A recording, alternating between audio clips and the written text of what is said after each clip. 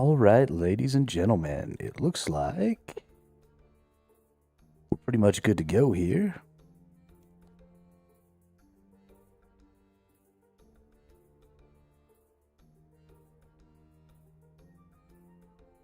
Yeah, so let's fucking get after it.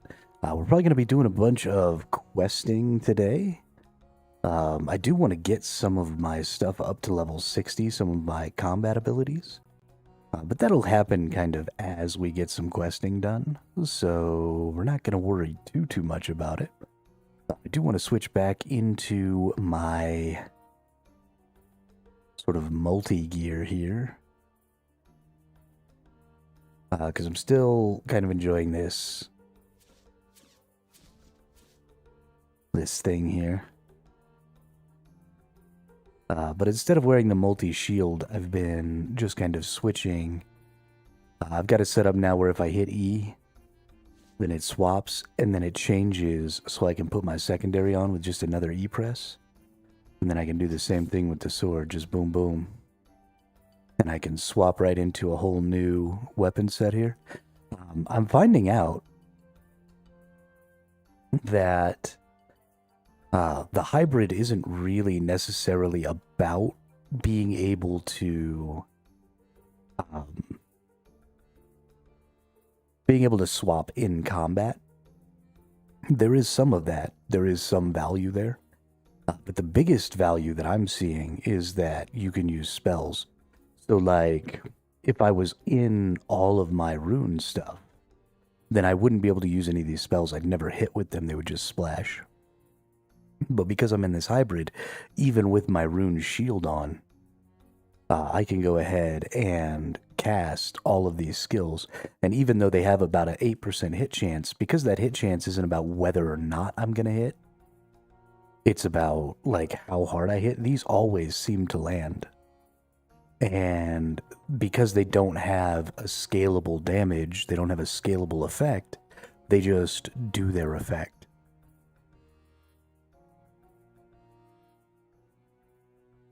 So this is extremely important because it makes it really easy. There's things like this bind skill. This snare prevents creatures from moving for 18 seconds or players for 9 seconds. Because I have abilities, I guess I don't have it on right now, but we have an ability over here, this one, Slice. Damage is increased by 40% if the target is stunned or bound. Right, so we're getting all that extra time. At least I think this binds the creature.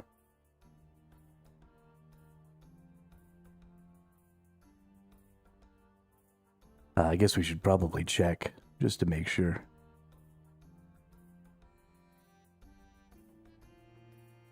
How would we do that exactly?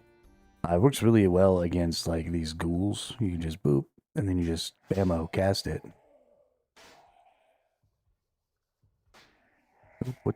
There we go. And so now, yeah, they're bound. And they're going to be bound for 20-something seconds. But that extra 40% damage on my basic attack is pretty huge.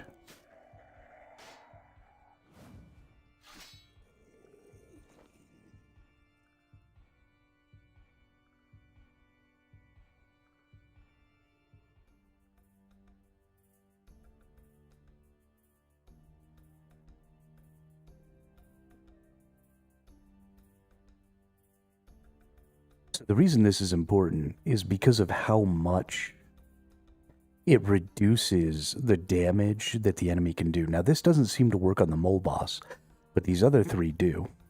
And when I'm using this on the mole boss, increases the target's damage received by 5%. So all of my hits are doing 5% more damage. That's a more multiplier. Reduces the target's chance to hit by 5%, which saves me 5% total DPS. And then reduces the target's damage dealt by 5%. Now, because that doesn't stack directly with Confuse, right, because you're only reducing 5% of the damage on damage that I actually get hit with, you're actually only saving yourself like 9.5% damage between these two.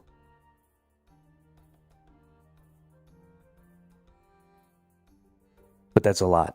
right? That's a whole 10% less damage on top of a 5% increased damage output. So, and these are the worst versions of these skills, right? Later on, we get 10%. And because we get a 10% later on, this is huge. Because it comes out to about 19% less damage received and 10% more damage output.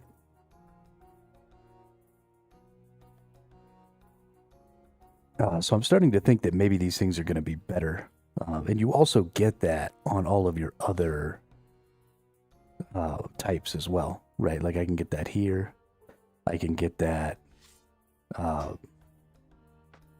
when I switch here, right? I can get all of this same damage output stuff without or with any of my weapon types, which is massive. But we're going to go start doing some quests. And what I think I want to do is I want to first take out the ones I can't do. And then I want to go to timeline here. And then let's take a look. We've actually completed a nice little chunk of some of these here. This is just a mini quest. We've done Goblin Diplomacy. So I guess the next thing we're kind of looking at here is this one. But we've got 130 of 328 quests available to us right now. And we've done less than 70. Let's turn off the completed. Let's see how many uncompleted quests I have right now.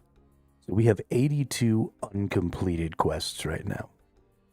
Some of these are going to be quick little mini quests, right? We've got Witch's Potion. There are going to be more quests because some of these are going to start quest lines, which I'm going to be able to do the next one. Like, for example, Boric and Doric.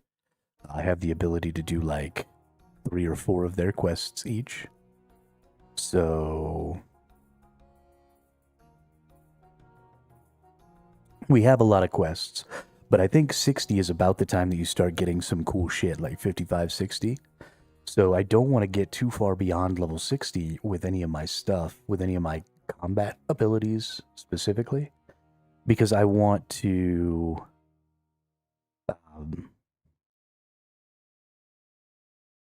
make sure that I get any cool items and I use any cool items before they sort of stop having efficacy.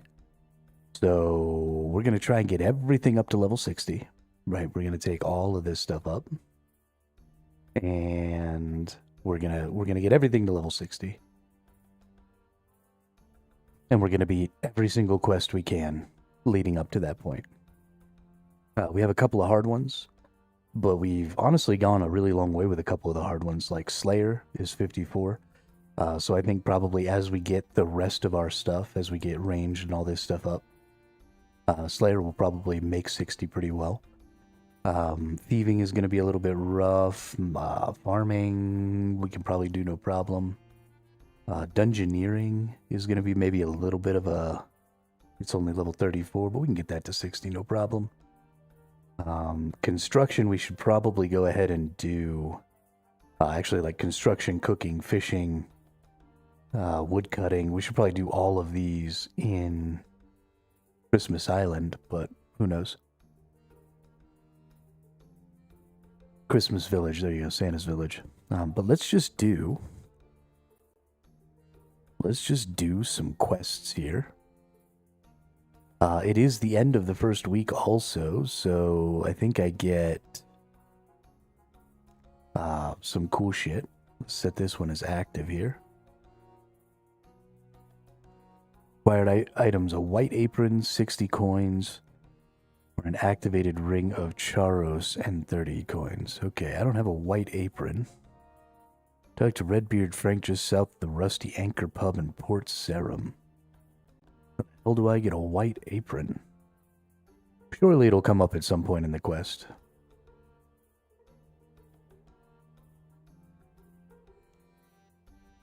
Let's go to Port Sarum, and let's get this pirate quest out of the way.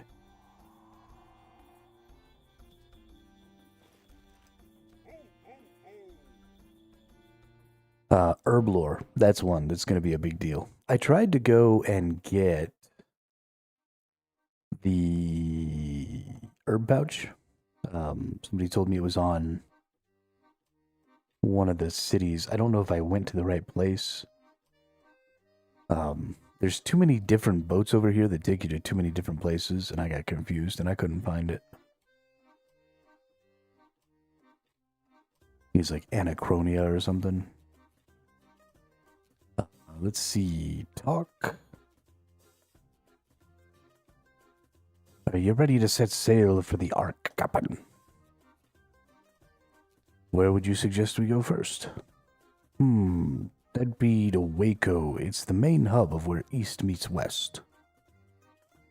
Jed would no doubt have stopped there to stock up on supplies.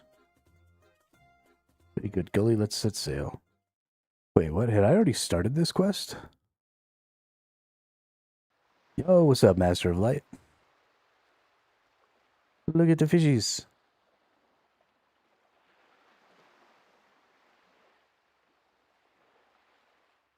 Alright, well, I guess I'm sailing away. Oh, that's not fishies, that's sharks. Did I go see Santa? I haven't gone and seen Santa today yet. I'm waiting for everybody to kind of get here so that we can all check that out together in case, you know? Oh, shit. Oh, this map is so much bigger than I thought it was. Oh, man. He gave you nothing. Were you a bad boy?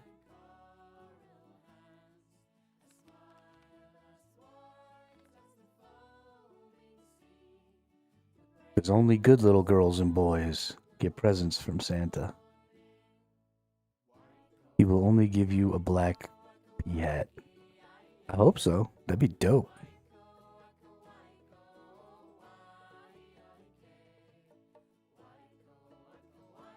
Let's open this up and let's see, what does this say? Oh, I haven't even... Start the quest by talking to Redbeard Frank, who's in Port Sarah. Who the fuck is Redbeard Frank? Did I go to the wrong place? Am I on some other quest right now? Okay, back to Port Sarum we go. Yeah, no, I'm excited about Christmas presents. Here comes Santa Claus, right down Santa Claus way. Mixing and blitzing and all his reindeer pulling on the reins.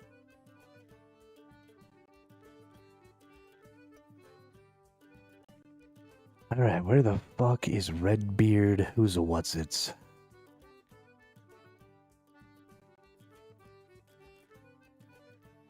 Redbeard Frank. Arr, matey. I'm in search of treasure. Yeah. Treasure you be after, eh? Well, I might be able to tell you where to find some for a price. What sort of price? Well, for example, if you got me a bottle of rum, not just any rum, mind. I'd like some rum made on Karamaja Island. Karamja Island? Yep. There's no rum like Karamja rum. Alright, accept the quest. Here we go. You're a saint.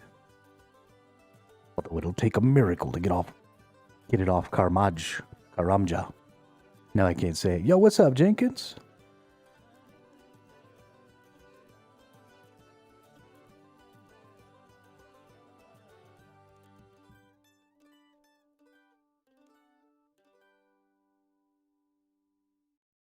Just kicking it. Let's go get some Karamja rum.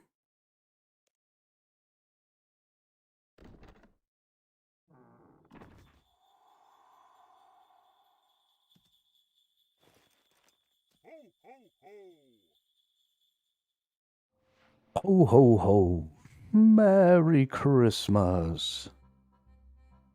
The Saint. Necronium. Ew. With that cool polearm. Ew.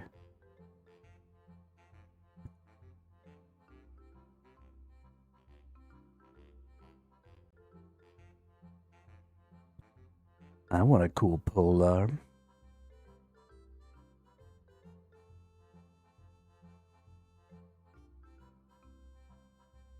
Alright, time to go see about some rum. Right? Surely. Alphonse the waiter is where I buy the rum at, right? Nope.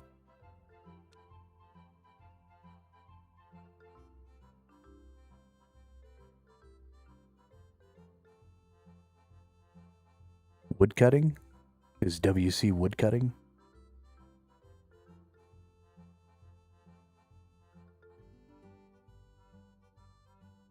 Yeah. Okay. How do I get Karamja rum? Spoken Redbeard. Treasure for some Karamja rum. I need to go to Karamja and buy some rum. There's a place where I can cook down here. Maybe they got rum.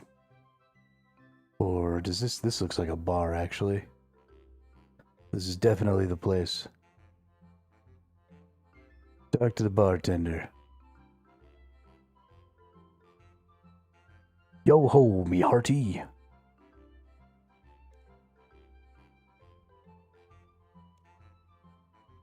Bottle of rum, please. That'll be 27 coins. Thanks, bartender. Alright, I got my rum. Now we go back to Port Sarum. Well, that wasn't very difficult at all.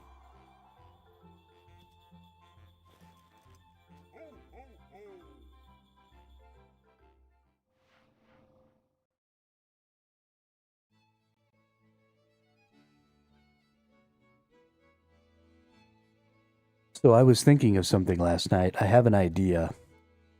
Because the game that I was originally creating for chat to be able to play while I play video games on stream is quite a bit more complicated. I was thinking of creating a 1v1 rock, scissors, paper game for the chat. Oh, my Karamja rum got destroyed.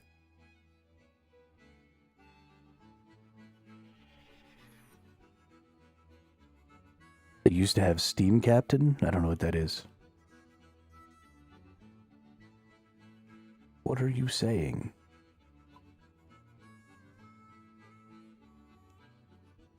But I was thinking about creating a game that's just rock, scissors, paper, and we could like put it right up here or something. And then y'all could challenge each other to rock, scissors, paper matches.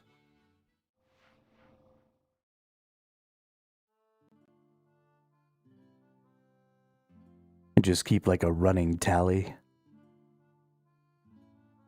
of people's win streaks and total wins and stuff like that. I think it'd be super fun.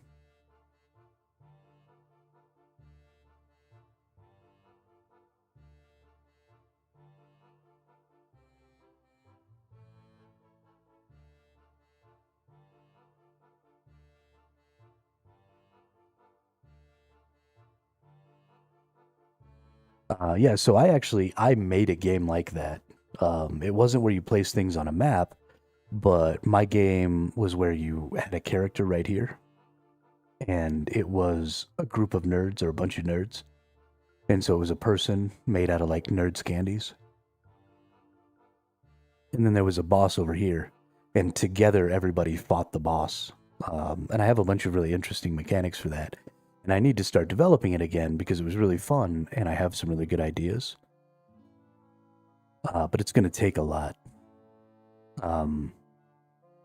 Yeah, I don't want to download the ones that like already exist. I want to make one of my own. Also, that Pokécatch game is kind of trash.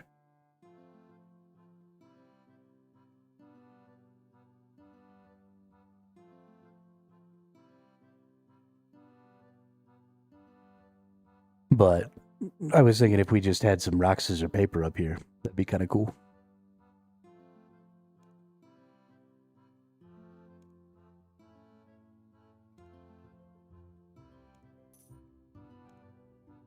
Okay, now how the hell do I get this off of this island?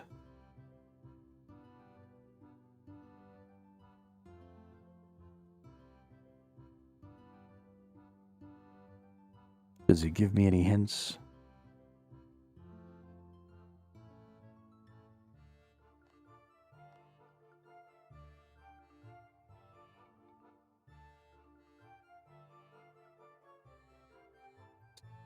Come here if you want to do some amulet trading. I don't care about amulets.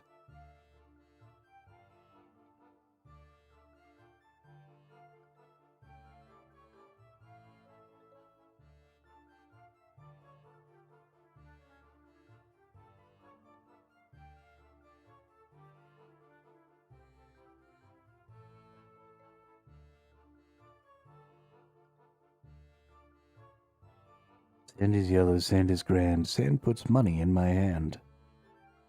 Okay. Sure, dude. This is just an inn.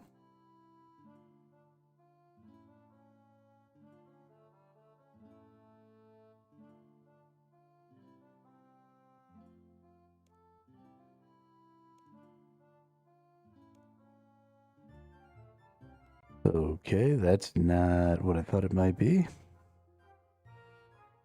Nothing to click here.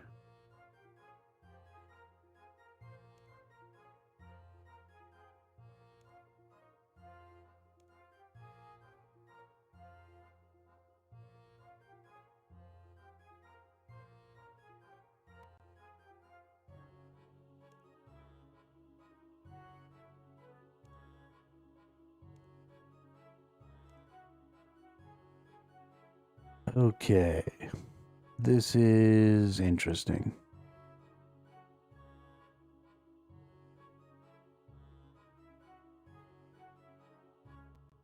How do I get...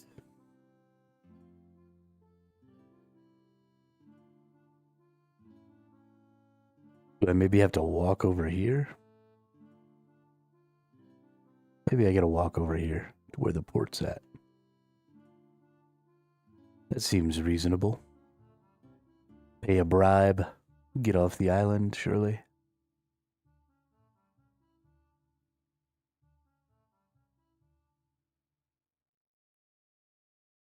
Surely it's a bribery thing.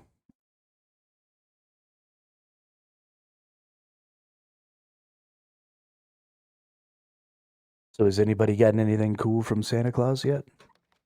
We're gonna wait just a little while longer before I go get mine.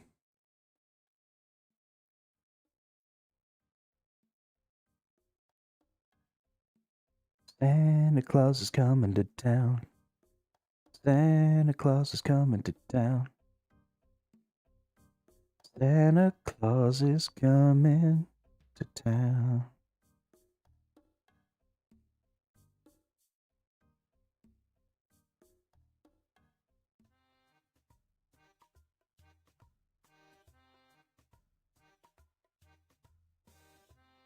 Oh, that guy's got a white apron. The game told me I was gonna need a white apron. I have a sinking feeling that I might have to pretend to be this dude's. Can I help you at all? Maybe. I might need to pretend to be one of that dude's. But surely this right here is the customs office, right? Surely? No, not the customs office.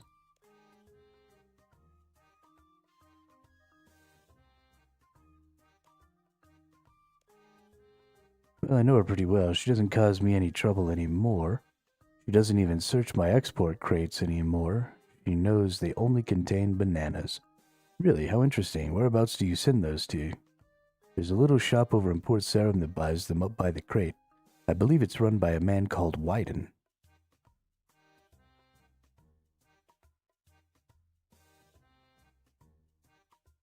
Okay, can I use the rum on the crate?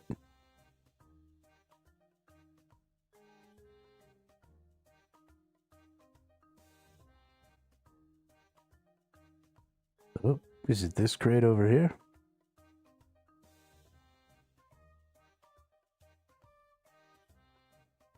Can I use the rum on that crate?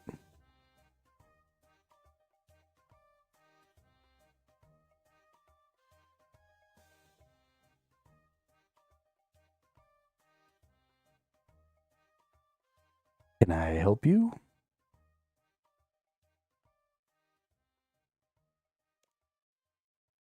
Does Karamja have unusual customs then? I'm not that sort of customs officer. Okay. Can I journey on this ship? You need to be searched before you can board. You're not putting your hands on my things? You're not getting on this ship then. Wow, what a dick. Okay.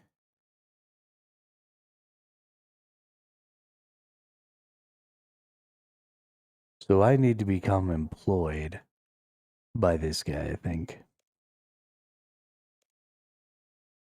Did you offer me employment on your plantation? Yes, I can sort something out. There's a crate ready to be loaded onto the ship. You wouldn't believe the demands for bananas from Wyden's shop over in Port Sarum. I think this is the 3rd crate I've shipped this month. If you could fill it up with bananas, I'll pay you 30 gold. Okay. Is this the crate? Crate is completely empty, so we need to go get bananas from the banana plantation. How many bananas does it take?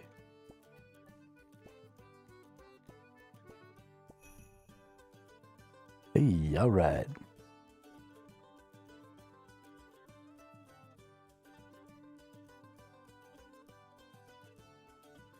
That was some sort of achievement. Is that how many bananas I need? The crate is empty. We want to use bananas. Nope. Use the banana. Right there.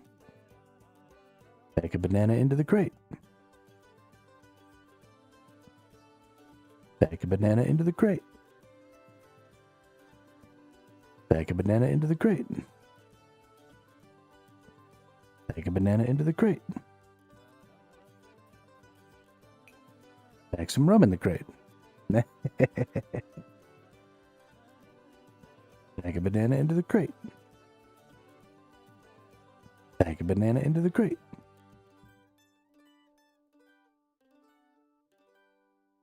Crate has 6 bananas inside. Okay, it doesn't say how many bananas go in there, though. That's fine. We're making progress here.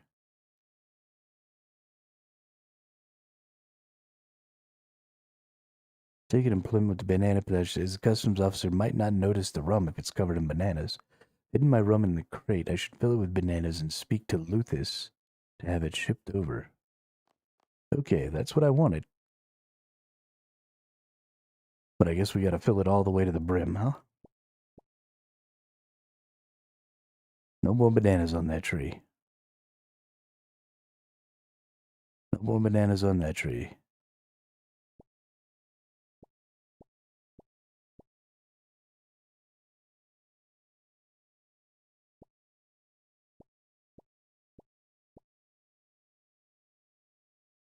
Alright, 1 more banana. 1 banana, 2 banana, 3 banana, 4. If 6 was the number of bananas that was supposed to go in there, I'm gonna laugh my fucking ass off. Let's see here. We want to use a banana. Put it in the crate. Banana goes in the crate. Banana goes in the crate. Banana goes in the crate. Put the lime in the coconut and drink it all up. The crate is already full. I filled the crate with bananas. Well done. Here's your payment. 30 coins. Hills to the yeah.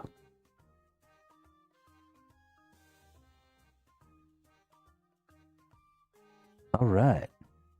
So, this is going to Port Sarum. Let's make sure that the game doesn't think that I've got anything else going on. Yes, speak to Luthus. Wyndon's store in Port Sarum.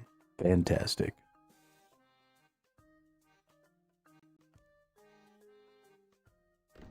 I'm so smart. I'm so smart. So fucking smart. Gonna kick this quest's ass.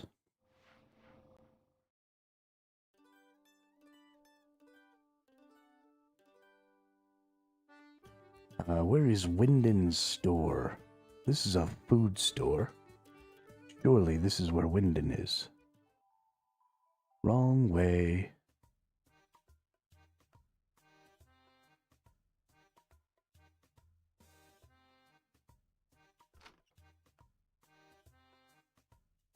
Hey, there's Wyndon. Talk to Wyndon. Welcome to my food store. Would you like to buy anything? Yes, please.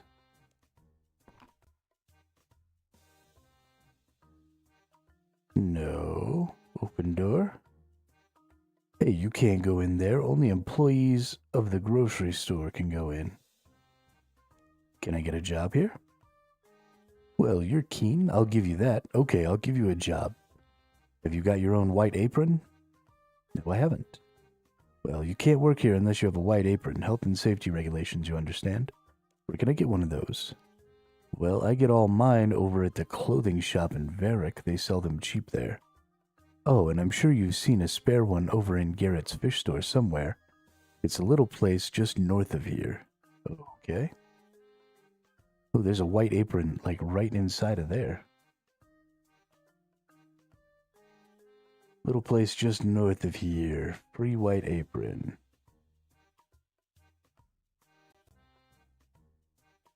Oh, white apron. Oh, there we go. Take the white apron. Oop. Nice, nice. Very nice. Alright, can I equip this now? Yeah. Now I can go in.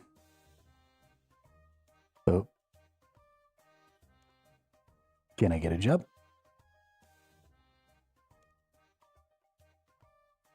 Wow, you are well prepared. You're hired. Go through the back and tidy up for me, please. Yeah, search the crate.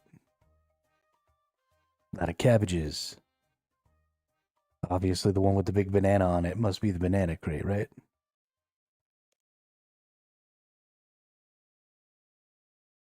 A lot of potatoes in that crate. No. No, I don't want to take the banana. I want to go in the banana crate.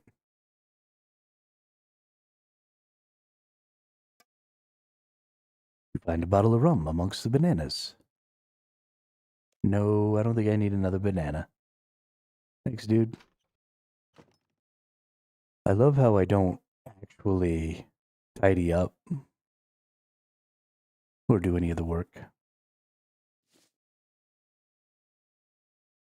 Such a bad employee. That person tried to give me a job, and I was like, look, all I really want is this rum I smuggled.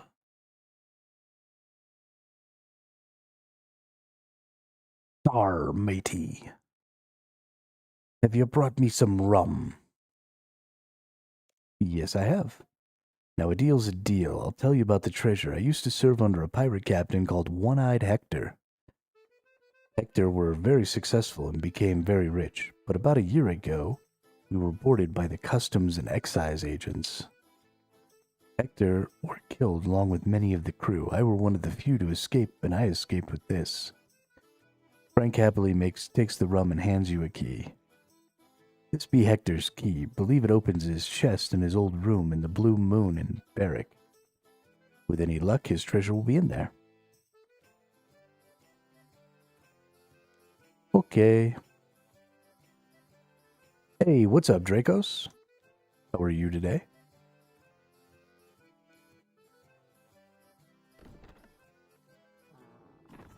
What are you getting yourself up to?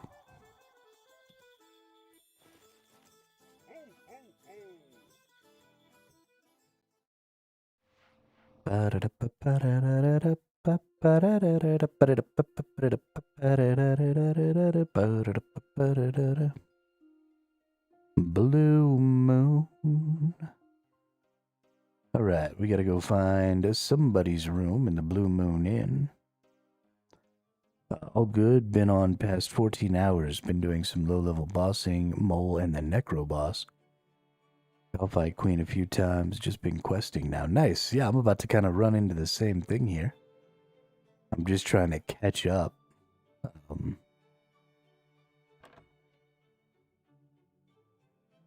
You know, I've gotten some of my attack skills and stuff pretty far out there. And so I'm trying to catch up on some quests and stuff so I don't miss anything cool, you know? Visit the City of White Knights in the park. Thesourusaurus faces the X, which marks the spot. Alright, the City of White Knights in the park. That's got to be Faldor Park, right? And then there'll be a statue of Serum. It'll face an X.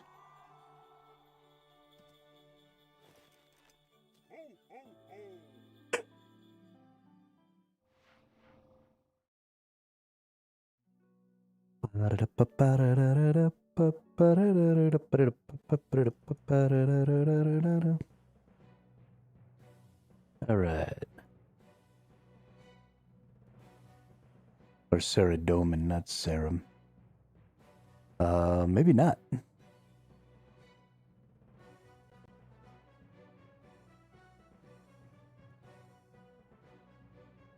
I don't think this is it.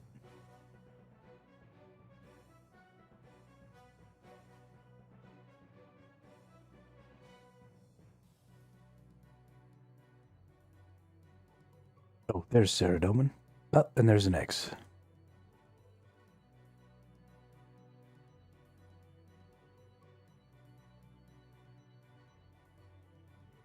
Okay, X marks the spot.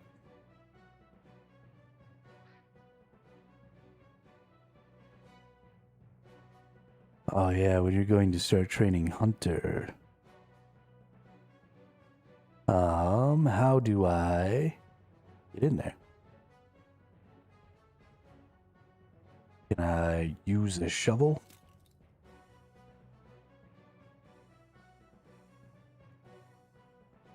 Where's my spade at?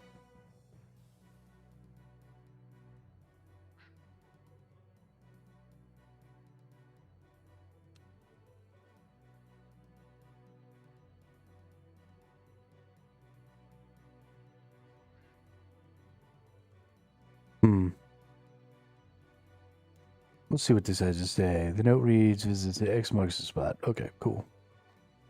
So I found the spot. How do I do stuff to the spot? Do I have to have a spade in my fucking inventory again? Is that how this is going to work? It is, isn't it?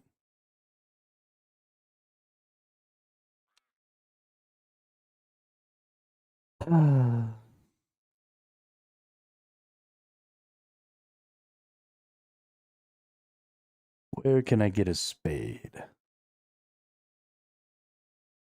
Maybe there's one around the park somewhere. That would make sense. That they would have one.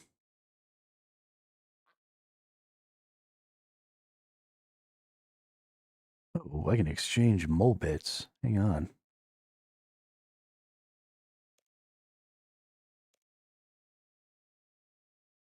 I'm gonna have to go get my mole bits at some point then. Yeah, but I can't use the spade on my tool belt because the tool belt is the most useless fucking thing in the world. You can't right click use anything from there, and you can't take things off that are like normally part of the tool belt because they implemented the tool belt, which was great, but they did it in like the least usable way ever.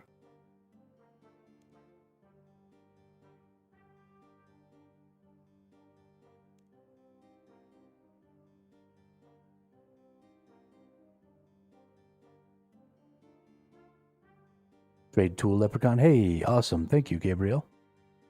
Appreciate it. Also, welcome to the chat. Welcome to the channel.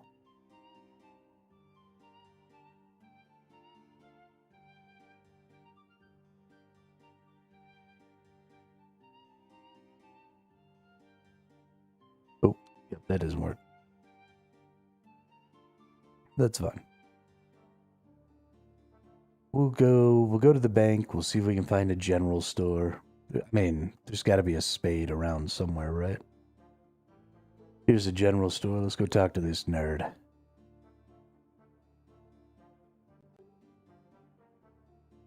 Trade the shop assistant. Do you have a spade? You do not have a spade. I've definitely picked up a spade, but it's possible I just threw it on the ground because I already had one in my inventory or in my tool belt. So let's see. Hey, we do have a spade. Look at that. And we've got a spade full of coal.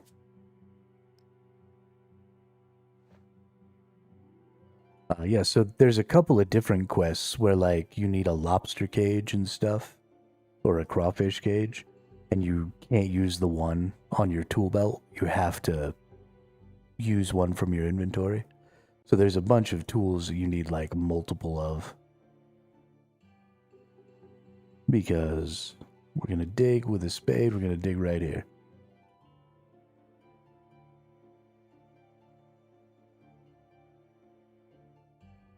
There we go.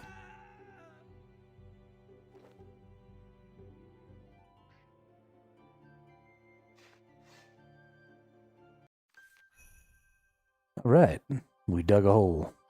We got 2 quest points. We got One-Eyed Hector's treasure casket. Nice. We got 450 coins, an emerald, and a gold ring. Ability to work as a menial laborer on a banana plantation. Ooh. Cool. Cool.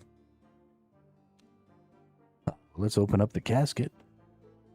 Get my coins, my ring, and my emerald. All right. Fantastic work. That's how you get it done right there. 1 quest down, 2 more quest points. Now it's time to become a friend of a monk. Talk to Brother Omad at the monastery, south of Undone. We need a jug of water and logs. You can choose to defeat 2 level 21 thieves and a level 28 or 25 head thief. We're definitely going to set this as the active here. Bank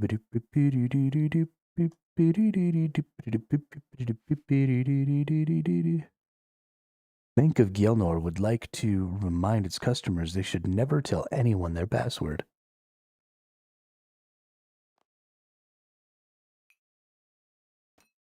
Right, we don't need any of that stuff anymore. So it is time to go south of Undone. Ardonia. Monastery south of Ardonia. Seems like this is probably the closest.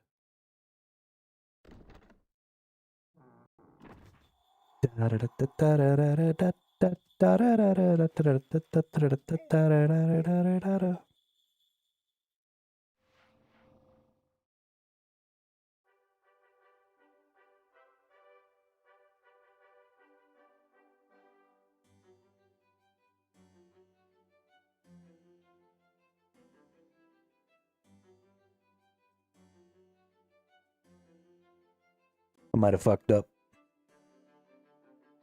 I didn't realize that this stupid maze was in between me and where I was going. Might have fucked up.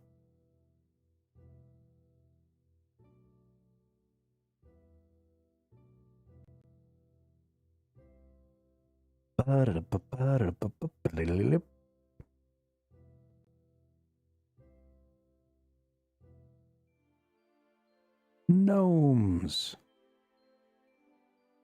Gnomes on a tour. Yo. This needs to be a thing that we can do in real life. Or not in real life, but like as players. I want to be able to own a fucking attack tortoise and get two buddies to ride on the side and like shoot spells and arrows and shit. That's so dope. I'm not trying to get anything. I'm just doing quests right now because I have been neglecting the quests. I've got like 80 something quests that I'm able to do based on my stats and stuff right now. So we're going to get all of them done because I need to catch up.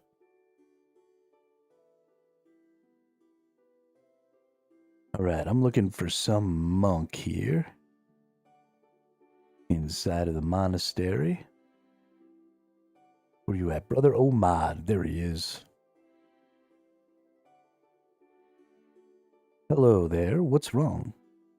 Yawn, oh, hello. I'm sorry, I'm just so tired, I haven't slept in weeks. Why can't you sleep? It's brother Andro's son with his constant wah wah. Andro said it's natural, but it's so annoying.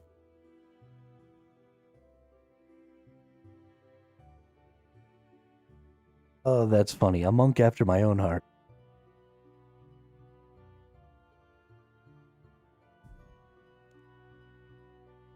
I suppose that's what kids do. He was fine up until last week. Thieves broke in. They stole his favorite sleeping blanket. Now he won't rest until it's returned, and that means neither.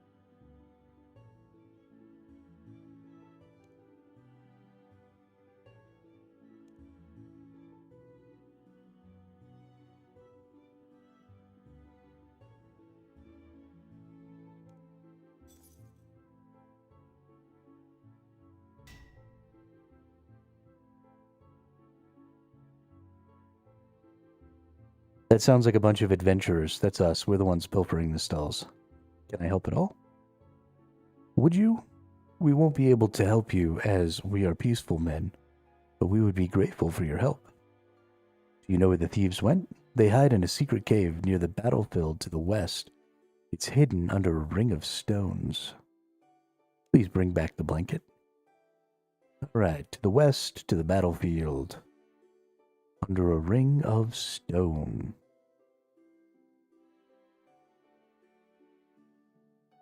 What is this? Oh, there's the battlefield. I don't see a ring of stone. Maybe that? Who knows? The ultimate crafting grind. We're actually not on the crafting grind still, William. Because crafting's already 60. I gotta get everything else to 60. Okay, so this is the battlefield. We're looking for a ring of stones near the battlefield.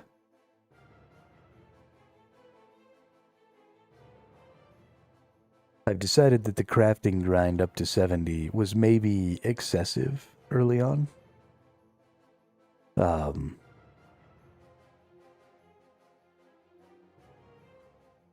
And probably the better play is to try and get everything to 60. Is that a ring of stone there? I feel like that's a ring of stone there.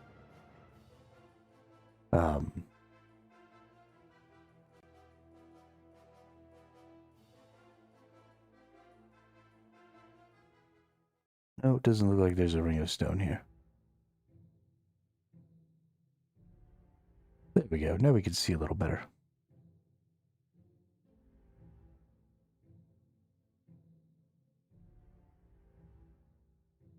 Let's see what this has to say. Cave under a ring of stone in the forest south of Ardonia.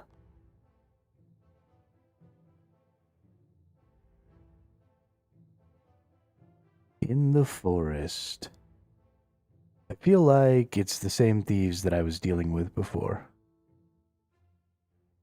And they're actually over here.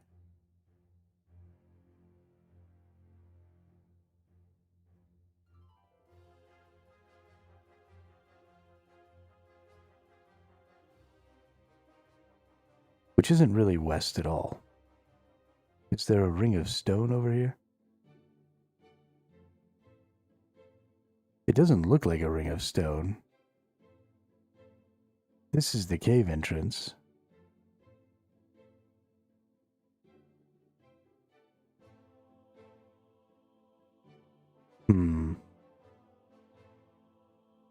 Well, let's look in here and we'll see.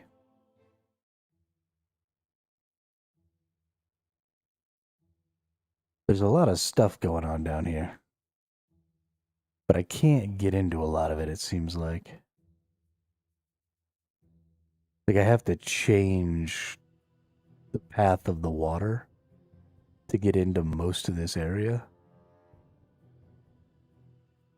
I've been AFK fletching at Christmas Village while sick all weekend. Fully AFK just getting 75, which is the highest requirement for the quest cape.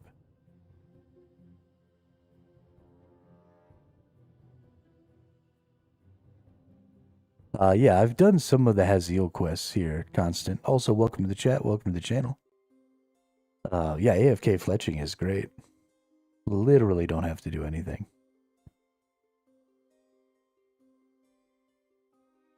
Cooking is the same, if you have any desire to get your cooking up. In the forest south of Ardone.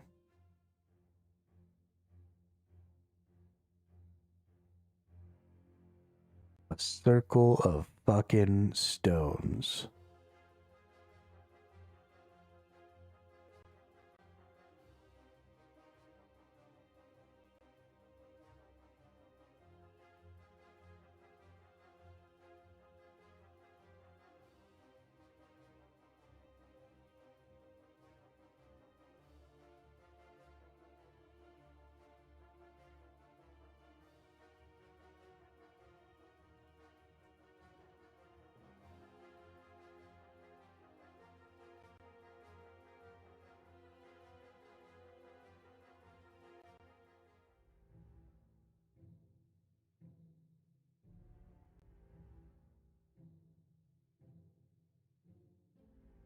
The monks of Zamorak.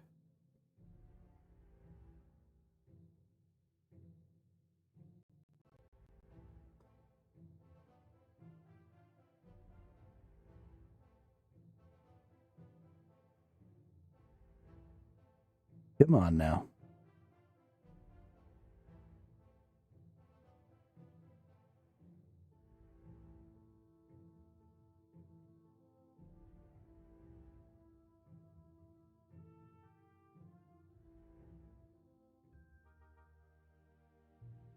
Greasy cheeks, smelly toes, and creaky knees.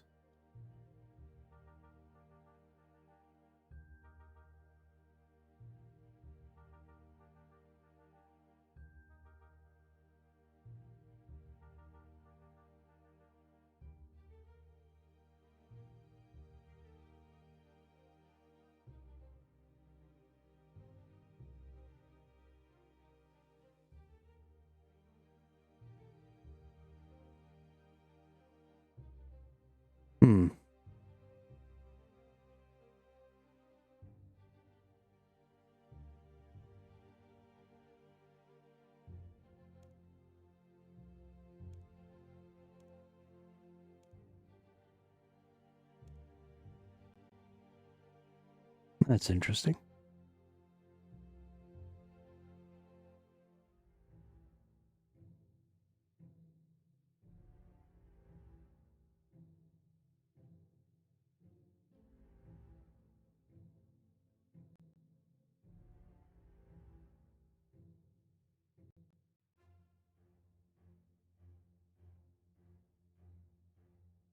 Okay, well this is becoming fairly frustrating fairly quickly.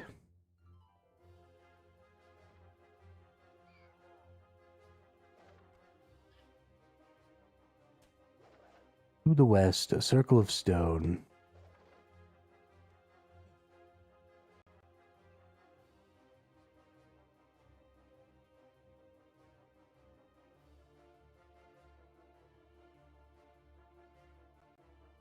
I mean, I almost feel like it's gotta be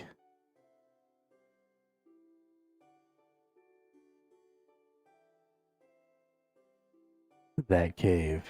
But that would mean having to figure out, like, there's no clue about what order I might need to click those stupid buttons in. I don't know.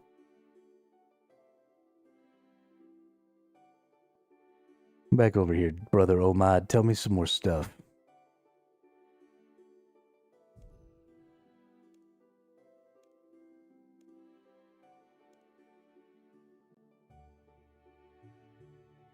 Okay. Well, you're fucking useless. Brother Ahmad asked me to recover a child's blanket. I need to find the secret cave that is hidden under a ring of stones in the forest south of Ardonia.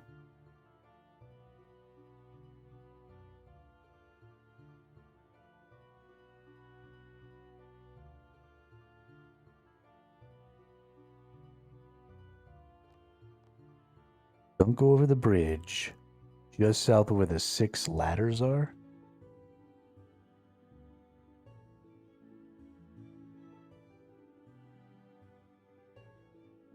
South of the clock tower.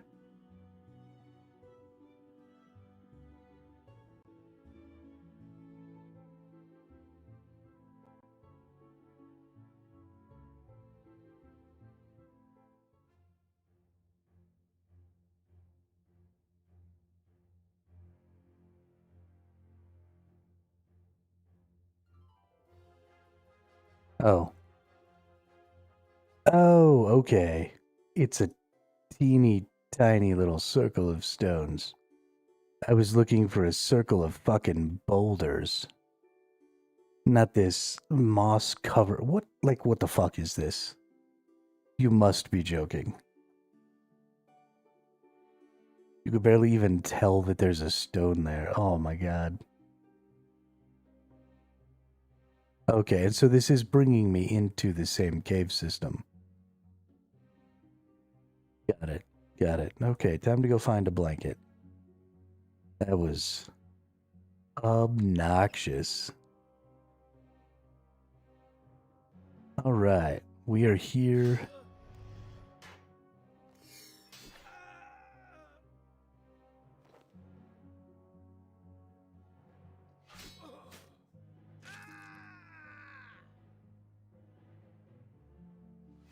What do we got? Anybody got a blanket? Hey, child's blanket. Look at that.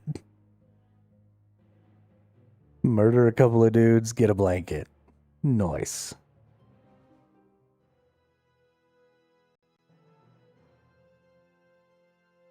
That was pretty fucking silly. Thanks for the help there, Dracos. I was never gonna find that circle of rocks.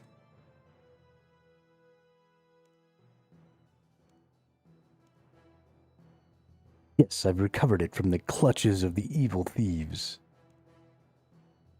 Really? That's excellent. Well done. Maybe now I'll be able to get some sleep. Is there anything else I can help you with? I'm glad you asked. You see, there's this party. Oh, what party? And that quest like 30 minutes ago had the same problem? Oh, nice. Brother Andro's son's birthday party. He's going to be 1 year old. Why do I give a shit? Oh, that's sweet. It's also a great excuse for a drink. We just need Brother Cedric to return with the wine. Who's Brother Cedric? Cedric is a member of the Order too. We sent him out 3 days ago to collect wine, but he didn't return. He most probably got drunk and lost in the forest. I don't suppose you could go look for him. Where should I look? Oh, he won't be far. He might have taken the wrong turn between here and Ardone. Okay, I'll go find him. So surely he'll be on the road, right? Surely a monk traveling to go get things would follow the road. And so either... Oh, there he is. Brother Cedric. What's up, you big fackin' nerd? Oh, he broke his little wagon. Brother Cedric, are you okay? Yeesh, I'm very drunk. Brother Omad needs the wine for the party. Oh dear, I knew I'd had to do something. Please find my jug of water. Once I'm sober, I'll help pick the wine back. Okay, a jug of water. I assume... He said, please find my jug of water, didn't he?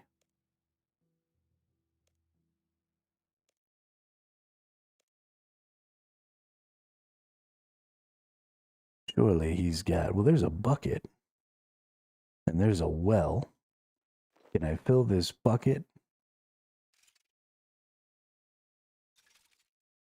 He said jug, but maybe bucket will do. Do we have... Okay, well, there is a jug possibility. So he may specifically want a jug, in which case I gotta go find a jug, but...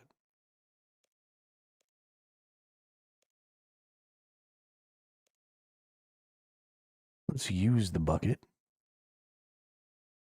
Nothing happens. Okay, so I definitely need a jug.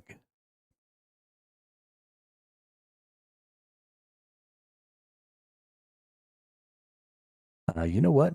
Let's go check in the monks area here. Because it seems like a jug of wine would be a thing that the monks would use. And if this monk is sending me to get them a jug, there might be jugs here.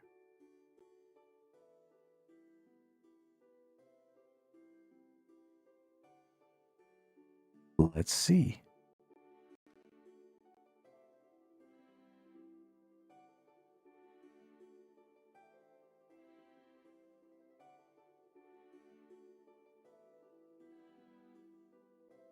This looks like a place where they might do some cooking.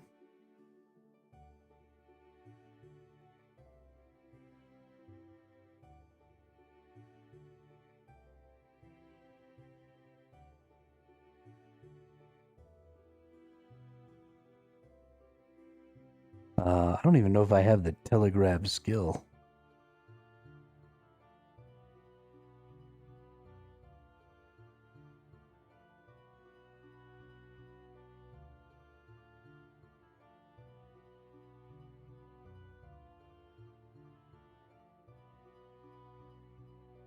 Ooh, I do. Look at that.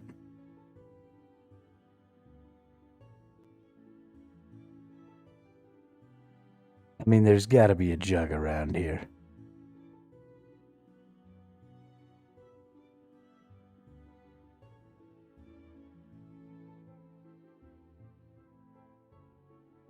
No, I just need a jug of water there, Gabriel. So I just need a jug that I can fill up with water. But I just don't happen to have one. Ooh. Hang on. Maybe homeboy here will have one. Trade with Torel. Oh, he's got a watering can, but no jug. That was close. We almost had it right there. I felt good about that.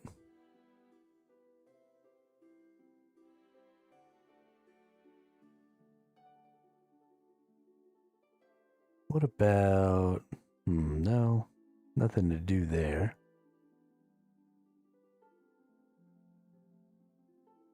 Any of these zookeepers got a jug?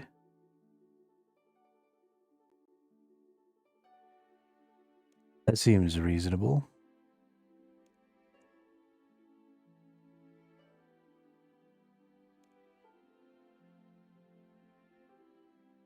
Right, surely you could use a jug.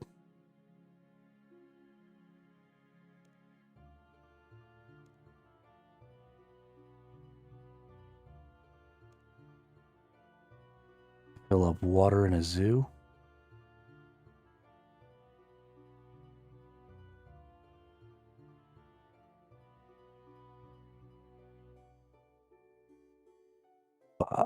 This one? Does the general store sell jugs? I didn't know that.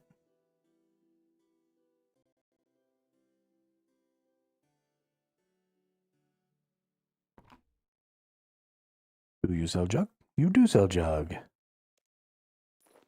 Yay, jug. I knew there had to be one kind of close. I mean, it'd be silly if they gave you a quest to get an item like that, and there wasn't one around. I assume there's probably one around here I can get for free.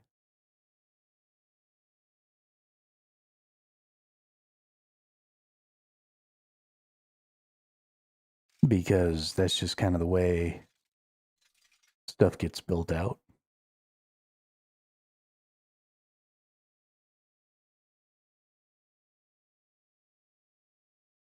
Are you okay? No, I'm super drunk. I need a jug of water. Here, drink. I have some water. Good stuff. My head's spinning. Ah, that's better. Now I just need to fix this cart and we can go party. Could you help? Absolutely. Excellent. I just need some wood. Okay, I'll see what I can find. Chop down the tree.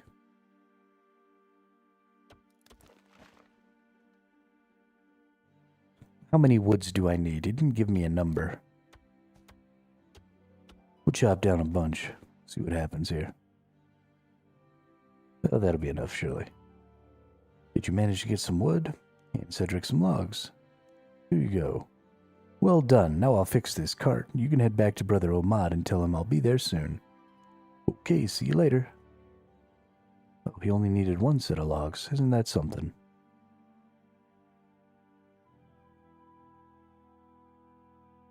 Isn't that something, oh Brother Omad? I've completed now a second task for you. You better give me my reward. Now we can party.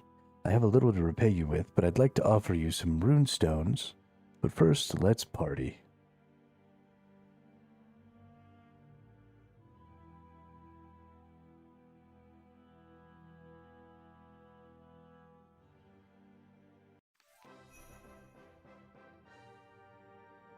Alright, we got one quest point. We got 2,000 woodcutting XP. We got 8 law runes. Look at that. Burst a party balloon. Party pooper.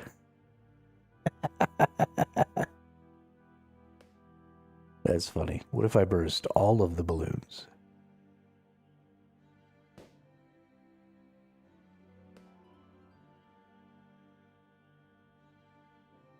Thanks for that, Constant.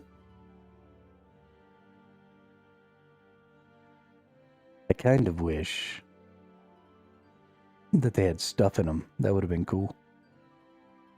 Alright, another quest down. Time to go to the clock tower. We need a bucket of water or ice gloves. Hey, I've got a bucket of water. Look at that. Ain't that something? Talk to Brother Kojo in the clock tower south of Ardone. That's an achievement for the Ardone Achievement Diary, which is really good to unlock. Oh, okay, cool. Wrong one. We go here. Achievements. Ardone.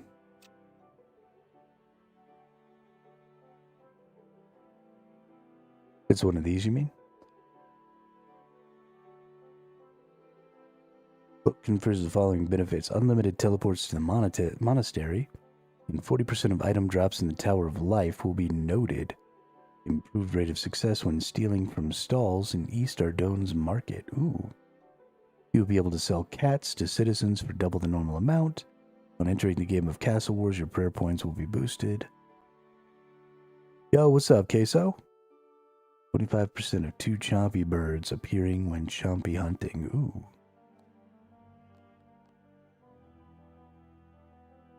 That's another thing, is I need to get a bunch of those task items. I need to get Faldor's shield too. Because who doesn't want prayer points? I want prayer points. If I'm being honest. Alright, clock tower. This is the clock tower. Going in the clock tower. We want to set this as the active. And then we want to talk to Brother Kojo. Right, hello, monk. Hello, adventurer. My name is Brother Kojo. Do you happen to know the time? No, sorry, I don't. Exactly. This clock tower is recently broken down, and without it, nobody can tell the correct time. I must fix it before the town people become too angry. I don't suppose you could assist me in the repairs. I'll pay you for your help. So, how much reward are we talking? Well, I'm only a monk, so I'm not exactly rich, but I assure you I will give you a fair reward for the time spent assisting me in repairing the clock. Find that hard to believe, if I'm being honest. Okay, old monk, what can I do? Oh, thank you, kind sir. In the cellar below, you'll find 4 cogs. They're too heavy for me, but you should be able to carry them one at a time. I know one goes on each floor, but I can't exactly remember which goes where specifically. Oh well, I'm sure you can figure it out fairly easily. Okay, I'll do my best. Thank you again, and remember to be careful. The cellar is full of strange beasts. Did I smoke some oil? I did. I smoked them all yesterday. I smoked them. By smoked him, I mean I had to eat like 20 foods just to kill him. But that's fine. What is this?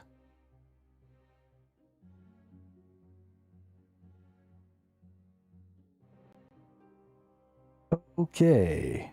Welcome to the craziest maze ever. Got it.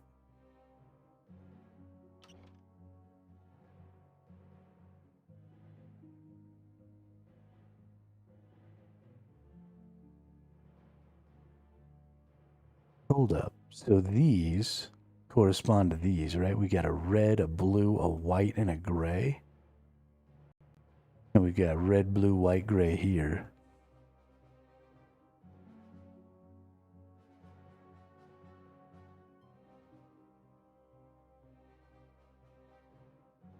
A lot of red, blue, white, gray action going on.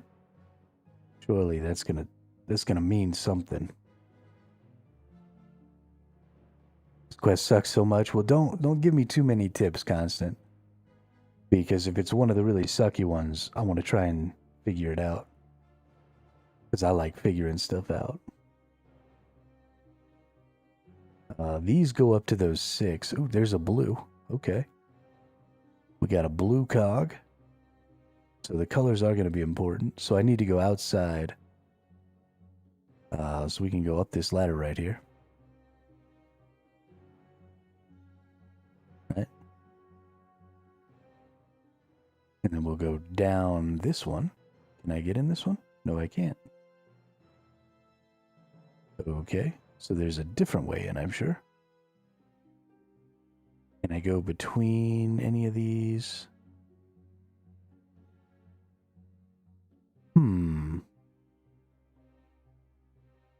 Ah, there's a secret. Okay. So I've got to come around over there. Looks like I can get over there, maybe through here.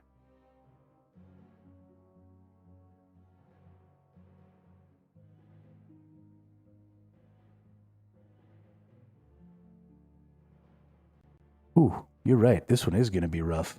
Okay. Well, I found the blue.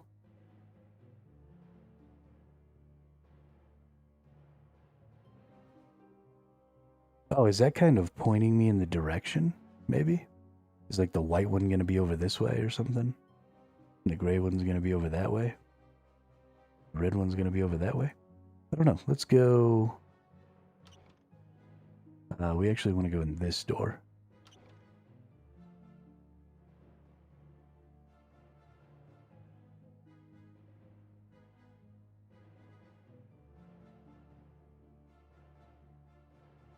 Ooh, nice. Red cog. Okay, so we actually need to go around out through this side, so we need to go in that outer door. So I have a red cog now.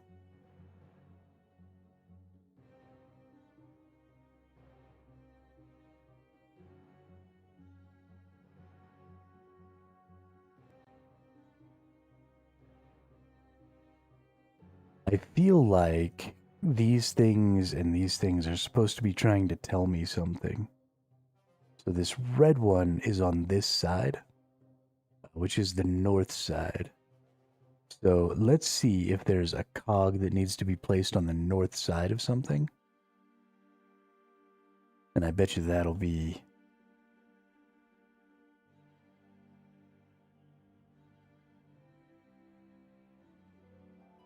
Alright, we need to climb upstairs.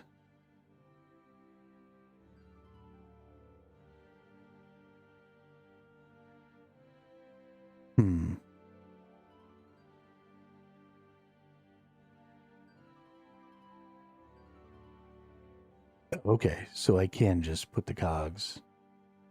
The cog doesn't seem to fit on this spindle. Maybe it should be on a different floor. Okay. So red just goes on red. There's no indicator. Really. That's fine. I can just guess and check. I don't mind a little guess and checking. Oh, okay. And the spindle all the way down in the bottom also needs a cog. Got it. Got it.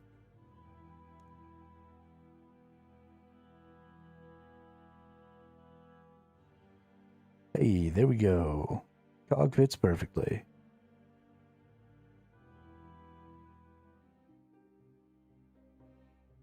All right, fantastic. So now let's go on this outside track here.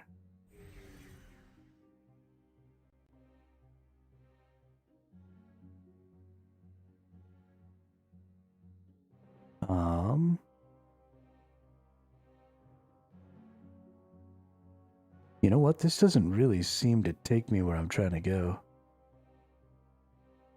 Because I want to be all the way out here. So this ladder,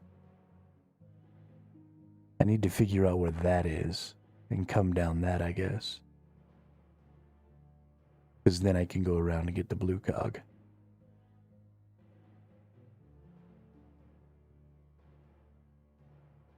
Okay, well, we'll figure out where that is. In the meantime, let's see if we can't find the gray cog.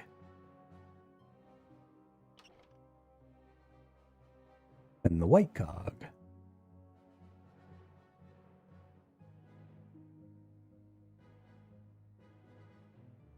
Ooh, we got some rat poison. This is underneath that house. I kind of want to take that rat poison. We got some gobbies.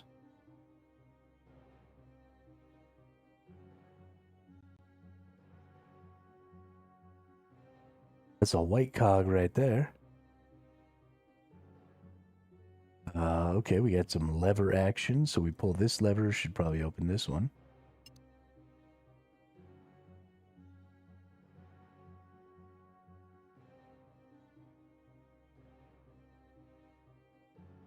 This lever will close this one. And then I bet you if both of these levers are closed, that one opens? Nope. Maybe I can just go in there and get this one. Probably if I open this gate, it closes those gates. It won't open. Maybe the monk knows how to open this gate. Okay. Well, we'll see what's going on there. But we've opened this up now, so we'll be able to get out. If something happens. So that's the white cog over there. So we need the gray cog.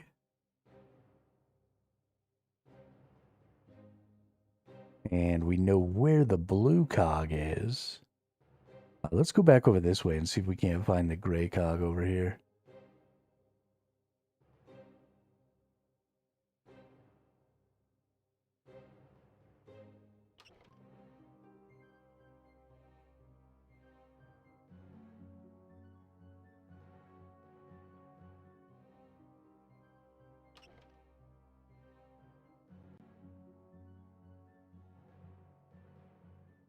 Sounds pretty wrong looking at so many cogs.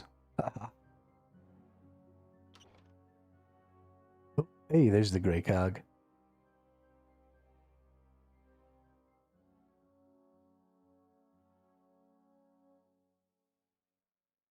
Oh, we need the bucket of water for this, eh? We use a bucket of water on the cog because it's on fire. Pour water over the cog, quickly cools down enough to take. Nice. Booyah. Who's the best? I'm the best.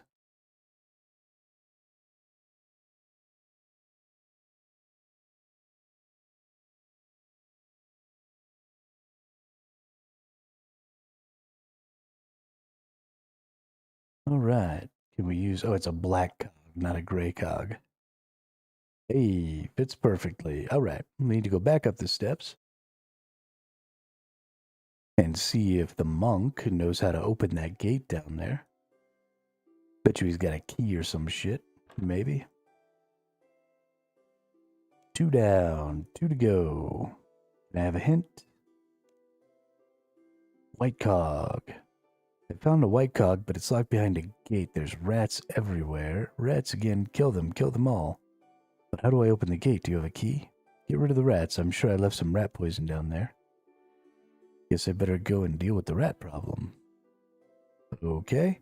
I have the rat poison. Let's go use the rat poison on a rat.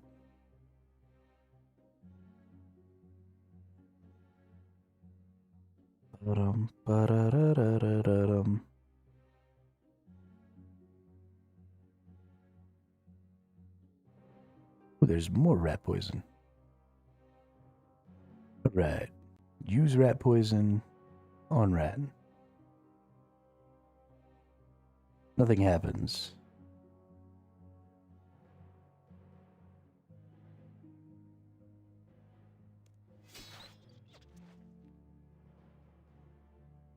Murder the rat. Just bones.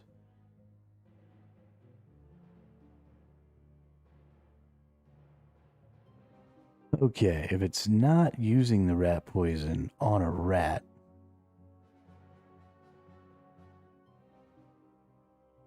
then it's got to be using the rat poison on something. Oh, a food trough. There we go.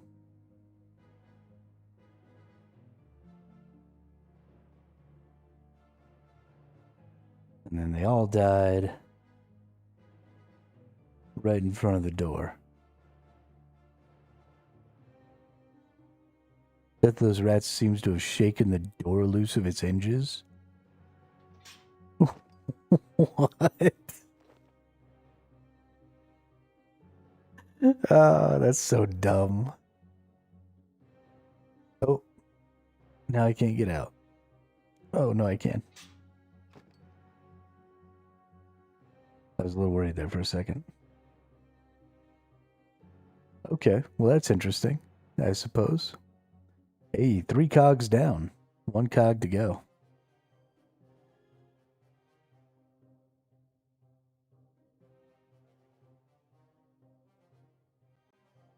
Three cogs down.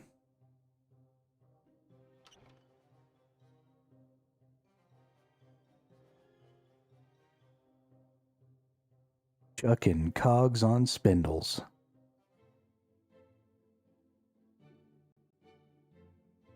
Alright, we'll go up because we already did this one. Bet you this one goes right here because it's been like boop, boop, boop. Bet you the blue one's the top. Aw, I was wrong. Climb the stairs. Boop. Cog fits perfectly. Alright, so now we need to go this away.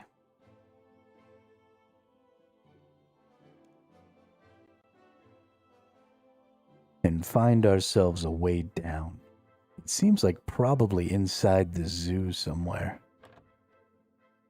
Just based off of like distances and stuff. It seems like...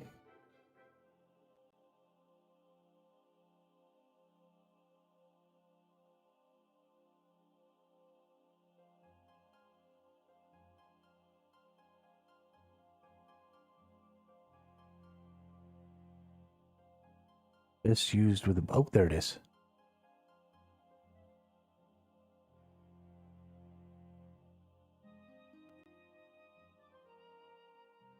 Nice.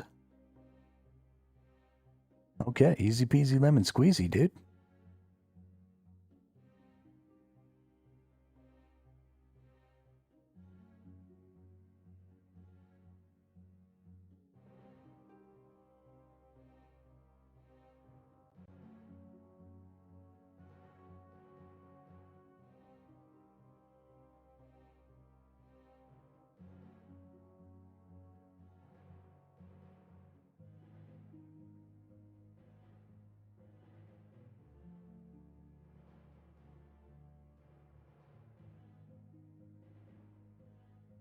Then we open up this wall. We snag the blue cog. We go out this way. Booyah. So it's an exit only. Whoops.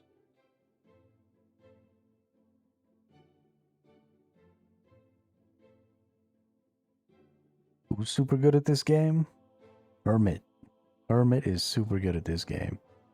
Nope. Go up the stairs. Motherfucker. I will fight you.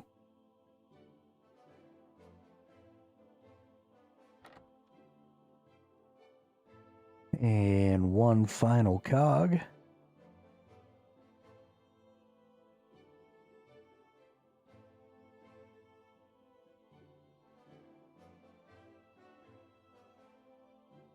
A chink. Cog fits perfectly.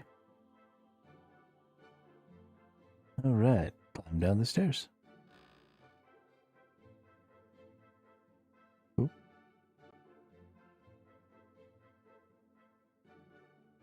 Climb down the stairs.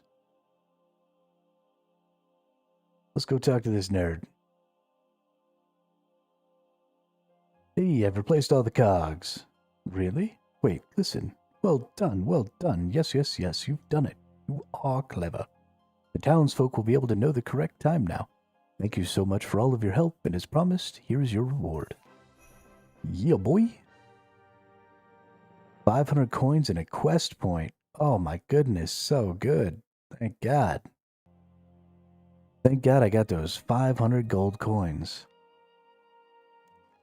Sheep herder. Talk to the counselor Helgrave outside the East Ardone Church, north of the zoo. What am I going to need? 100 coins? All right, we're going to set this as active. But I think it's time. We've been here long enough. Let's go talk to Santa Claus and see if I can get my nice list presents.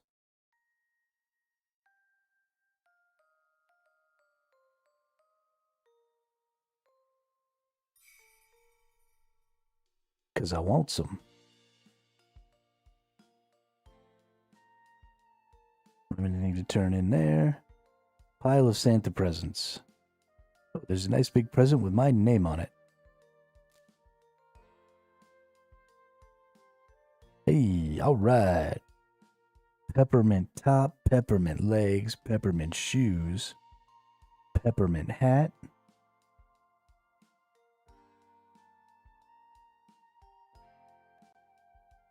Peppermint gloves.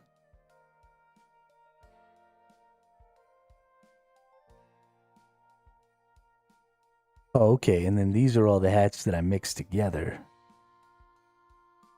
So I've got 3 hats that I haven't found. But then once you get all the hats, then you can mix them all. Dope.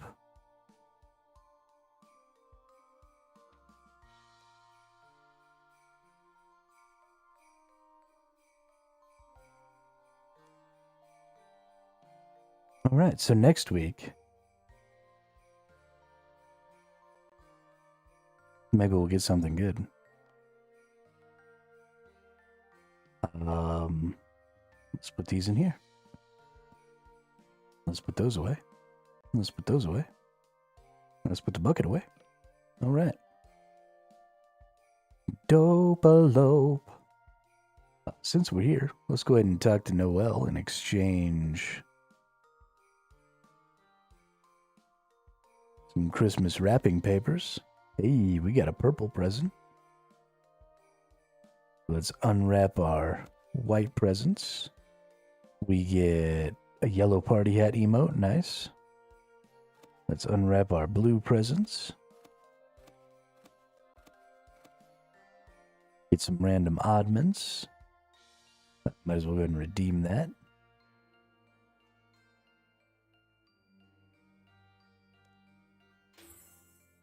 And then bammo. Hey, some more oddments. Nice. We're going to use those as we've been getting them for the Christmas holiday to grab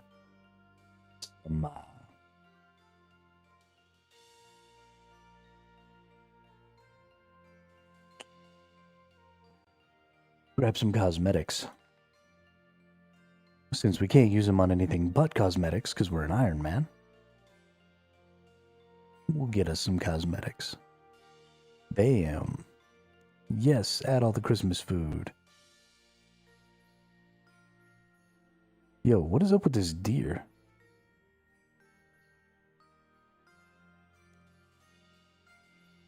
Maybe I need to feed it by hand instead of filling the trough. Because you're supposed to, like, be able to get a deer pet, right? That's the thing. All right. Good deal. A little sad we didn't get anything super dope there, but that's fine.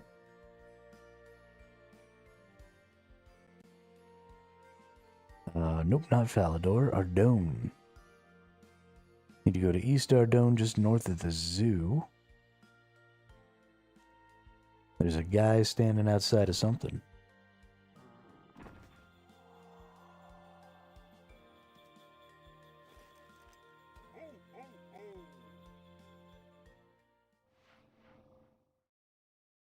So tasty.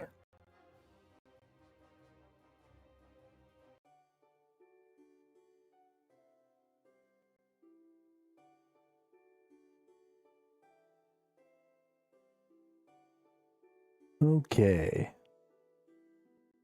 More quests. We're actually banging quests out real quick.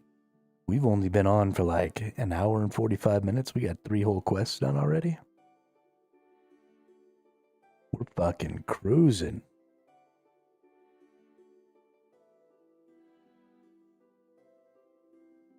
So there's the zoo. We gotta talk to somebody. Oh, didn't mean to kill that dude. Sorry, broski. Was it Counselor Halgrave? I think it might have been Counselor Halgrave. Yes, it is. Let's talk to this nerd. Hello, how are you? I've been better. What's wrong? You may or may not be aware, but a plague has spread across western Undone. Now, so far, our efforts to contain it have been largely successful for the most part. However, 4 sheep recently escaped from a farm near the city.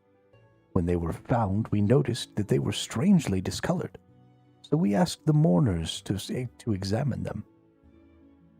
They found that the sheep had become infected with the plague. As the counselor responsible for public health and safety here in East Ardone, I'm looking for someone to herd these sheep into a safe enclosure, kill them quickly, and clean and dispose of the remains hygienically in a special incinerator. Unfortunately, nobody wants to risk catching the plague, and I'm unable to find someone willing to undertake this mission for me. Sure, dude. I got you covered. You will? That's excellent news. I head to the enclosure we have set up on Farmer Brumpty's land to the north of the city. The 4 infected sheep should still be somewhere in the vicinity. Before you will be allowed to enter the enclosure, however, we must ensure you have some kind of protective clothing to prevent contagion. Where can I find protective clothing then? Dr. Oberon wears it when conducting mercy missions to the infected parts of the city. You should be able to find him in the chapel just north of here. Please also take this poisoned sheep feed. We believe poisoning the sheep will minimize the risk of airborne contamination and is, of course, also more humane to the sheep. Counselor, I thought... Well, never mind. We won't talk about that. How will I know which sheep are infected? The poor creatures have developed strangely discolored wool and flesh. You have no trouble spotting them. Alright, let's go in here. Talk to this dude. Right? Where's this dude?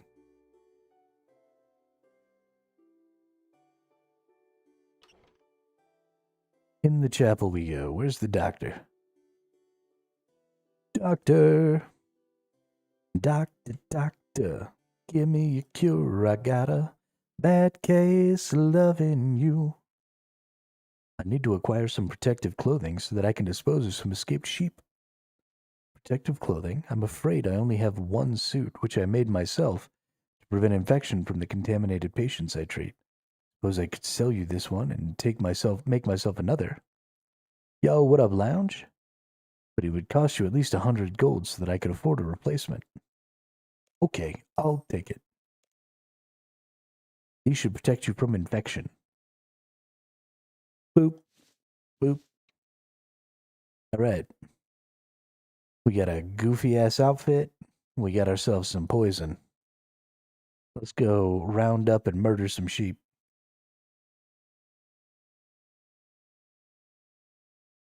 Let's see. I must find a sheep and herd it to a special pen. The special pen is at a farmer's place. It's not my farm. Must be over here.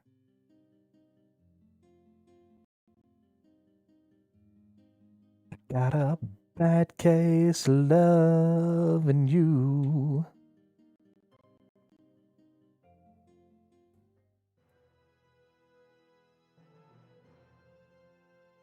Alright. Where's Farmer what's it? Is it this pen right here? That's the incinerator. Okay. Okay. How do I get into the pen to drop them off? Okay. So we got the sheeps. We're going to push them into this gate right here. We're going to murder them with infected feed. Then we're going to throw them in that incinerator. There's lots of different colored infected sheeps. Ah, okay. So they're numbered. So there's 4 different colors. We've got yellows, we've got greens. Cool. Cool. How do I herd a sheep?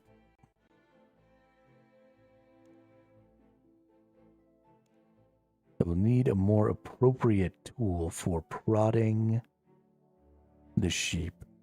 2 questions. I have 2 answers. They are both no.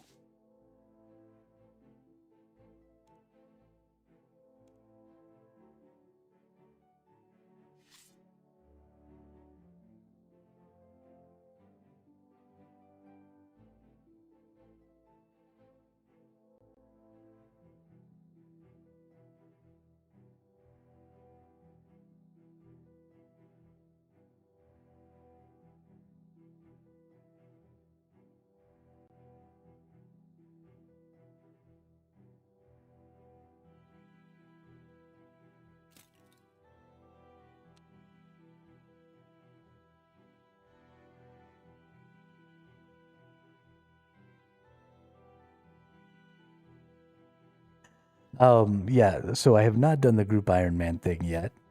I was talking to some of the other creator folks that I know, but it seemed like their schedules weren't really going to allow for it.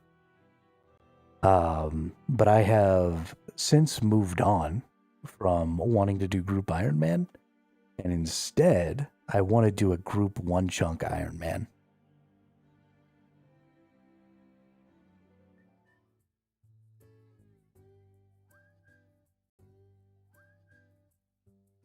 It's a werewolf. What would I use to prod the sheeps with?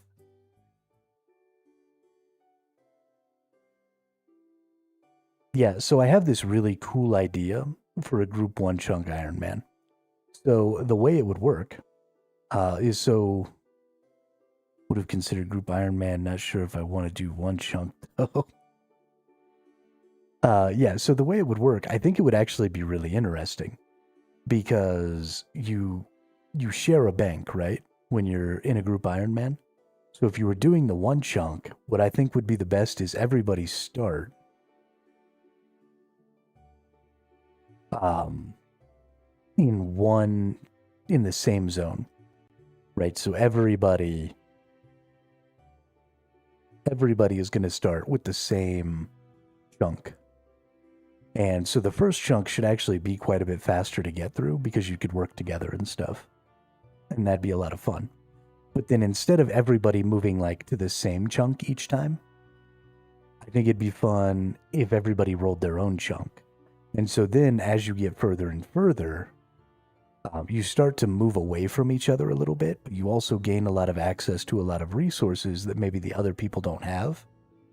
And so you're still following the rules where you only have to complete things that your personal chunks allow, but you could maybe use resources that some of the other chunks have because of your group people. And so instead of just farming for yourself, sometimes you might farm for somebody else, sometimes somebody else might farm for you, and you just kind of like share and, help and all that stuff. It is a very large undertaking. I think the most difficult part about it will be to... If I just take off my sword, can I prod them then?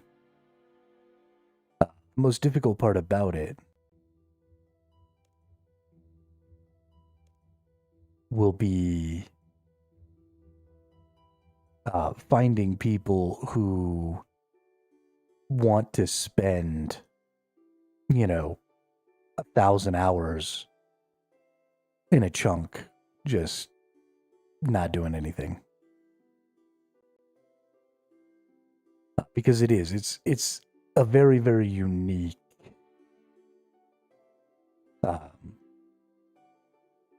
way to play. We have a bank here. Let's go to the bank real quick. Let's see if I've got anything that might work as a prodding tool. Like a wooden sword or...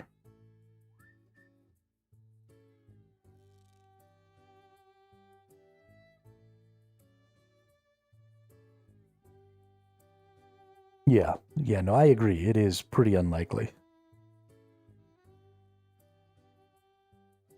So I don't really know. Maybe we'll do a Group Iron Man. Maybe we'll do... I don't know. Now that I don't have a Discord anymore, because I had to delete mine, because it got hacked or something, I'm not really in the mood to make a new one.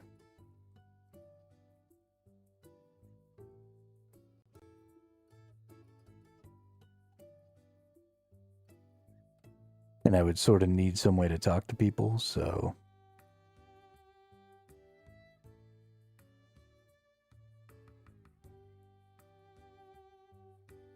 I don't know. We'll see. We'll see what happens.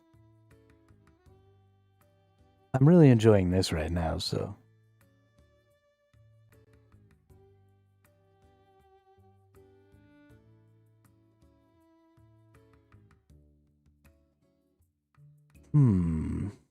What do I use to prod the sheeps?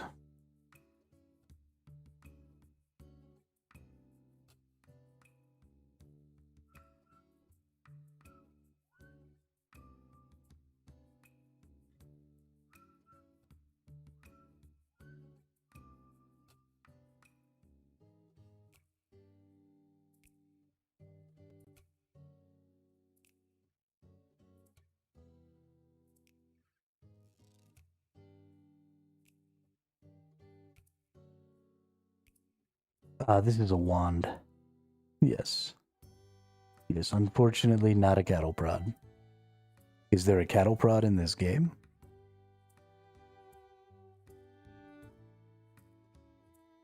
maybe that's the answer.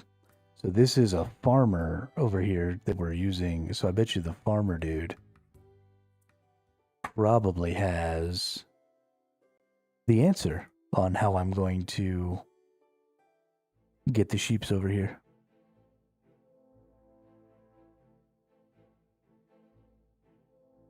Farmer, there we go. Bet you this dude knows. Bet you this dude knows. Look at me moonwalking all crazy. Boom. Hello there. Hello, adventurer. Oh, he looks a little jaundiced, doesn't he? Hurting those sheep, I don't think they've wandered far, but if you touch them, you risk getting infected by the plague. I suggest you use the cattle prod from the barn over there to herd them. That way you don't have to touch them directly and risk infection. Dope. What barn over where? That kind of looks like a barn.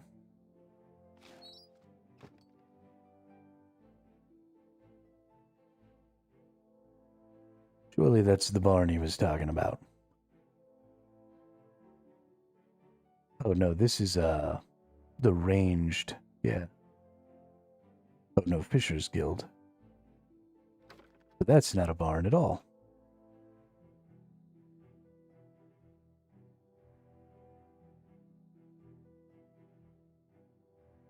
Cattle prod from a barn. I don't see any barns.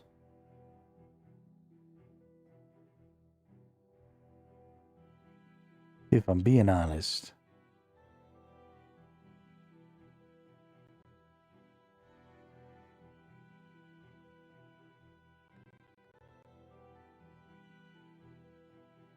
Ah, there it is.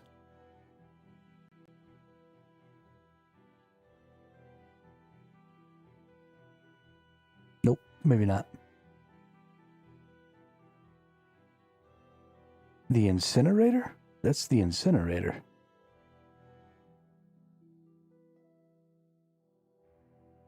That's not a barn.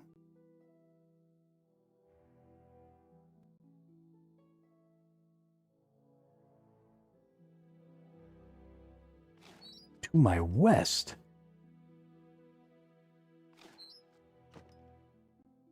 This building? It's in the incinerator. Well, that's not a barn. That's an incinerator. I was lied to. But look at that. It's on the ground. Boop.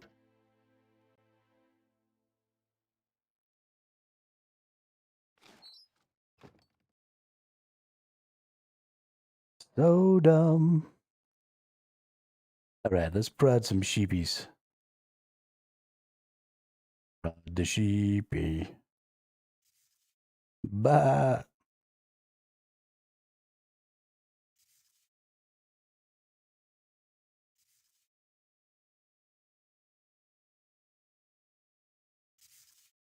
Well, shit.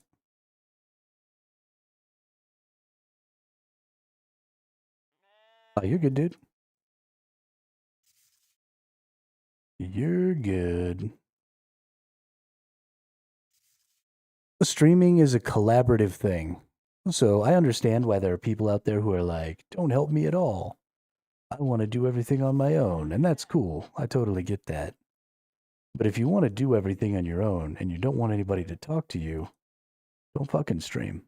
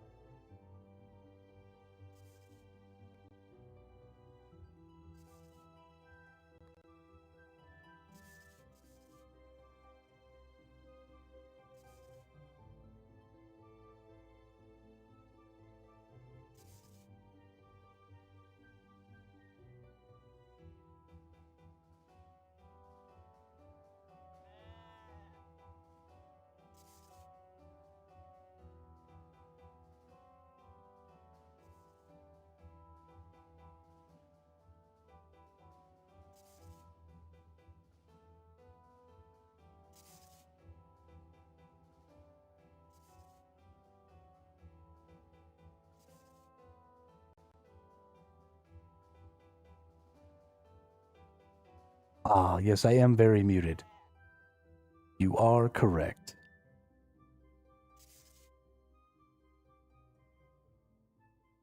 But as much as I am happy to see you, it is in fact a cattle prod. Really? Really, sheepy?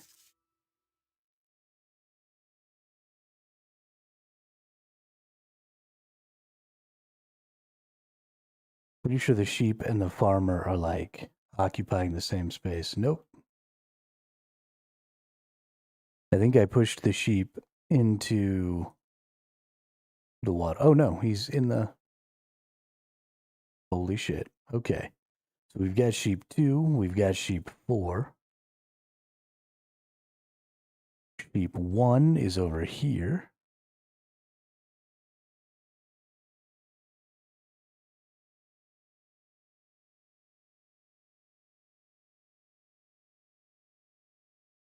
Yeah, I mean, so far things seem to be working okay. I thought it was going to end up being much more aggravating than it actually is. Although I think sheep 3 is probably going to be really far away. So things are probably going to get a little rough when I got to get sheep 3. But we'll see. Bah.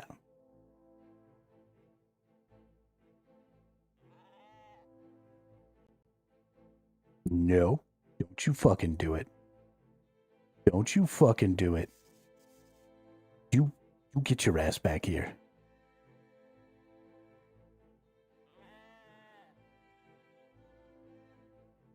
Asshole sheep.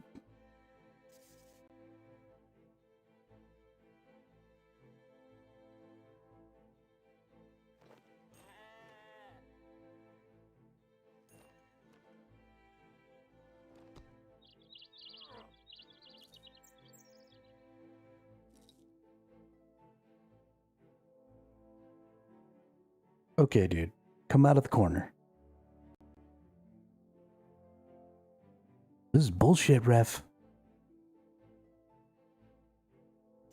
I shouldn't have said that everything was going fine.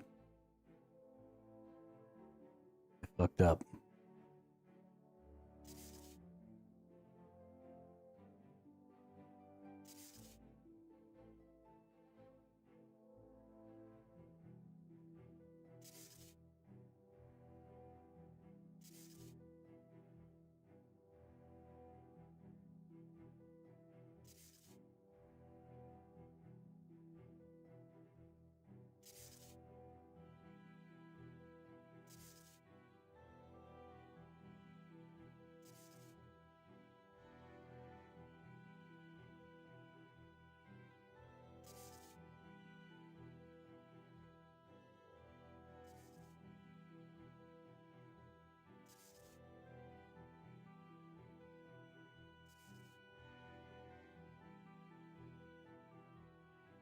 Oh, one too short. That sucks. This is actually going to make this kind of hard. I guess we're just going to end up having to do this exactly the same way we did the last one. Oh, no. It ended up lining up just perfect. Nice. Get in there. Yeah. All right. Now we just need some blue sheeps. And then we'll be done. Shit, yeah, dude.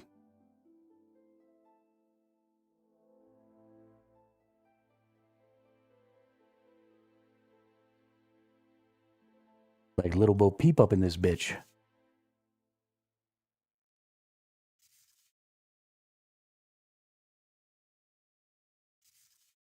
Call me Hermit Bo Peep.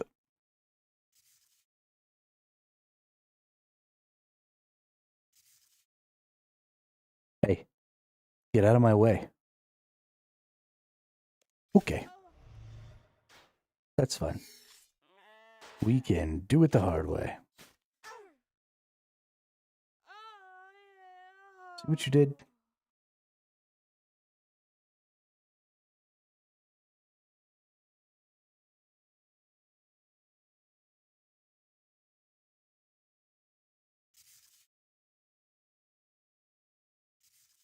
Oh, don't you dare stop in front of my sheep, dude. I will fuck you up.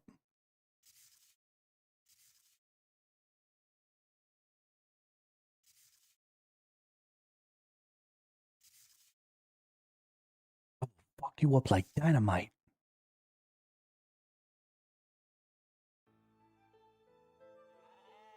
No. No. No. Oh. Oh, you're a shitty little sheepy. Go that way.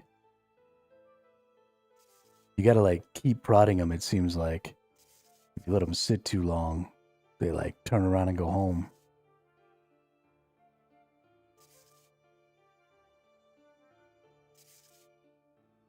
Whoops, fuck that up. Really? Yo, that goblin just, like, came from downtown to get in my way. What was that?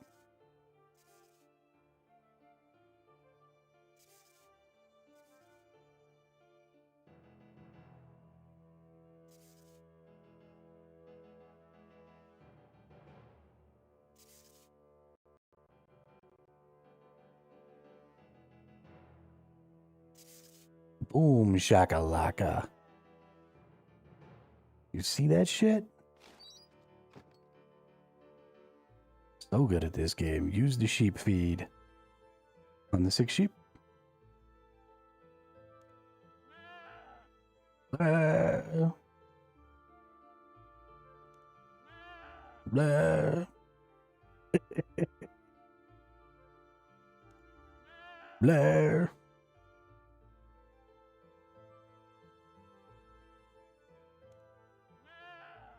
All right.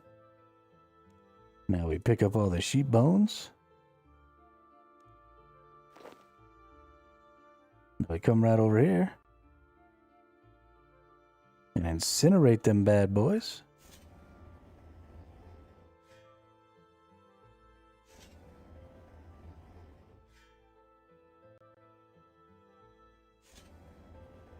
Booyah, dude. Should return to the counselor and let him know that I'm a bad motherfucker.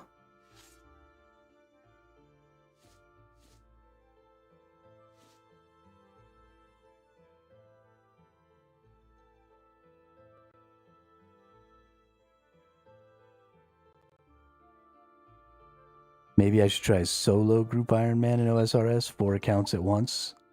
That sounds awful, if I'm being perfectly honest.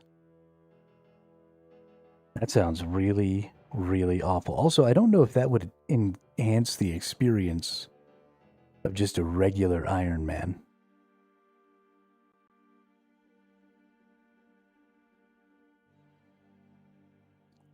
You know what I mean?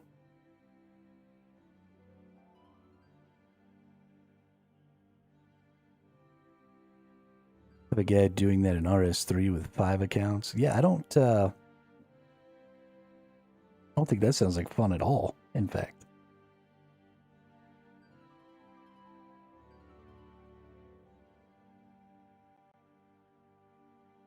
I mean, if it sounds fun to you, more power to you.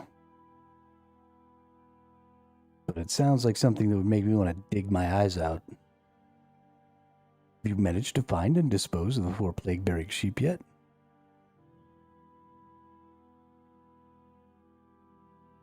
Yes, I have. Excellent work, adventurer. Please let me reimburse you the 100 coins it cost you to purchase the protective clothing. And in recognition of your service to the public health of Ardone, please accept this further 3,000 coins as a reward. Yeah, 3,100 coins. Plague jacket, cattle prod, 4 quest points. Many people play multiple counts at once in OSRS. Yeah, so I understand maybe wanting to play multiple accounts. I've done it quite a bit on my own. I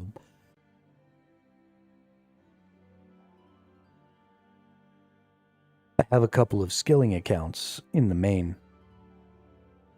that I was going to use to pay for bonds for my membership on this account. But we've had so many generous viewers come and give me bonds that I actually have like 2 months of membership stacked up right now, so I've kind of stopped doing that. But there is definitely some enjoyment in just skilling on multiple accounts and stuff because they're semi-AFK activities. But trying to like level up all of the attack stuff and do all of that stuff, maybe it's because I don't know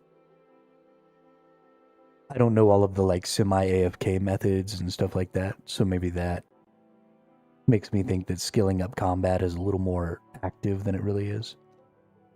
But I don't know. Seems kind of... Ooh, now we have... Talk to Edmund in East Ardone, north of the castle, next to the wall surrounding West Ardone. Dwellberries, rope, chocolate dust, snape grass, and a bucket of milk.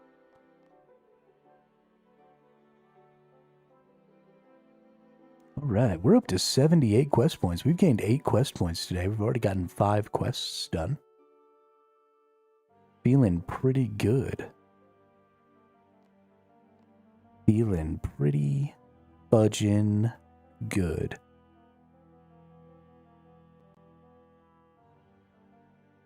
Anyway, good luck with the quests. Need some sleep. Nearly 16-hour day on RS. Eyes feel square now. I understand that.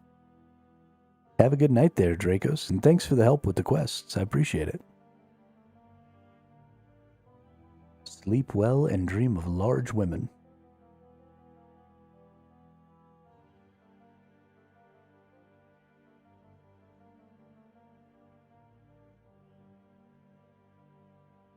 Yeah, I'll be here.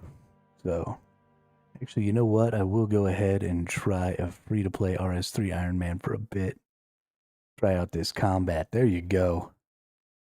I believe in you, Lounge. I believe in you.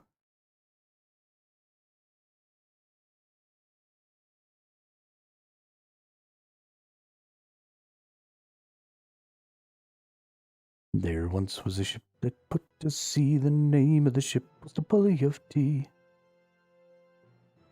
I don't know where I'm going. I don't think I need to go the way I went. I'm kind of tired of questing for the immediate moment.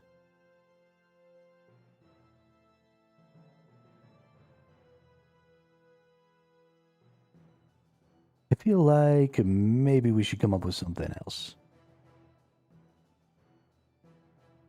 Holy shit, it's Santa Claus.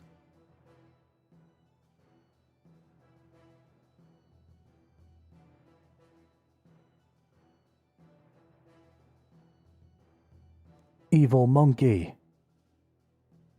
Holy shiznit, dude. Look at all that. Look at how few quest points you got though, evil monkey. Come on now. Come on now. Get your quest points up, dude. Come on.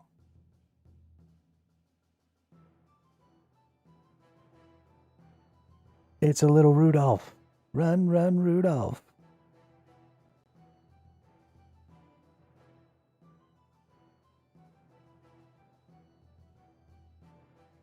Okay, let's go maybe do some Santa's Village action.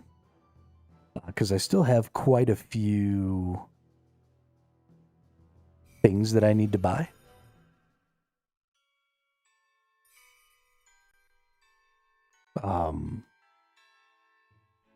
Let's see. So I can talk to this person down here. But I want to buy out the whole store, and I've only bought out like 25K. I need to get another 100 and something thousand Christmas spirit so that I can buy out this shop.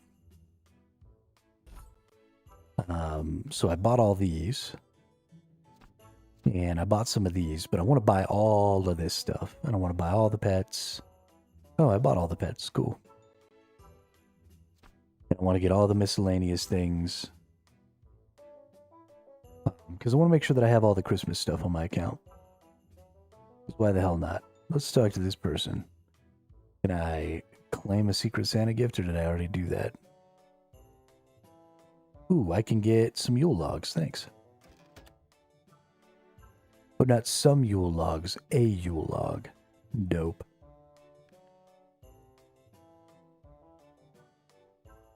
Super dope. And then will Clementine give me? Sometimes this person gives you. There you go. One of these. So we turn these in. Bop, bop. We got one nice entry for next week. We got 2 purple. Ooh. Ring of Gold's Christmas present. Ring that can be used to turn into a gold Christmas present. Boop. Poof.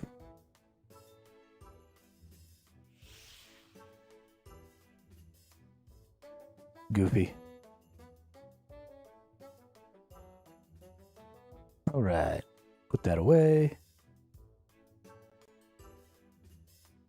Let's see. What do I want? So I'm trying to get to level 60 and everything.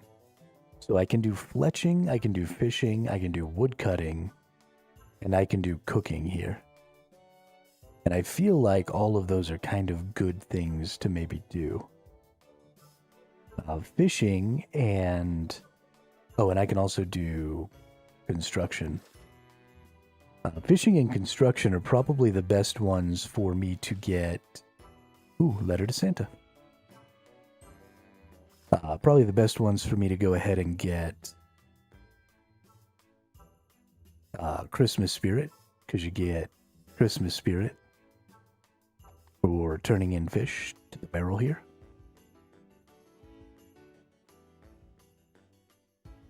But we'll spend, I don't know, a half hour to an hour doing some Christmassy things here, and then we'll go back to doing some quests. But like I said, I really want to get everything to 60. I think that's very important.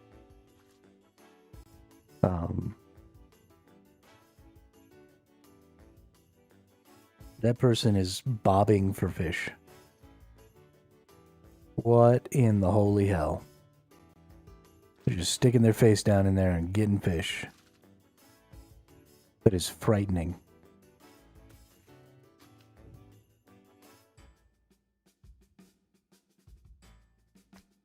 I am frightened.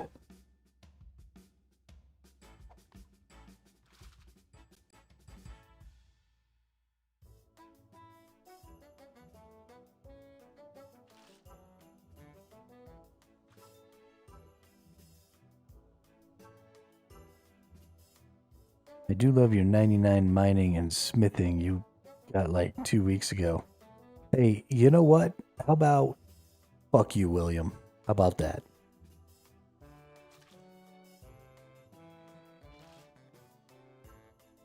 I'm not even a tenth of the way there. Or, I guess I'm like exactly a tenth of the way there on mining.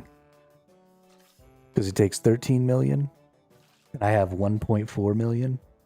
Like, I couldn't even imagine having to do 10 times more than what I've already done to get max mine, to get 99 mining. Like, that's fucking crazy. The people who made this game are fucking crazy.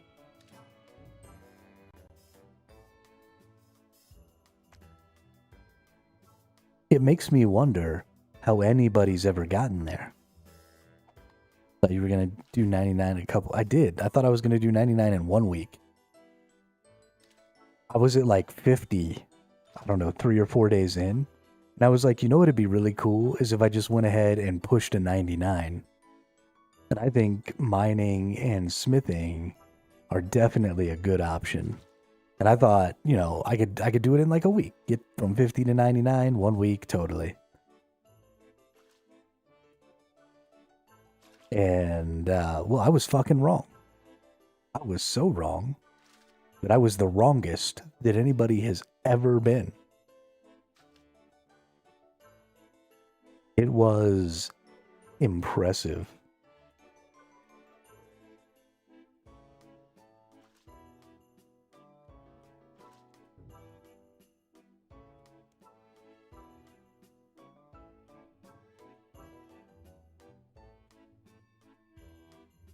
Yeah, it took me probably 20 hours of mining to get to 76, maybe a little more. maybe a little less. So you're looking at somewhere in the 200-hour range to finish this off, which is almost an entire month of gameplay for me. What's up, Vorzo? Yeah, I am Iron Man. I was hardcore Iron Man, but unfortunately, while I was trying to do my level 99 mining run, I came out here to get some phasmatite, and I went from the neckrite, and I went out around this way, and there's a bunch of hydrixes here, and they murdered me. And so I am no longer a hardcore Iron Man, just a regular Iron Man. Unfortunately, I hugged a hydrix. Hey man, hydrixes need hugs too. I'm just saying. They're all alone out there in the wilds. Everything's dead. Everything's depressing and drab. And sometimes you need to go hug a hydrix.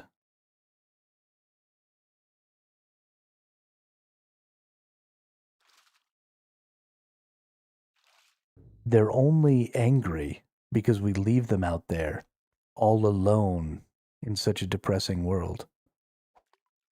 Yeah, I could never play Iron Man, but I also been playing since 06 on the same account, taking my time. Hey, that's a great way to do it, Vorzo. That's a great way to do it. It's all about taking your time in this game, I think. You know, I play a lot. So taking your time doesn't necessarily mean not playing a lot, because I do play a lot. I play a good, 10 or so hours a day. So I've been making some pretty quick progress as far as real life time. But as far as in-game time, we've been taking it pretty slow.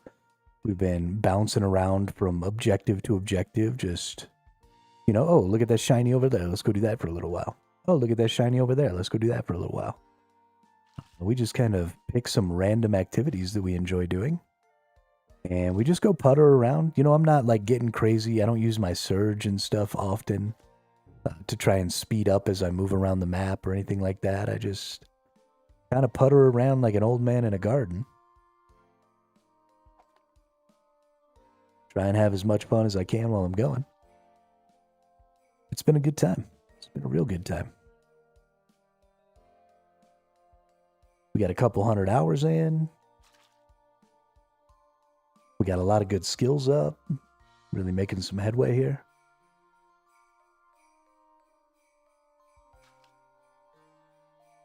It's all very much fun.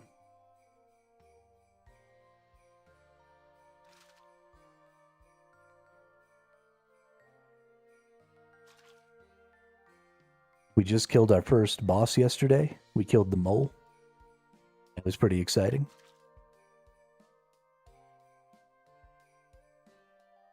It was pretty exciting. Might get a reset on server maybe soon. What do you mean a reset on server?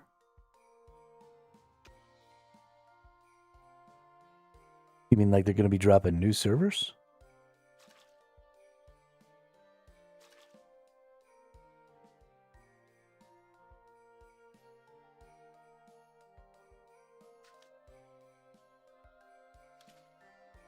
They messed the event up, and a lot of people are getting nothing at all on the event nice entries. Oh, you mean they might have to, like, take the server down.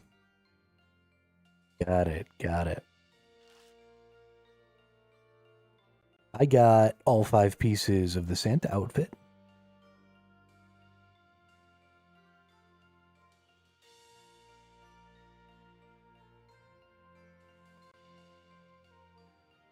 I hope they don't do it in the middle of my stream. It would suck to have to end the stream early. But I do want them to fix that. It must feel really bad to not get anything for your Santa presents.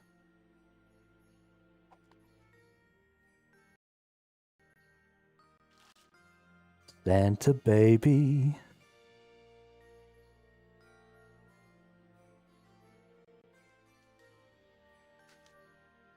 I got peppermint outfit pieces. So lame. Yo, what's up, Tim Cheeks? Tim Cheeksy? Tim Cheesy? I don't know. But welcome to the chat. Welcome to the channel. This is what I'm talking about. I love how many times I see new faces since we've started playing fucking RuneScape. So nice to see the new faces.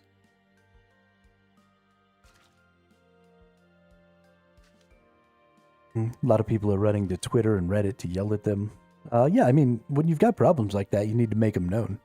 You gotta be nice about it.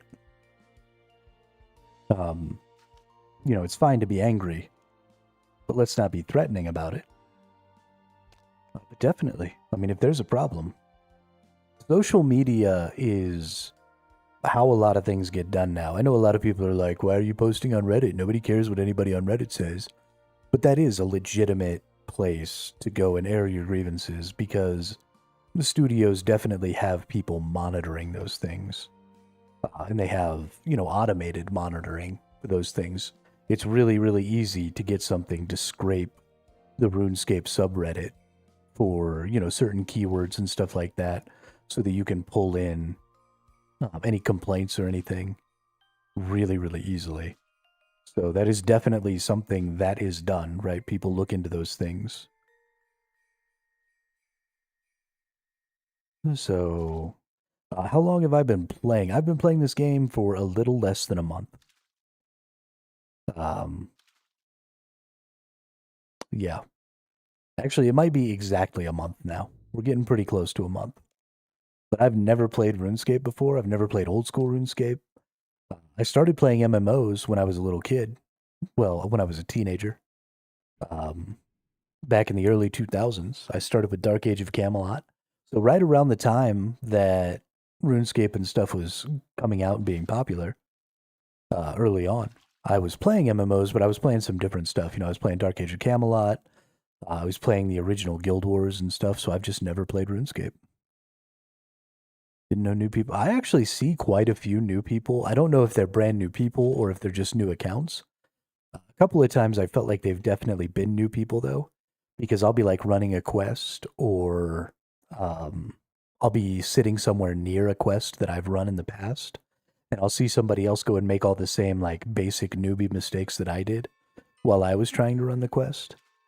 And so I think that there are, especially now that on January 19th, we're getting rid of the treasure hunter and some of the MTX stuff that's really egregious. I think a lot of people are taking that as a symbol, like maybe now's the time to give it a shot. So yeah, it's pretty exciting. Pretty exciting. I had no idea there was a legacy combat mode in RS3. Oh yeah. Yeah, that's totally a thing. But so the Revo bar is basically legacy combat mode, though. Remember playing RuneScape Classic when I was just a little kid? Yeah, I wish. I kind of wish that I had had that experience, but that's fine. I mean, I had the same nostalgic experiences just with other games. But I kind of wish that I had like a 20-year cape, you know? I'm okay with the removal of Treasure Hunter. I just don't trust them. I mean, trust but verify is my policy. Was on dial-up internet. Yeah.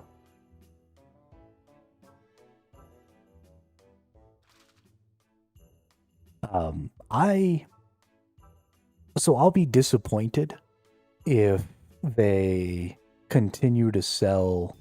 Well, I'm going to be disappointed because they are going to continue to sell things like XP boosts, right? Like the stars and stuff, I'm pretty sure aren't completely going away. It's my understanding that some of that stuff will still be available, but it won't be available as part of the treasure hunter system. And that's the thing that I dislike, is I don't like loot boxes. Well, okay, not the thing I dislike, the thing I dislike the most. Because that stuff plays really hard into gambling, and gambling is an extremely addictive thing. And so I think it's very important they're taking that stuff out. You know, if you can see straight up what the cost of something you're trying to buy is, then it's much, much easier I don't think you're going to be able to buy the lamps, but I'm pretty sure. And I haven't specifically looked at their list because I don't know what a lot of the items are. But I was reading the other day, somebody was saying that things like the stars and stuff are still going to be purchasable. But I haven't really looked into their marketplace because as an Iron Man, I can't really use any of it. It won't even let me in there. So I don't know what a lot of the items are and what they're called. So when I looked at that list, there was a huge list of items that they're removing. But because I've never interacted with the shop, I don't know what those items do or what they are or anything. So I'm relying on secondhand information. But it seems like there are still going to be directly purchasable bonus XP items. Not items that give you direct XP, but items that will give you more XP for doing the activity, like stars and stuff like that. I think that's still bad.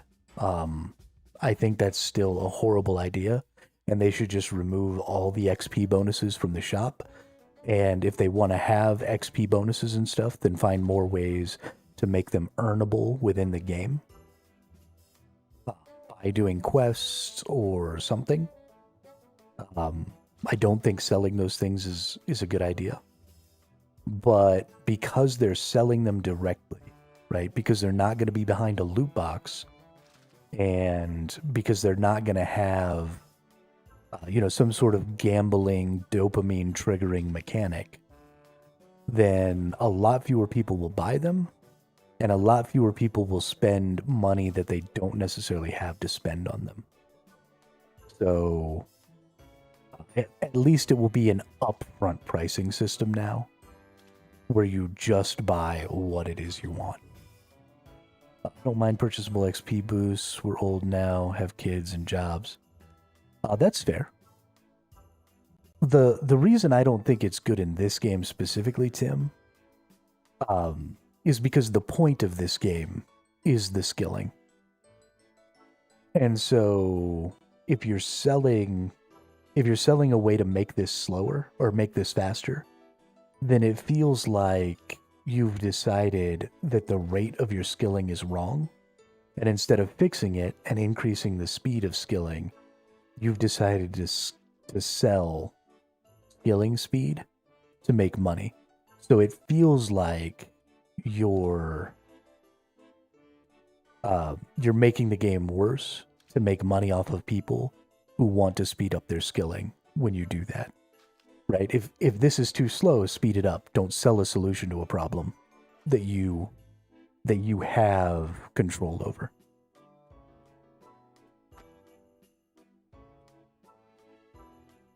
And if it's a question of, some people like the slow skill grind and some people like the fast skill grind, and you want to cater to both of those types of people, then that's also totally acceptable. Find a way within your game to cater to that. Right, you have things like rest XP, where if you're not playing the game for a certain amount of time, then when you log back in, you've built up rest XP and you get bonus XP. So if you want to cater to people who are more casual and who don't have as much time to play the game, and you want those people to be able to feel like they're making progress every day, then don't try and sell them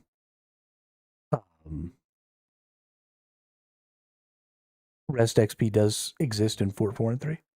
Okay, yeah, see, I didn't know that because I'm new. Specifically designed for that purpose. Yeah, so that's a great solution to that. It's just the business model for games these days. I think games need to stop with the microtransactions. Hate for real. I think that gamers need to stop. Absolutely not. So if you ever stop hating on microtransactions, then you will get more microtransactions, right? The minute you stop speaking up, then you're just going to get more. You have to be super, super, super active about fighting against those things. Because as you can see, with as much as we talk shit about microtransactions, you can still see, I mean, look at Ion 2, for example. The microtransactions in that game are so fucking egregious, it's not even funny. The battle passes and the subscriptions and I mean all kinds of stuff like that. You absolutely have to speak up because that's how they're testing the temperature, right? There are some microtransactions that I don't mind also, Tim. And I understand that games have to make money, especially live service games have to make money so that they can continue paying costs and stuff like that. And all of those things are totally acceptable. But the motivator of a company is to make the most money they possibly can, not to provide the best product they possibly can, right? The drive of capitalism is profit, not product. And so the only way that we can mitigate how egregious that profit seeking is by actively saying, okay, this is too far. We're not okay with this. This is too much. You've gone too far. We don't want to do this anymore. Because if you don't speak up and if you just accept it, then it's going to get worse and worse and worse and worse and worse. And you don't want to be a dick about it, right? You don't send death threats. You don't send threats of violence. You don't send stuff like that. You just make it very well known. I'm not participating in this because of this. If the company did something egregious, then gamers just wouldn't pay for it. Content is worth it, then people will pay for it. I'm curious what you mean by content. Getting XP boosts isn't content. The only reason RS3 is removing Treasure Hunter is not because they want to fix the game, but because the law might pass soon, which will force them to do it. Yeah, that's another thing, is not only do you have to rail against the companies that are making those egregious monetization models, but you also have to rail against your governments.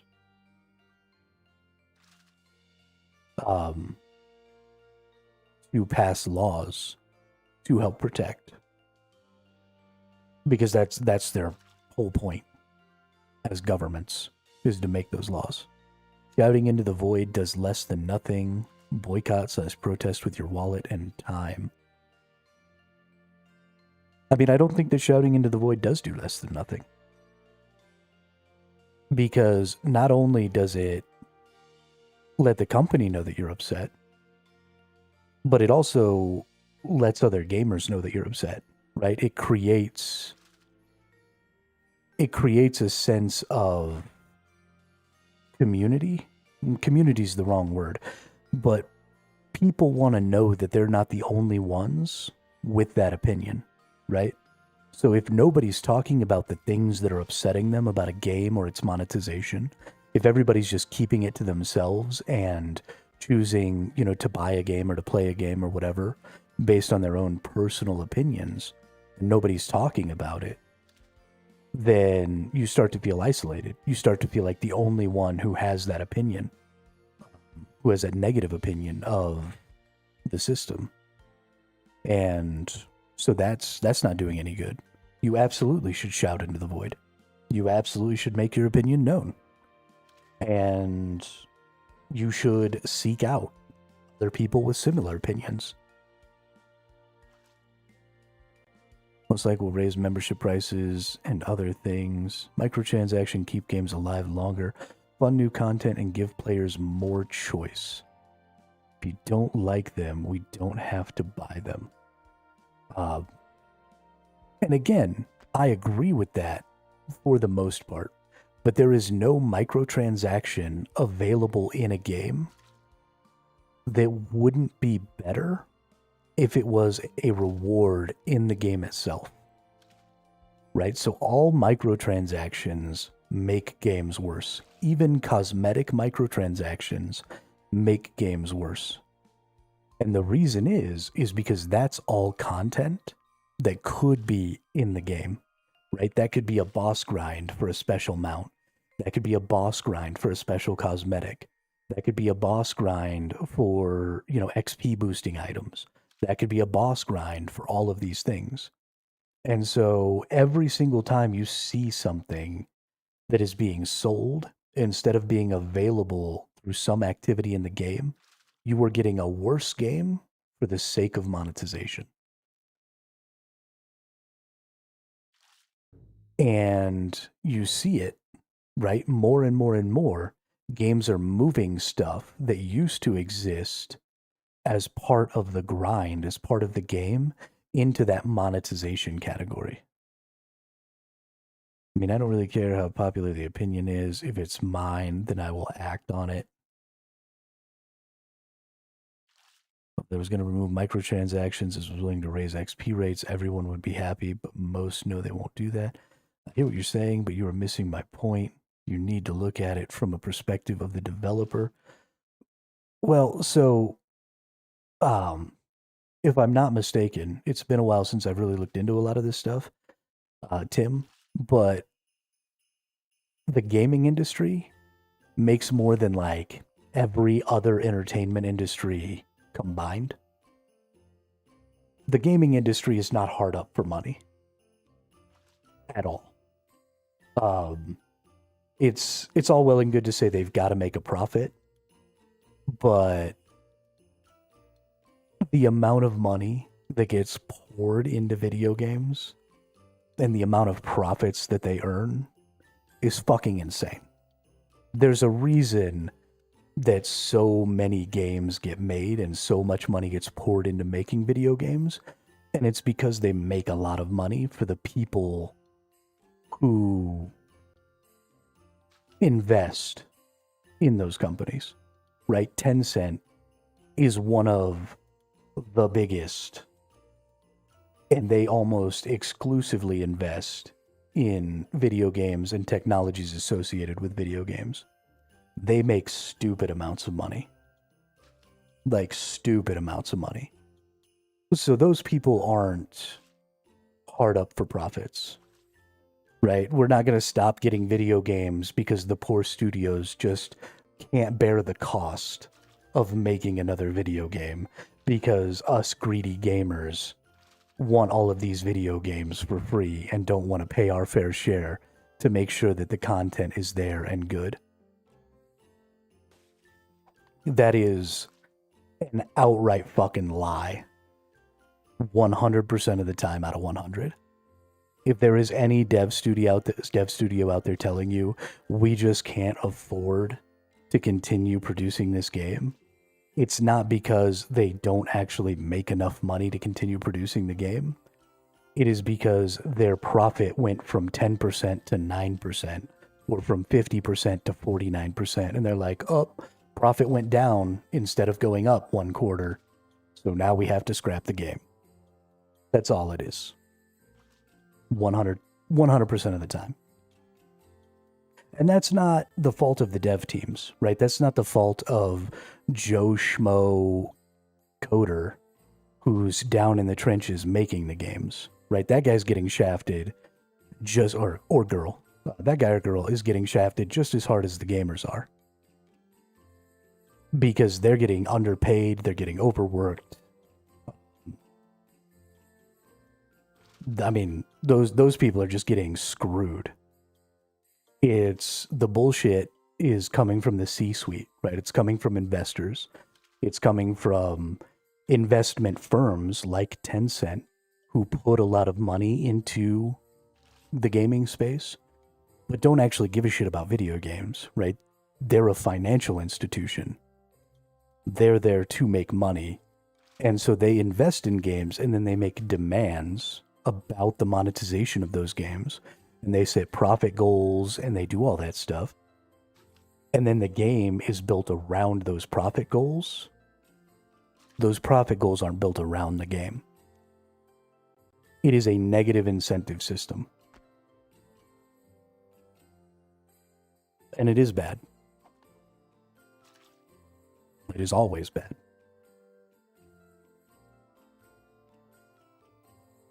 I mean, we can look into the past to know how ridiculous monetization is nowadays, because you can look back at games like the original Guild Wars, that every year to 2 years dropped an expansion for $60, and that game ran for like 5 or 6 years. The game is still running, right? But they were still making more content and new content for that game for years because they were making money off of it at a $60 a month or a $60 every year or 2-year box price for their new expansions. Right? So you're saying, $60 per player per year, which is a $5 a month subscription rate. And if you look at the way things are monetized now, you go into one of these MTX shops, I dare you to find anything that you could even buy for $5, right? And they're not trying to get you to buy stuff yearly or monthly. They're trying to get you to buy stuff daily. The amount of monetization has gone from, this is what we need to sustain and make some profit and focus on additional projects, right? Not only did the original Guild Wars fund itself, the original Guild Wars funded Guild Wars 2, right? The same company made both of those games. And so they were turning enough of a profit. They were doing well enough off of a no subscription, yearly box price expansion that they were able to secure the funding for another iteration of that game.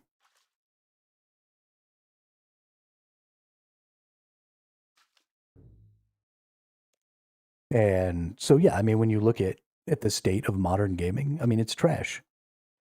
It's greed and it's bullshit.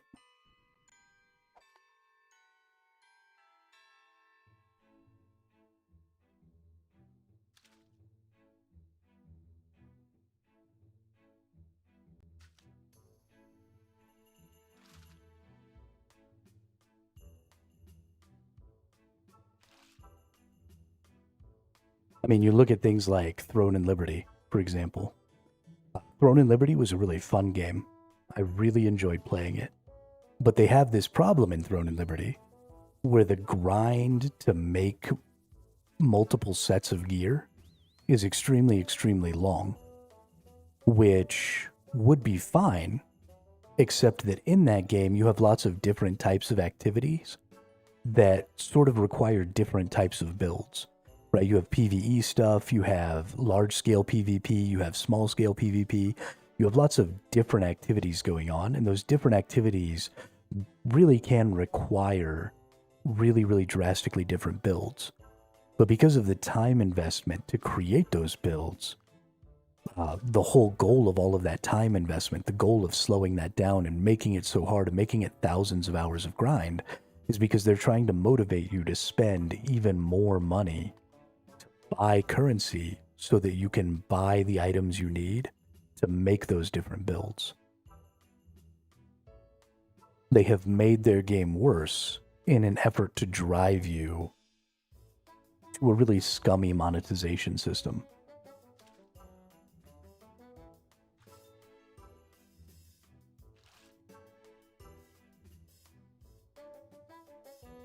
They are bad, greedy people.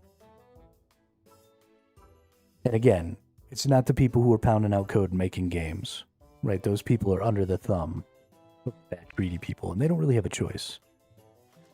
But the people who are legitimately making the decisions are bad, greedy people. All of them.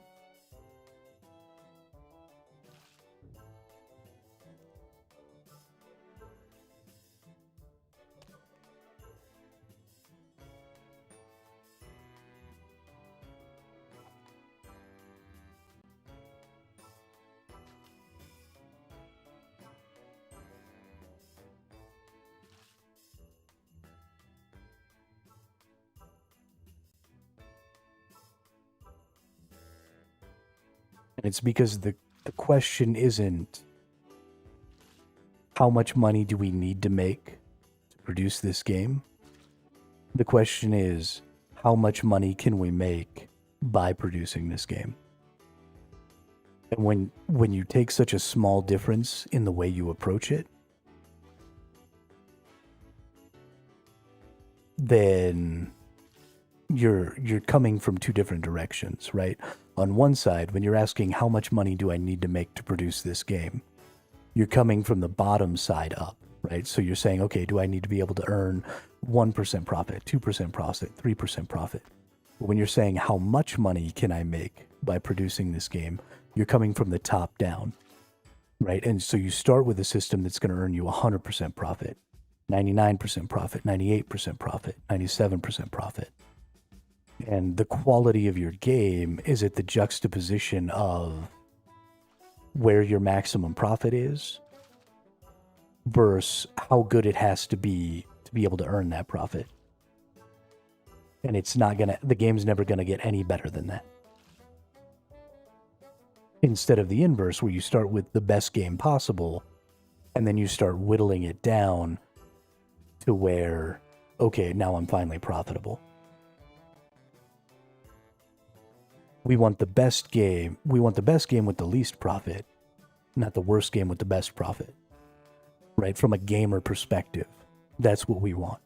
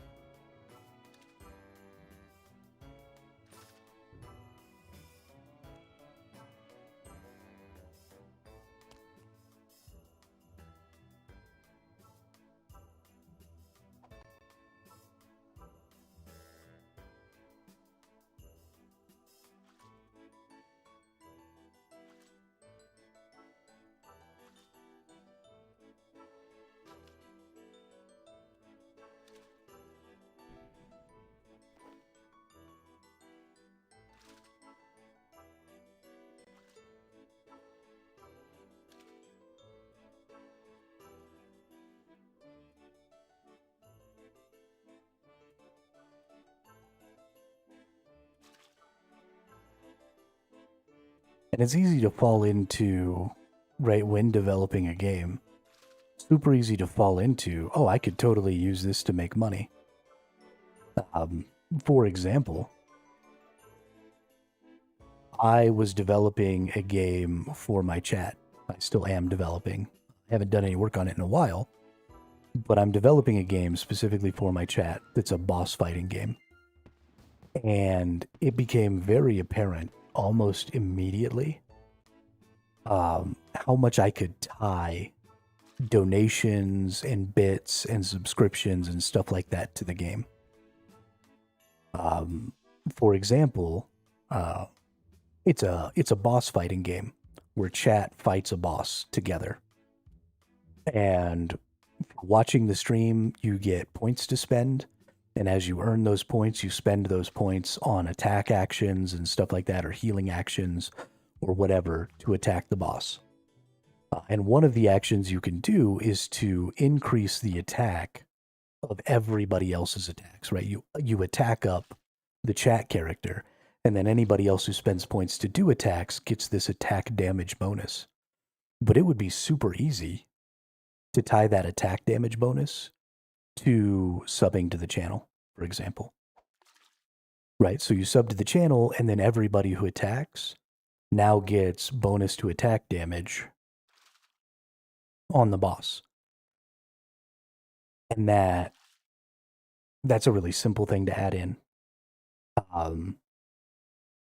You can add all kinds of stuff like that, right? And it's really, really basic kind of shit, where you're just trying to tie monetization into game mechanics. And you're just looking for the line. And that's a line that I don't want to cross, right? So I'm not going to do that. And the game isn't going to be tied to my monetization because I don't want to go down that path. And so instead, I want to do the best job I can streaming. And I want to have this cool, proprietary, like, unique, bespoke is the best way I think I can describe it. I want to have this, like, bespoke, unique chat game that I've developed on my own that is unique to my channel. And then because of that, people will say, hey, this person's doing a good job. I'm going to throw him a sub, or I'm going to throw him some bits. Not, oh, this chat game is kind of cool. Let me sub to this channel so that I can get this attack up bonus. Because that's an ass way to look at it. But it's, I mean, it's super simple to see ways to tie monetization into stuff like that. And it's a slippery slope. And we've slid all the way down it.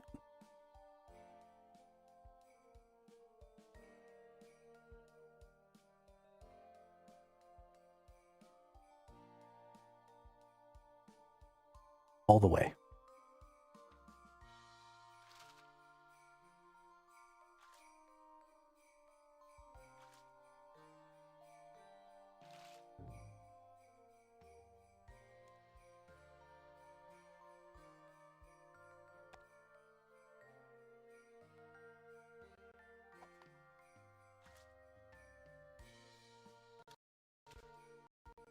Let's see where we at here. It's getting to be about time for some lunch. I'm getting a little hungry.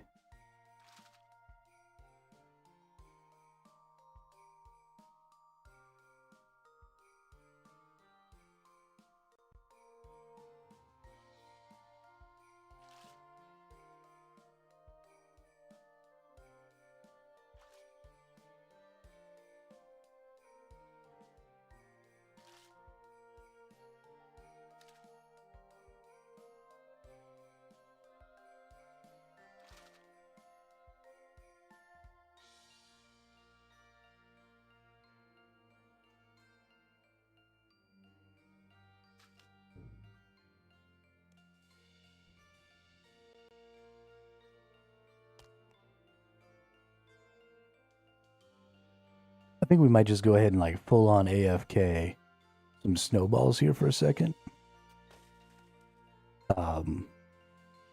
So that I can go make a little something to eat. And then I'll be right back. And we'll make snowballs while we eat. And then we'll probably go back to doing some questing or something. Get out there, have a little fun. So I'll be right back.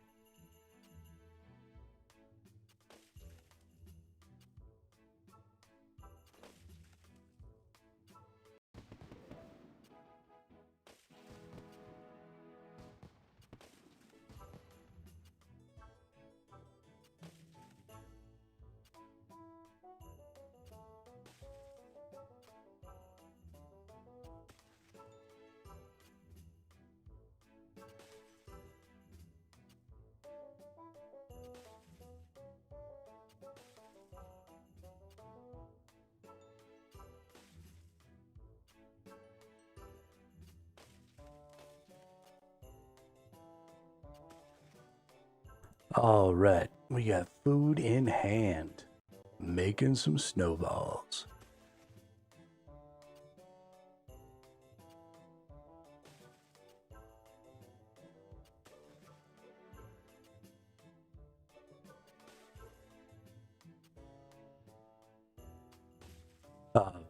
And now that there's nobody actually here listening, I actually have one more thing to say on monetization of games.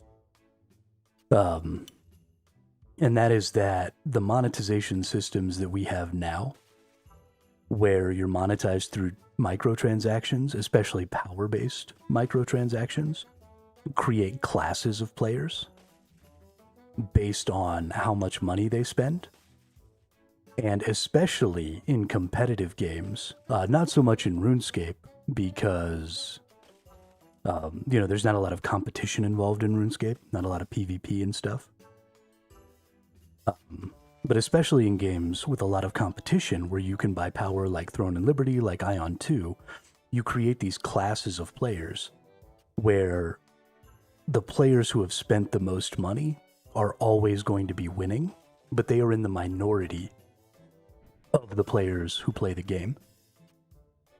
And because you can never catch up unless you spend money, and because the amount of money you spend is directly tied to your socioeconomic status, it creates a declining player base, right? The players who can spend the least amount of money, who are at the lower end of player power, start to leave because they can't ever win.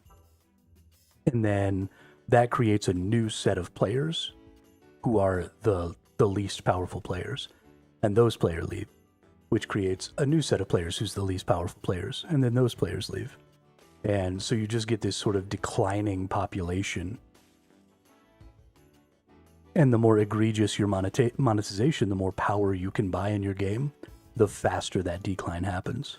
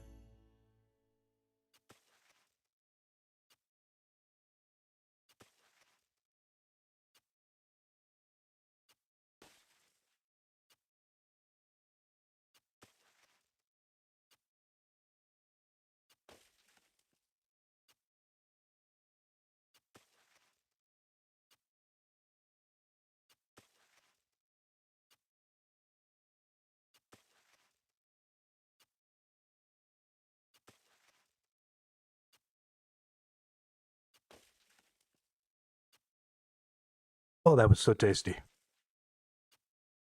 Fuck, I love potatoes. Oh my god.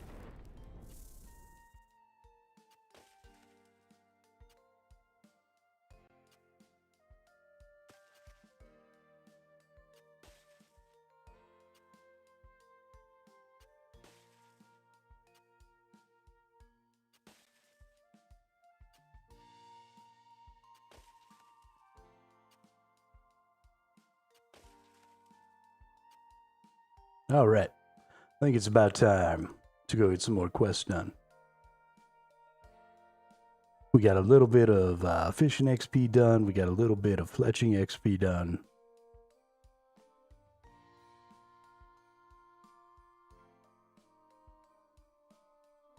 We're going to turn in our little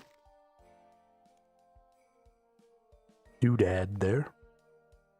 And then we're going to run down to this bank chest. Ooh, we get another purple chest. Boop. We get some more oddments. We actually might have all the oddments I want for some cosmetics here. Nope, I want 5,000. I want this Master Crafter outfit. It looks cool. Oh, no, we do have 5,000 oddments. I can buy it. Cool. Dope. Booyah. I'm about to be a Master Crafter snowman. Do you want to build a snowman? Come on, let's go and play. All right, let's do full outfits. We'll throw a Master Crafter on. I got a peppermint outfit and some cozy pajamas. Nice. So we'll throw on the Master Crafter here.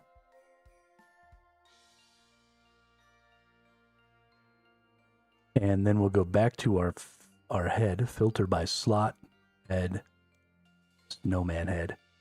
Boom. Evil snowman crafter. That's what I'm about right there.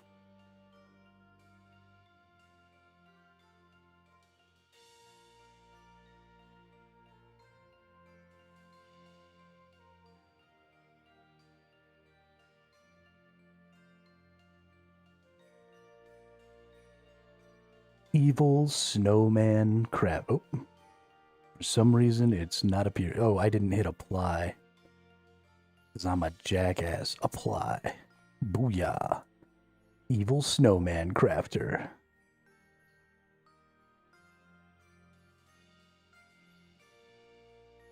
Boom. With a sword and a shield. Because I'm a badass like that. And only badasses use sword and board. I need to go back to the bank. Forgot to actually put away all this stuff. I was way too busy spending my oddments.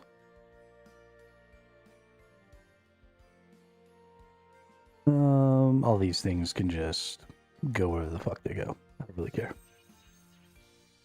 I don't really care. Don't really care anywhere. Alright, so now to the Runescape surface we go. We need to go over here towards Ardonia.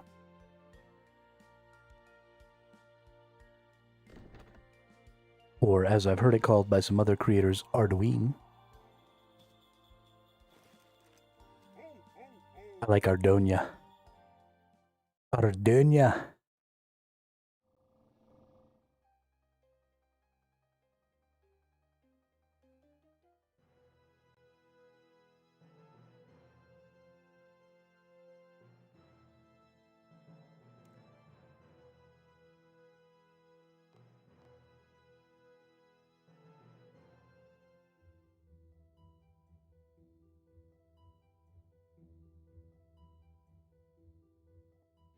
Alright, let's get this marker followed here.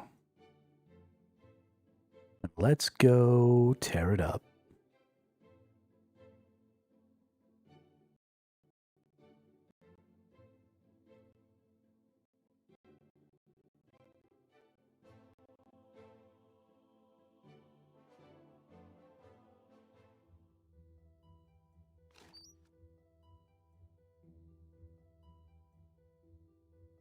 Alright, what does it want me to talk? Is it Edmund? Am I talking to Edmund? Talk to Edmund. Alright, what's up, duder? Hello, old man. Why is everybody an old man to me? Sorry, I can't stop to talk. Why, what's wrong? I've got to find my daughter. I pray that she is still alive. What's happened to her? Elena's a missionary and a healer. 3 weeks ago, she managed to cross the Ardonia wall. No one's allowed to cross the wall in case they spread the plague, but after hearing the screams of suffering, she felt she had to help. She said she'd be gone a few days, but we've heard nothing since. Ooh. Tell me more about the plague. The mourners can tell you more than me. They're the only ones allowed to cross the border. They do know the plague is a horrible way to go. That's why Elena felt she could help. Can I help find her? Really, would you? I've been working on a plan to get into West Ardonia, but I'm too old and tired to carry it through. If you're going into West Ardonia, you'll need protection from the plague. My wife made a special gas mask for Elena with dwellberries rubbed into it. Dwellberries help repel. Hey, what's up, Untamed Gorilla? Yeah, I almost got there. Almost got there last night. We need some more, though. Where can I find these dwellberries? The only place I know of is McGruber's Wood, just north of the Rangers Guild. Okay, I'll go get some. The foresters keep a close eye on it, but there is a back way in. Right, I know this place. I know this place. How you been, Untamed Gorilla?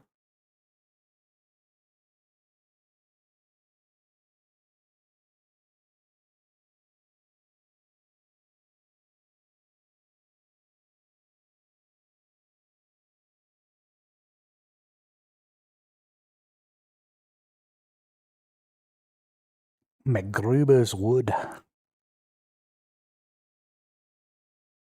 Got to go to McGruber's. I think I'm going to try and get everything to 60. I've slowly been lowering my goal. First, I was going to try and get mining and smithing up to 90.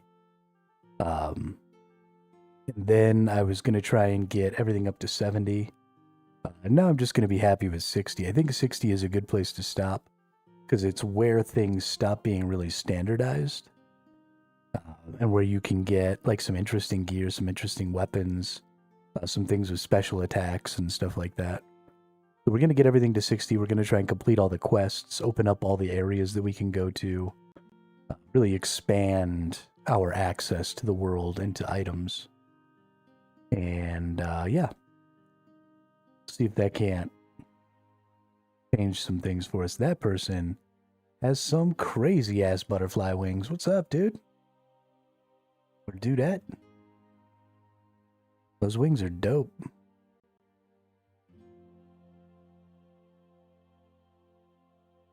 Alright, squeeze through the loose railing. Come on. Take some dwellberries. How many dwellberries do I need? I wonder. Oh, I wonder who I do. What's in my wonder wall?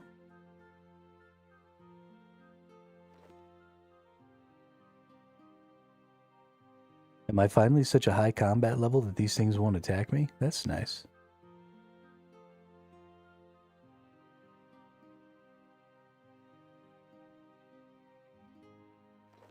That's real nice.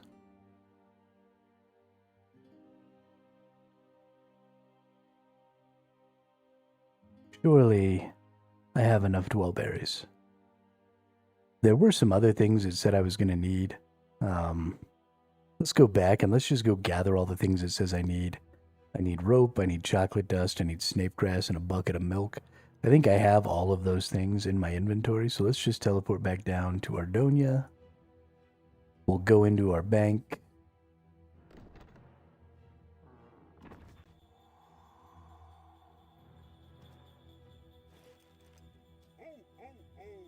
Ho, ho, ho. Merry Christmas. Right. So we're going to need snape grass. I got one of those. We're going to need a bucket, which I'm going to have to fill up with milk. We're going to need a rope. I don't have a rope. Holy shit. And we're going to need chocolate.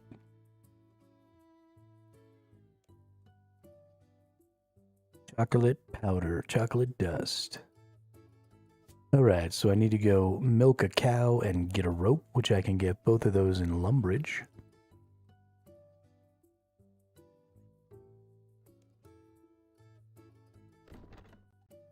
If I am not mistaken.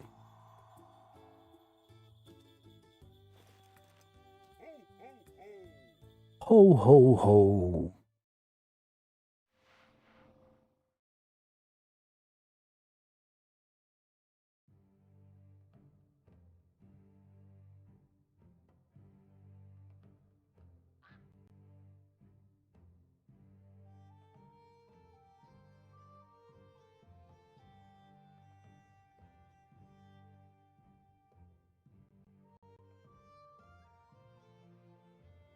Here's a question. Does milking a cow give me any kind of XP? Let's find out. Because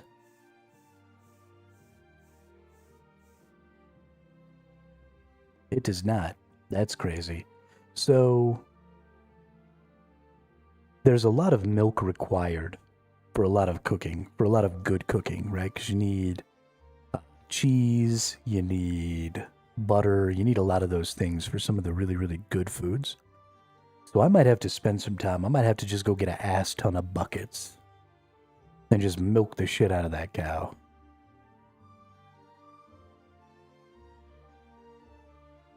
And just stack up like 1,000 buckets of milk.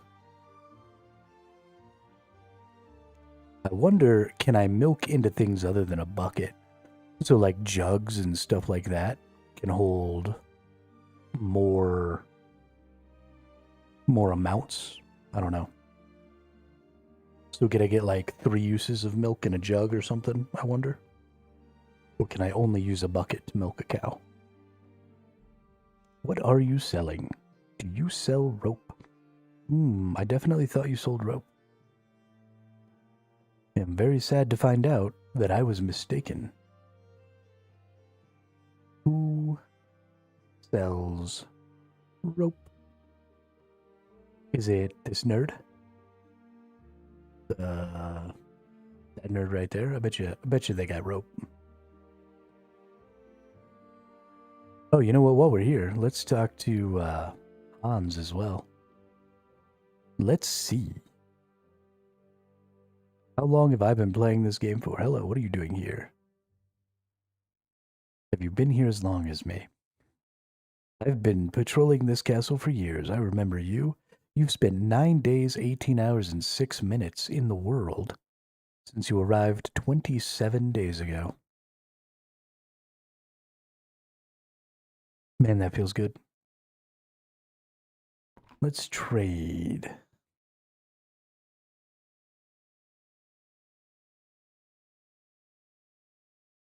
Why don't you have a rope?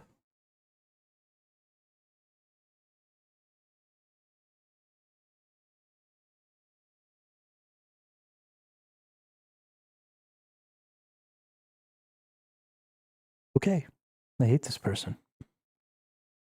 A leaf-bladed spear.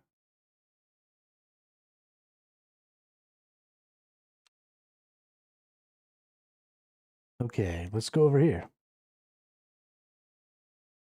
Maybe there's somebody over here who sells a rope. Help. I need somebody. Help. Trade. Nope, this person has ranged weaponry, throwing weaponry.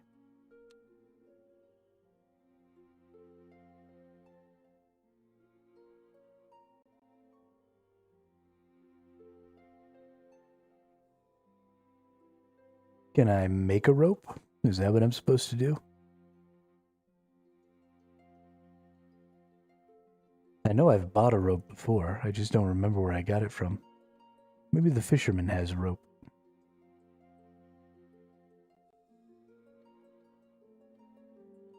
Here, fishy, fishy, fishy, fishy. Do you sell ropes? Nope. Ooh, sells feather packs, though. How many feathers are in a feather pack? Pack of 2,000 feathers. Yo. That's less than 1 gold a feather. I kind of think I want to buy all these. In fact, we're doing it.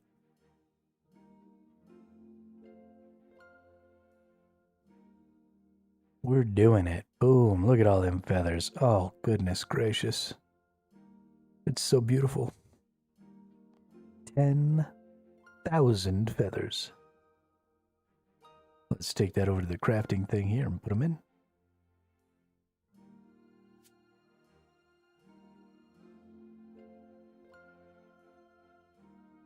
That's going to help us with fletching for sure. Okay. Wine stall, bakery stall, crafting stall. Can't steal a rope from any of that shit.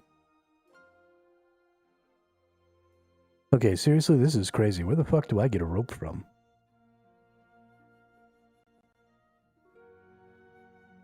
Let's go up here to Taverley. There's lots of different merchants here.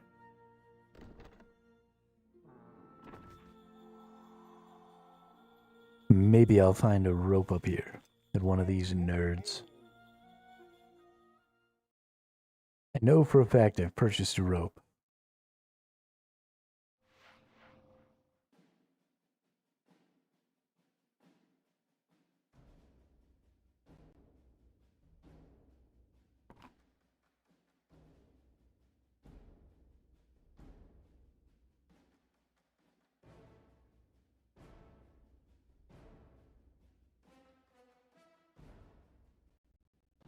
Oh, rope. Those are just crafting benches.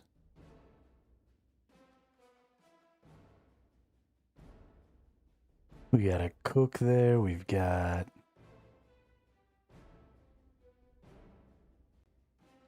What's this do? What's this dude selling?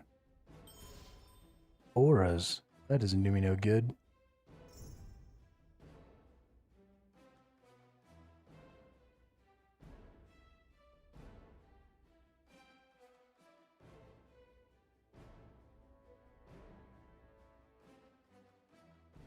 What about you? No, you don't sell anything.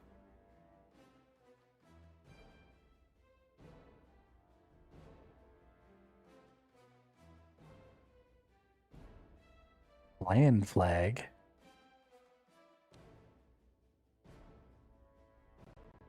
Don't care about that.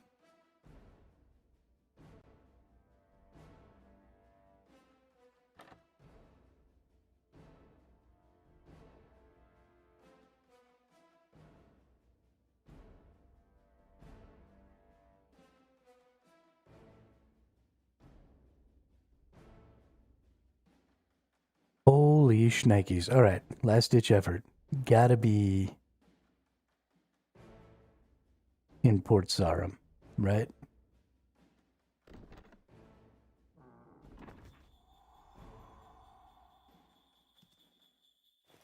Rope is a staple of the nautical arts.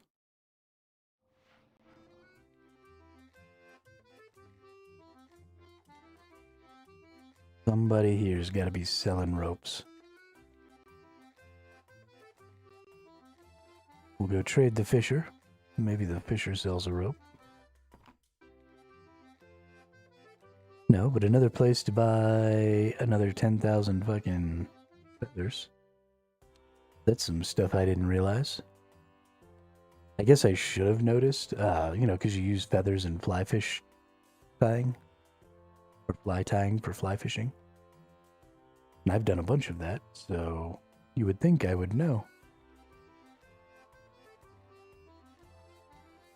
This dude looks like he's just going to be selling, yeah, the throwing weapons. That sucks.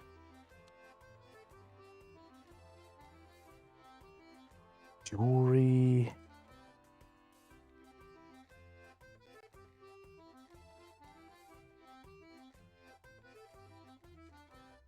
Some weird job posting thing.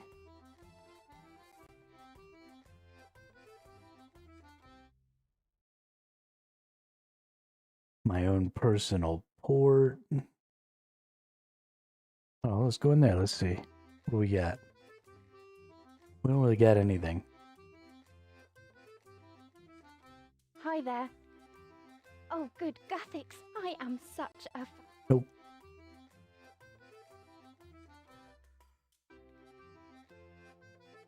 Yeah, I don't think there's anything really to do here for rope.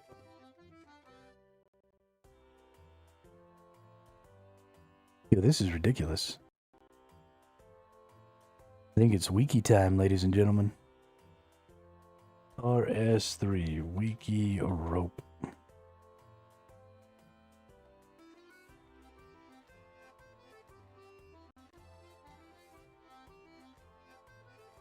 Alright.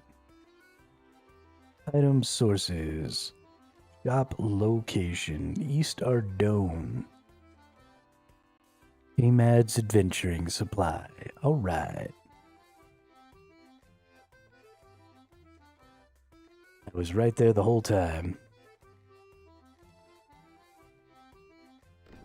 Nope.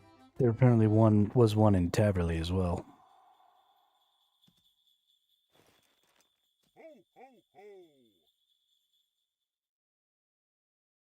Oh, there apparently were two in Taverley that sold rope. Mod's Adventuring Supply.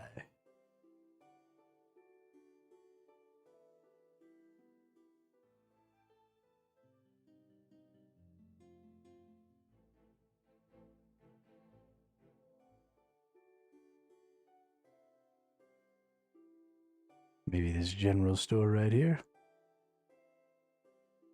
Hey, there we go. We gotta talk to Ahmed. Ahmed, I need to trade you, bud. Sell me 10 ropes.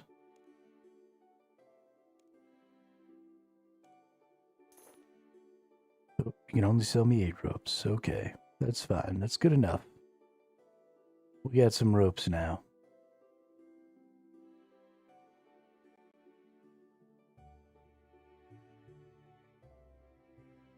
Now let's go into the bank. Let's put most of these ropes away.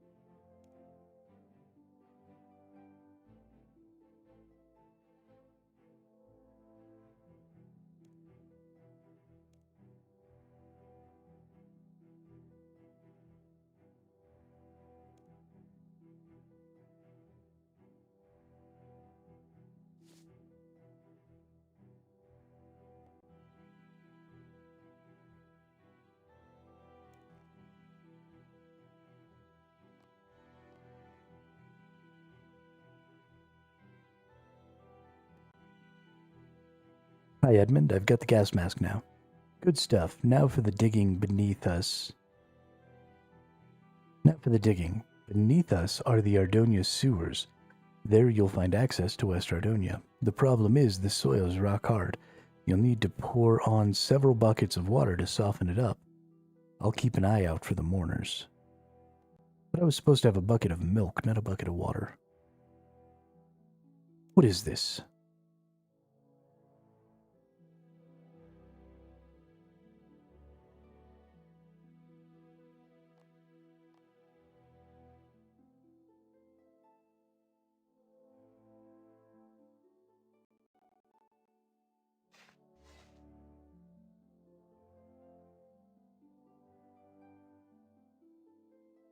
Okay, well, give me a bucket then.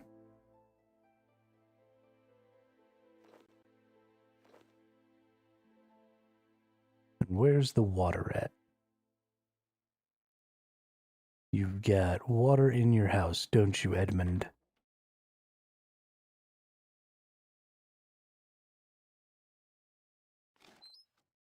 Oop, there we are.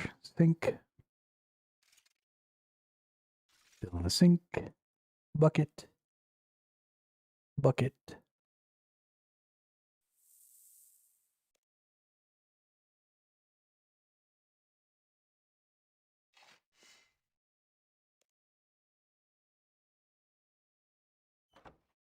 Whoops.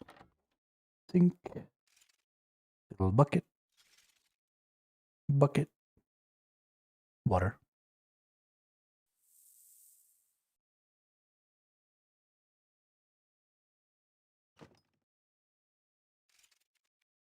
Little bucket. Bucket. Water.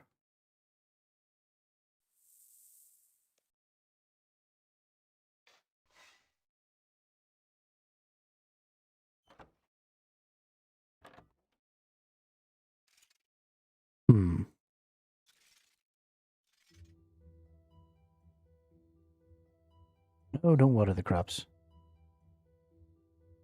I don't care about your crops.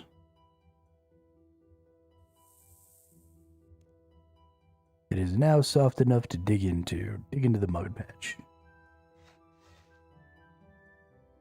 You dig deep into the soft soil. Suddenly it crumbles away. Ah.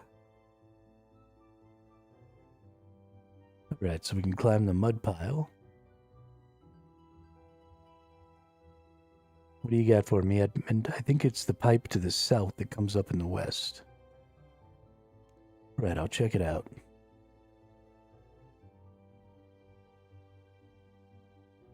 Climb up the pipe. There's a grill blocking your way.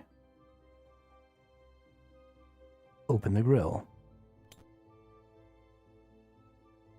I cannot.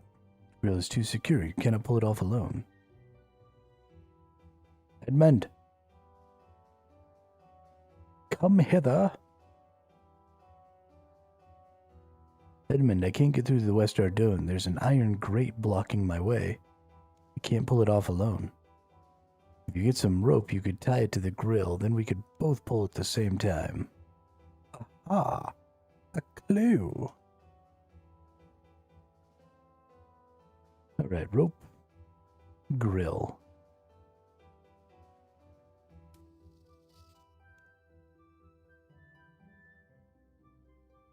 Alright, jackass, come over here.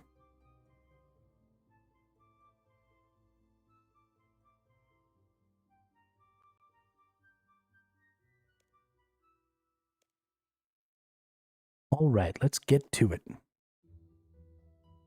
Heave-ho! Watch that pitchfork, dude. I don't need you sticking me in the ass.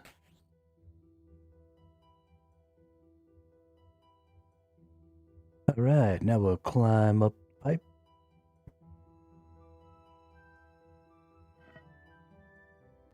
Hey. Now there's a bunch of plague-ridden people.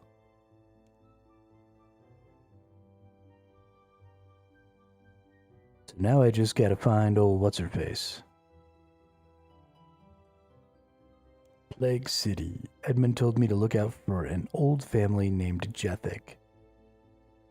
Old family friend named Jethic. I thought I saw Jethic. There's Jethic. Talk to Jethic. Hello, I don't recognize you. We don't get many newcomers around here. Looking for a woman from East Ardonia. East Ardonia? Women are easier to find in East Ardonia. Not many would come here to West Ardonia to find one, though. Although the name is familiar, what does she look like? Brown hair, in her 20s. That doesn't narrow it down a huge amount. Need to know more than that, or see a picture. Ah, damn it. Watching me attempt the underground pass will be hilarious. You know what? I have already defeated the haunted house. So I don't think there's anything left in this game that is going to prevent me from victory. Just saying.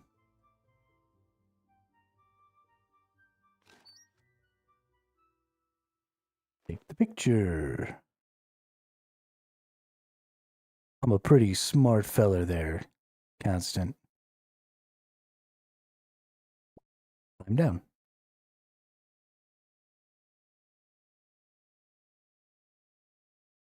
Ooh, I have a raw potato.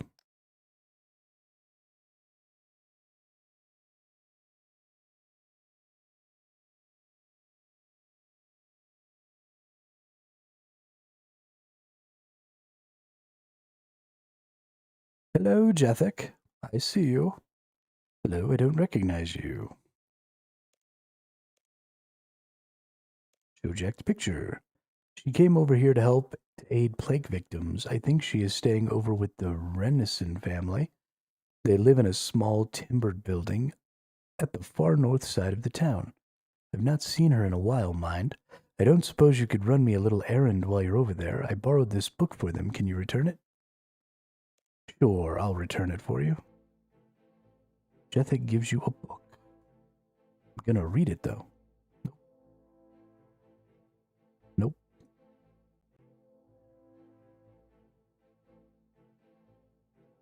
Looking for a log building. Timber building. There we go. Why is this asshole attacking me? Why don't you go ahead and...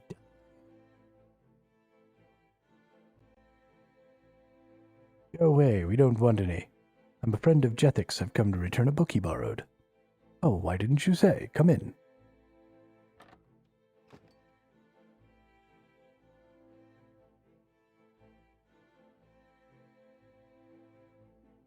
Hi, I hear a woman called Elena is staying here.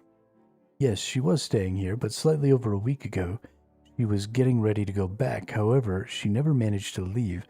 My daughter Millie was playing near the west wall when she saw some shadowy figures jump out and grab her. Millie is upstairs if you wish to speak to her.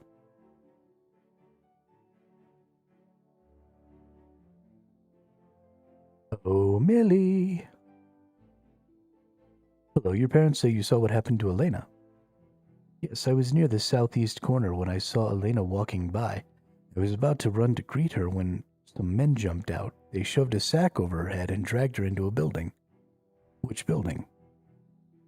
It was the boarded-up building with no windows in the southeast corner of West Ardonia. Well, all right then.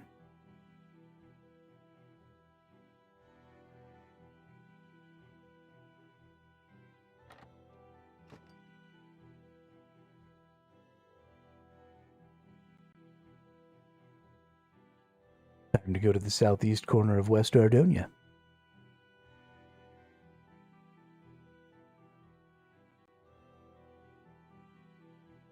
Boarded up with no windows. Well, none of these look boarded up.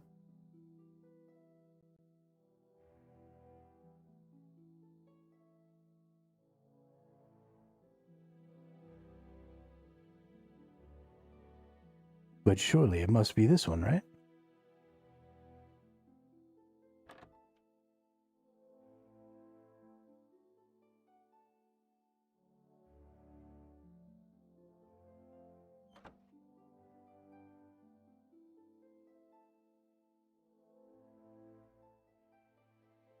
Perhaps not.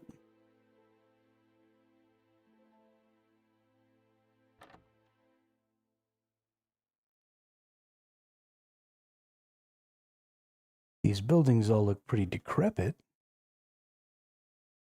but they all have windows. Oh, this one.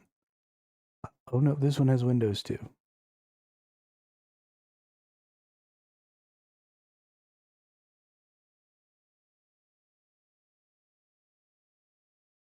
Oh, hang on. Well, this one has windows. They all have windows.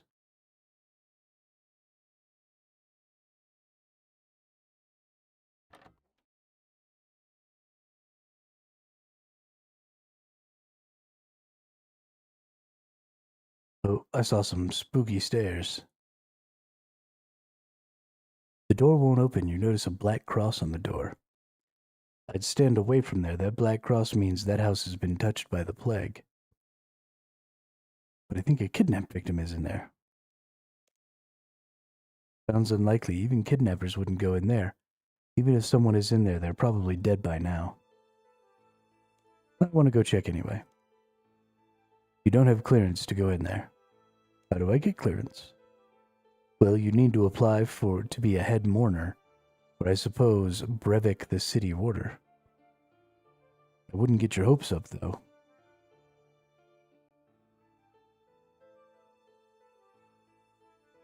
Okay.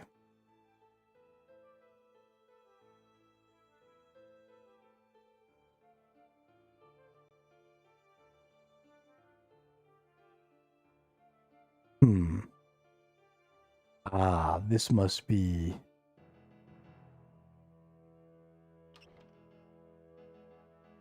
There's a clerk. Let's talk to the clerk. Welcome to the Civic Office of West Ardonia. How can I help you? I need permission to enter a plague house. Rather you than me, the mourners normally deal with that stuff. You should speak to them. Their headquarters are right near the city gate.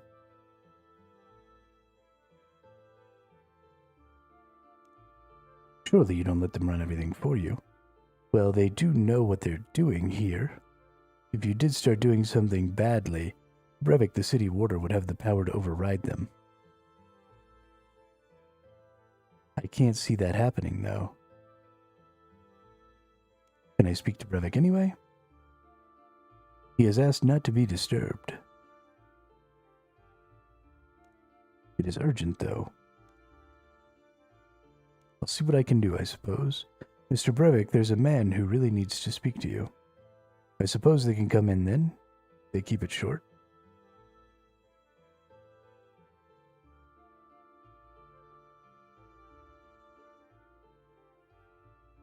Where are you, Mr. Brevik?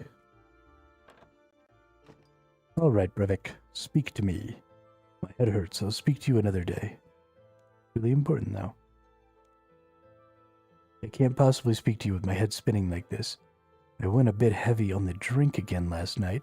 Curse my herbalist, she made the best hangover cures. Darn inconvenient of her catching the plague. You know what's in the cure? Let me think. Thinking it's clever. Thinking isn't clever. Here, she scribbled it down for me. Brevik hands you a piece of paper. I got a bucket of milk, grind some chocolate with a porter pestle and mortar. Add the ground chocolate to the milk. Add 5 snape grass. Or add some snape grass. All right, so chocolate, milk, snape grass, milk. Use hangover cure on that dude.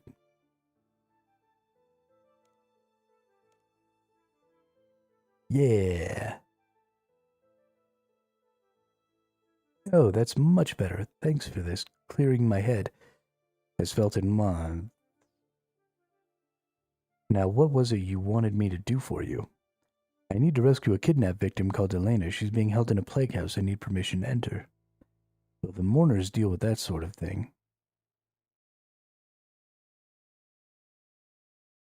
Is that all anyone says around here? Well, they know the best about the plague issues.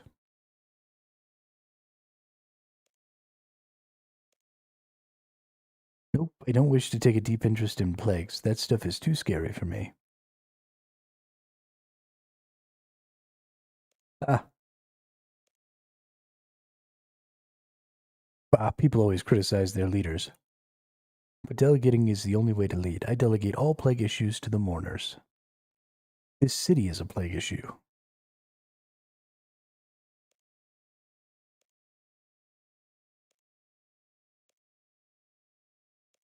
They won't listen to me.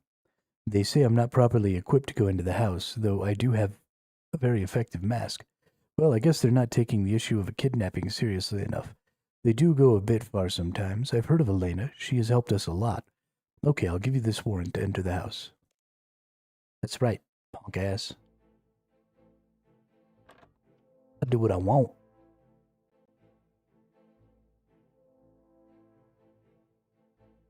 Alright, well I guess it's time to go to the underground, where apparently I'm gonna fail miserably.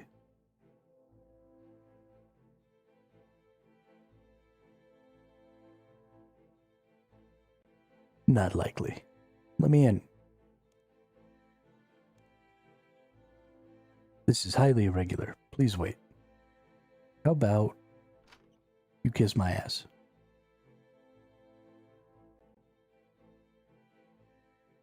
Alright, down the steps we go. Hello, Elena. The door is locked. Hey, get me out of here, please.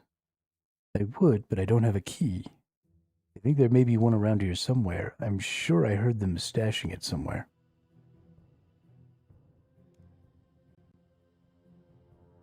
Surely it must be in the boxes.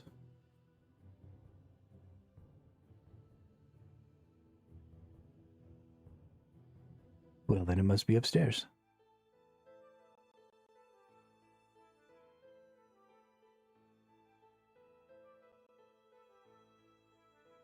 Got a key. Open the gate. Come on out, Elena. Hi, you're free to go. Your kidnappers don't seem to be about right now. Thank you. Being kidnapped was so inconvenient. I was on my way back to East Ardonia with some samples. I want to see if I can diagnose a cure for this plague. Well, you can leave via the manhole near the gate. Go and see my father. I'll make sure he adequately rewards you. Now, I'd better leave while I still can. All right. I thought I was going into some underground. Is that some different quest or something? That you were waiting for me to do? Because I'll go do it right now if it's going to entertain you. To watch me struggle.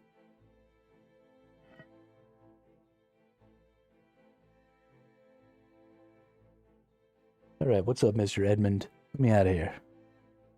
Thank you. Elena beat you back by minutes. Now I said I'd give you a reward.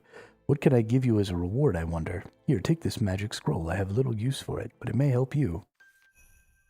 Hey, 1 quest point. 200 or 2045. Whatever. Some mining XP.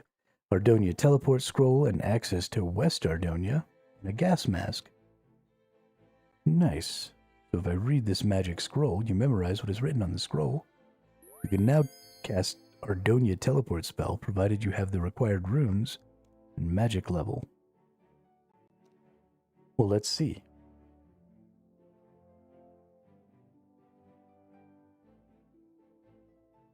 Lumbridge, Faldor, House, Camelot, Ardonia. I just need some law runes.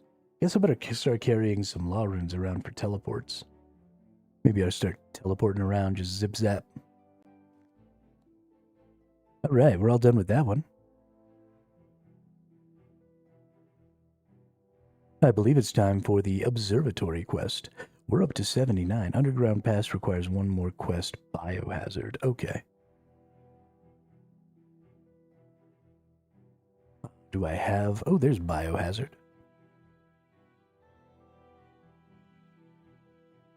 Well, let's fucking see about it, shall we? Priest gown top and bottom. How do I get a priest gown, I wonder? It'll probably be a part of the quest.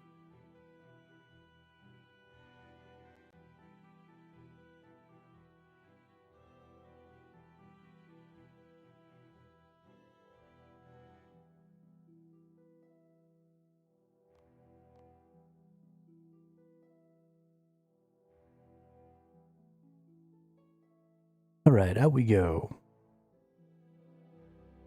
Climb up the mud pile. Alright, if we take a look at Biohazard here. It says I need to talk to Elena in her house. Okay, well she's right here. Isn't that nice?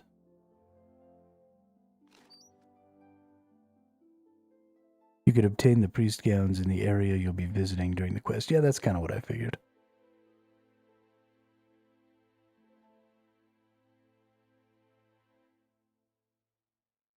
There's Alrina.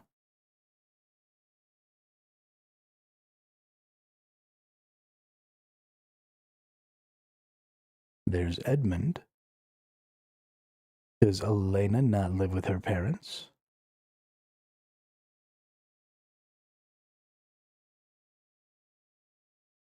Oh, let's go through their drawers.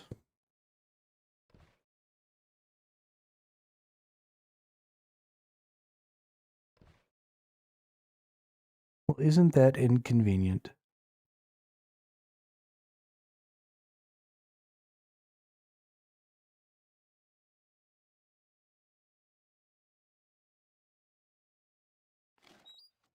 All right, Elena.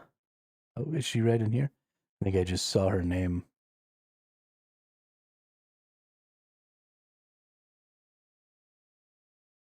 There she is. What a weird house. Good day to you, Elena. You too, thanks for freeing me. It's just a shame the mourners confiscated my equipment. What did they take? My distillator. I can't test any plague samples without it. They're holding it in the mourner quarters in West Ardonia. I must somehow retrieve that distillator if I am to find a cure for this awful affliction. I'll try to retrieve it for you. I was hoping you would say that. Unfortunately, they discovered the tunnel and filled it in. We need another way over that wall. Any ideas? My father's friend Jericho is in communication with West Ardonia. He might be able to help us. He lives next to the chapel. Well, isn't that nice?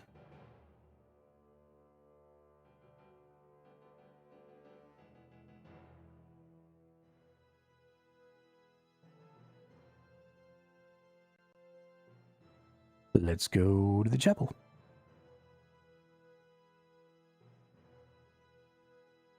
Who's this friend again? I already forgot their name. Talk to Jericho. Like the great walls of Jericho. Oh, billiard parlor walls come a-tumbling down. Well, your name isn't Jericho. And your name is Man.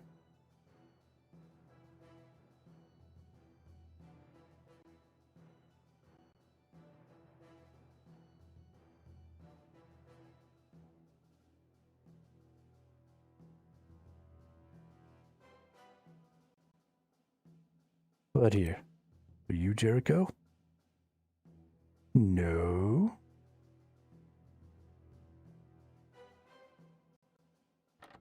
Are you Jericho? You are Jericho. Hello, Jericho. Hello, I've been expecting you. Elena tells me you need to cross the wall. That's right. My messenger pigeons help me communicate with friends over the wall. I have arranged for 2 friends to aid you with a rope ladder. Omart is waiting for you at the south end of the wall. Be careful, if the mourners catch you, punishments will be severe. Thanks, Jericho. I would like to see them try to punish me.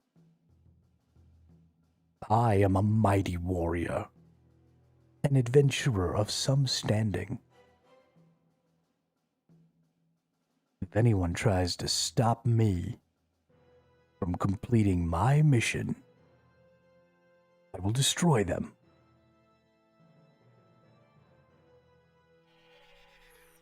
You will be destroyed. Somebody just teleported.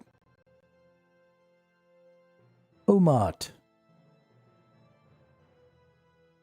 Jericho said that you might be able to help me.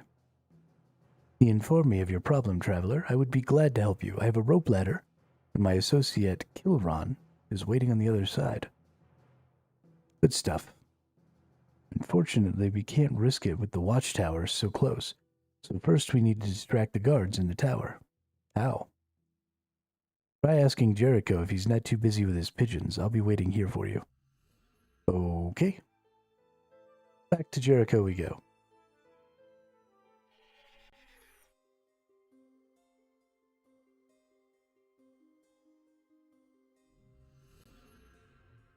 Because we wouldn't want to just be able to get everything done by talking to the person the one time.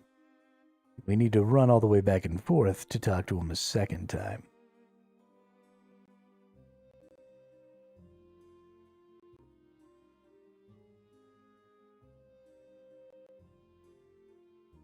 Oh, Jericho. I need some way to distract the watchtower. Any ideas? Nothing springs to mind.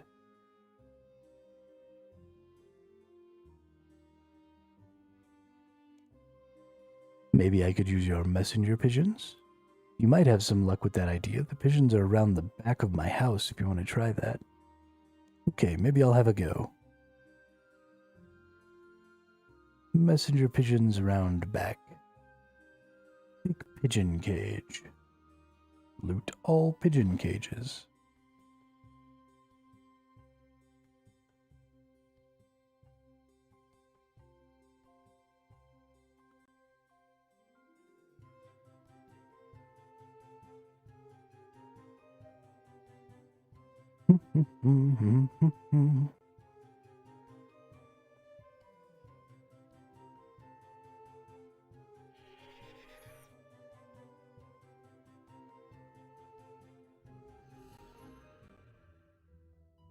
All right, Omar. Jericho said you might be able to help me. Waiting on the other side. Good stuff. Tower, how? Try asking Jericho.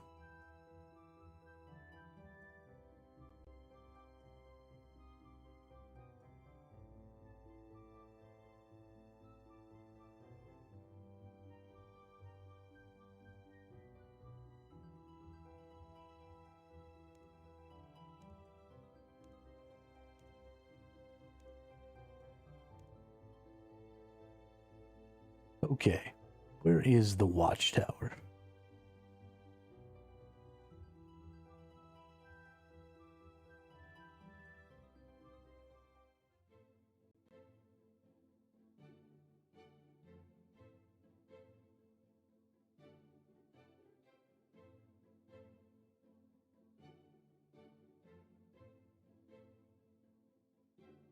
Is this the watchtower?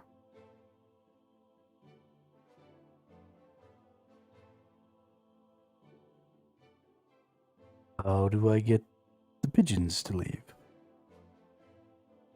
Probably have to go talk to Jericho again.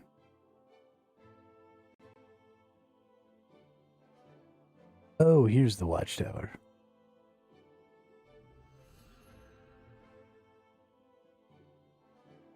Can I just murder all of them or something?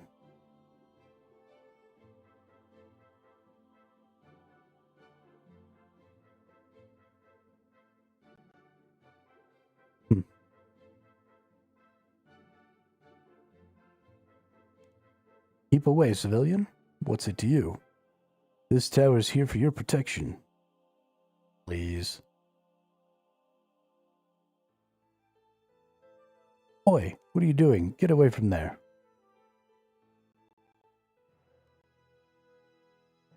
Alright, let's go talk to Jericho and see if he can tell me how to get these pigeons to fly away. He's probably got like some pigeon food or something that I need.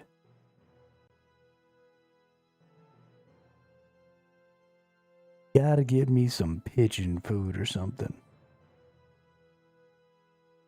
Or like a note that I have to tie to their legs because they're homing pigeons. So they need to have like a thing to deliver or something.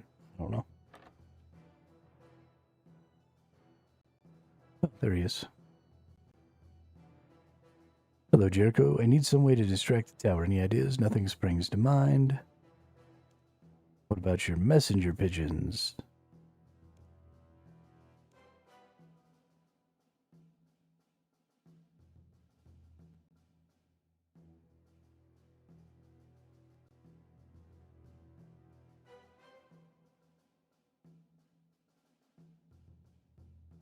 Let's open the cupboard.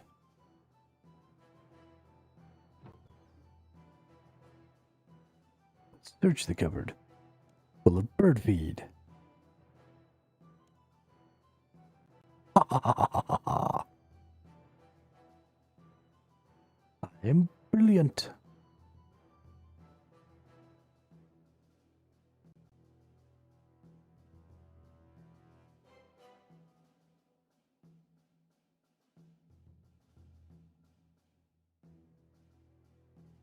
Old billiard parlor walls coming tumbling down. So I have this sinking feeling that I'm going to need put the bird feed like on the watchtower fence or something. Right? Bird feed, watchtower fence. Throw a handful of seeds at the watchtower.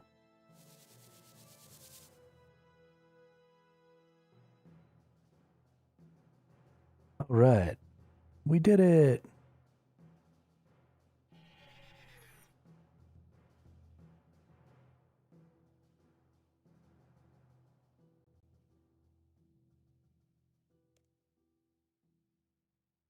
Yeah.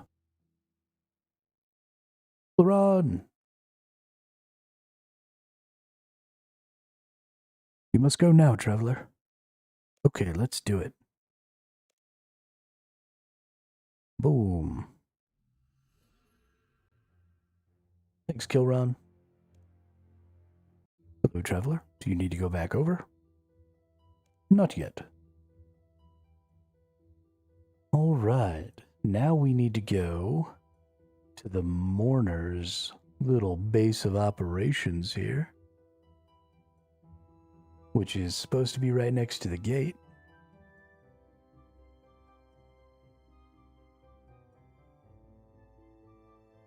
Must be this kind of nice looking building, obviously. Well, I guess it could be this shitty looking building. I imagine it's the nice one, but this one's super easy, so. Yeah, must be this nicer looking building. The mourners seem like the kind of people who would take over a nice structure like this for themselves. There's the head mourner. Let's go rifling through their chests. There's the chest and find nothing. There's the chest and find nothing. There's the chest and find nothing.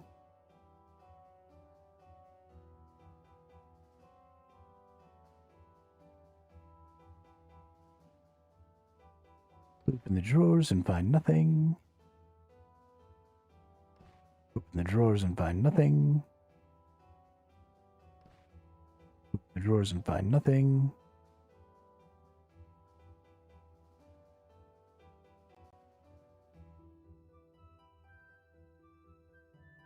Oh,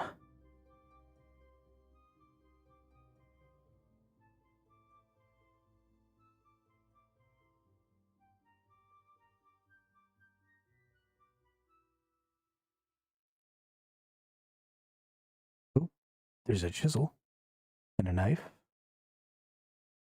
Am I gonna need these things? Who knows?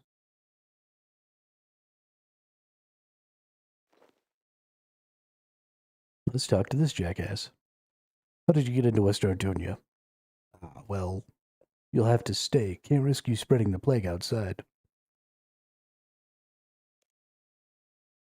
So what's a mourner? We're working for King Lathis of East Ardonia, trying to contain the accursed plague sweeping West Ardonia. We also do our best to ease these people's suffering. We're nicknamed mourners because we spend a lot of time at plague victims' funerals. No one else is allowed to risk the funerals. It's a demanding job, and we get little thanks from the people here. Well, yeah. I haven't got the plague, though. Can't risk you being a carrier. The protective clothing you have isn't regulation issue. It won't meet safety standards.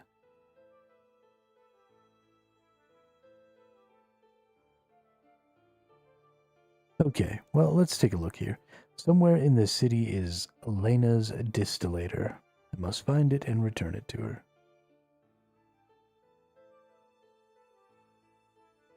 It is not in the mourner's building. The only thing I can think is it's either inside of this place or perhaps at the house where she was at before.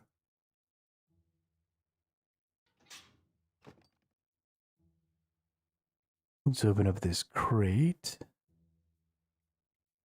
Can't reach the crate.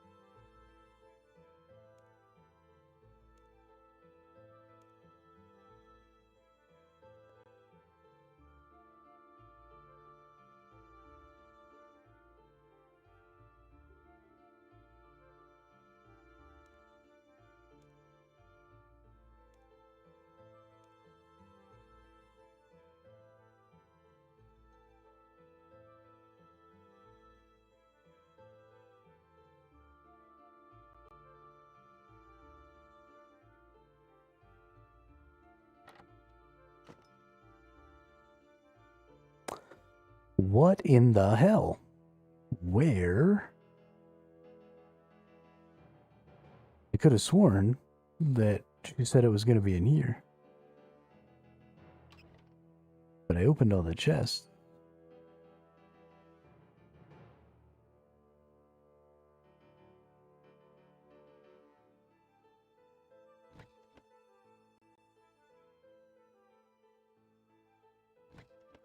Can't pickpocket the mourners. Let's switch. Whoops.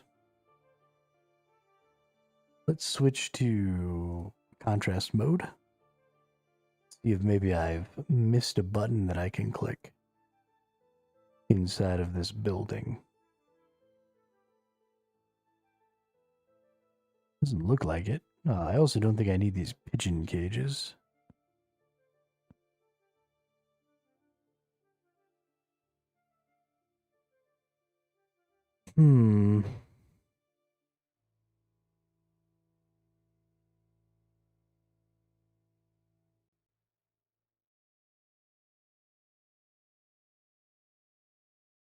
leave this way. Oi, what are you doing? Get away from there.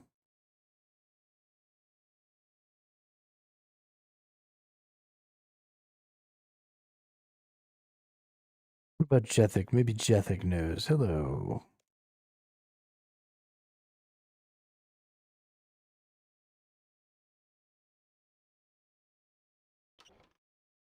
Oh shit, it's a noose.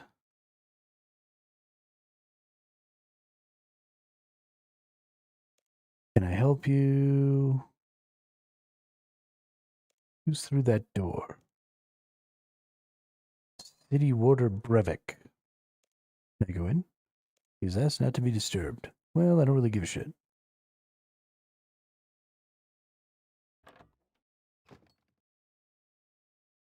Thanks again for the hangover cure. No problem, happy to help. I'm just having a little drop of whiskey, then I'll feel really good. What a twit.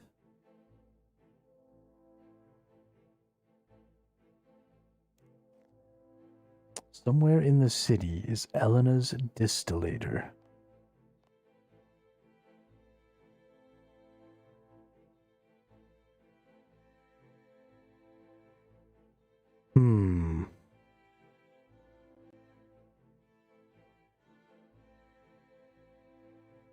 Do you know where the distillator is? Wish there was more I could do for these people. I think it wants me to have monk robes, right? Surely this is the place.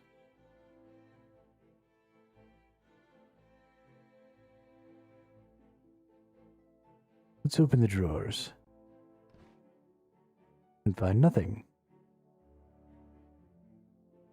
Open more drawers. And find nothing.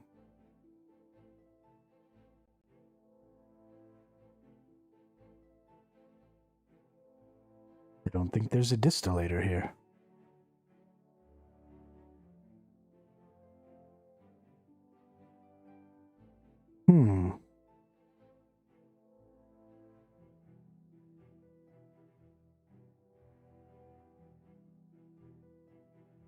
Ooh, spooky ghosts.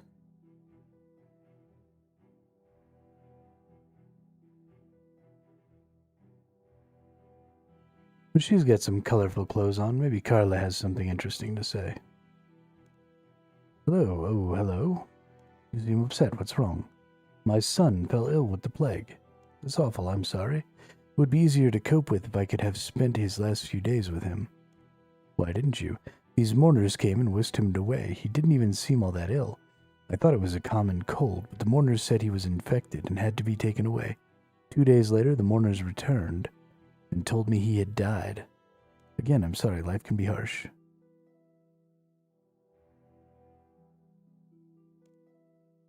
Where did the plague come from?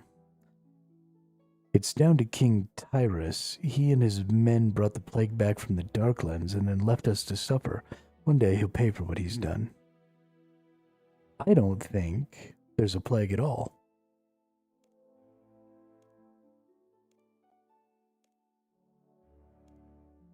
I think the mourners are kidnapping children.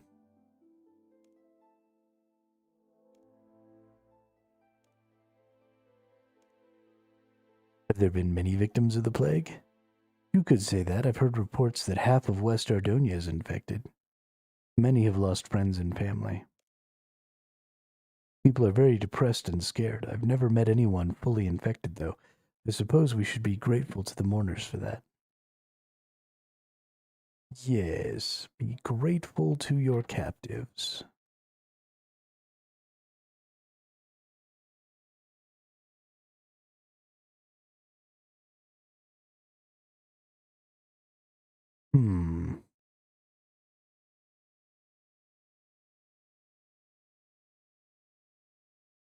Hello there. I'm a bit busy right now, sorry. Why, what are you doing? I'm trying to kill these mice.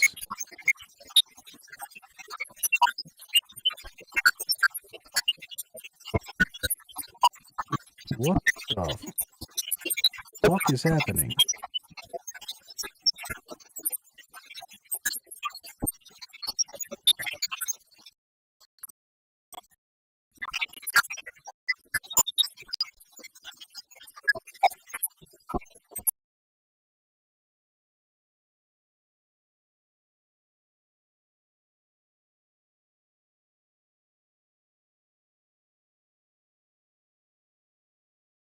That was super obnoxious.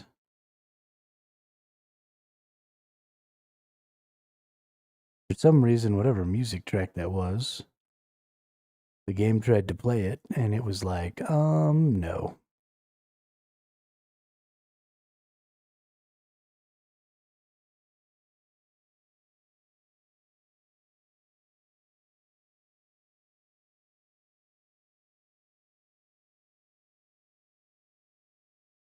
Hmm.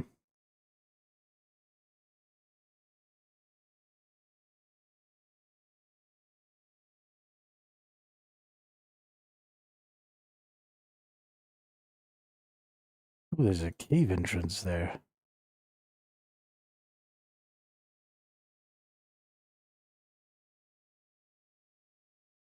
Okay, I'll be right back. I gotta use the restroom real quick.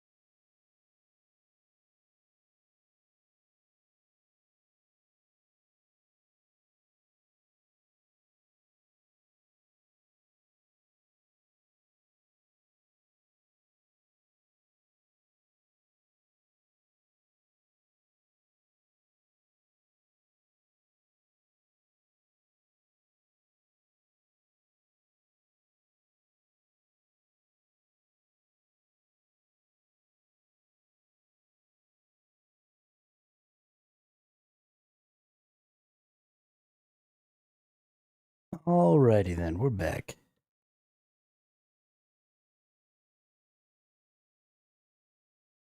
This is getting to be mildly obnoxious. Because nobody, just is somewhere in the city, which is fucking crazy. This city is huge. Nobody's giving me like any tips or anything like that.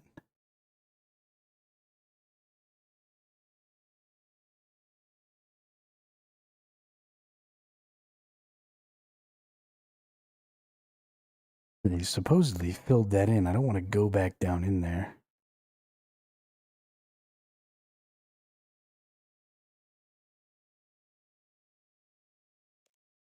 Hello there. I'm not allowed to speak with strangers. Cool. Go fuck yourself, kid. We've talked to a bunch of mourners. Let's talk to a recruiter. Citizens of West Ardonia, we will join the royal army of Ardonia.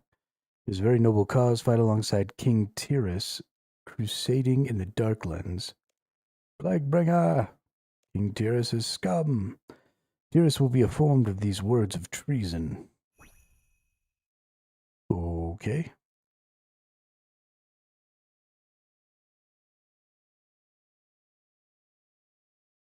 I mean, it's got to be in here, right? That's what she said. She said it was in here.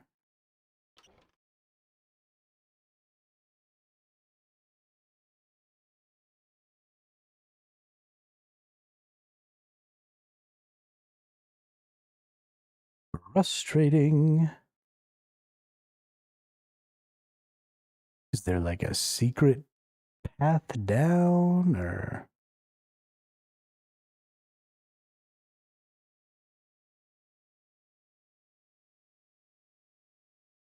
Okay.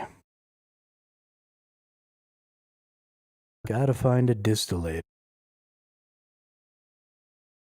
Somewhere. Maybe this will be it over here. This kind of looks like it might be a mourner building.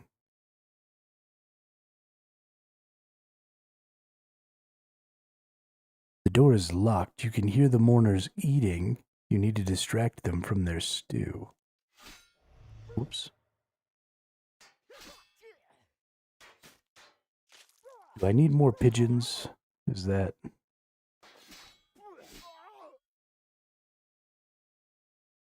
Did I accidentally toss out the pigeons?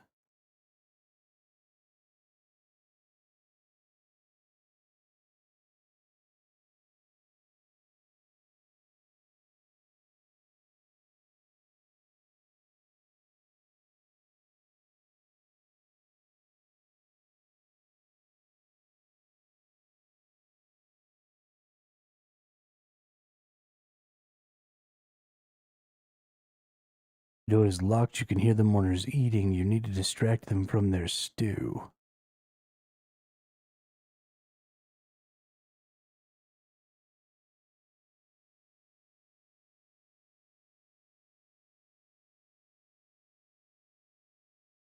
Okay. Yo, what's up, Hero Union? How are you?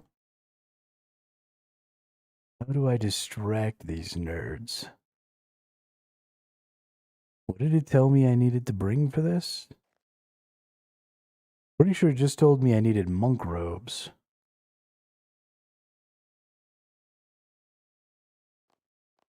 Or a priest gown. The only place I know where there maybe is a priest is over here.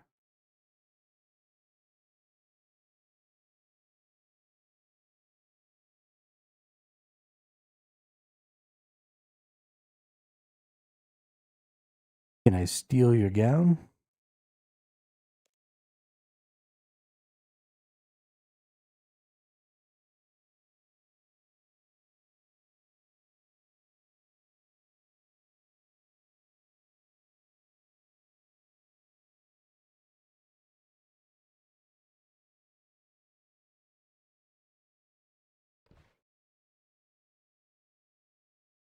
Nothing in these drawers.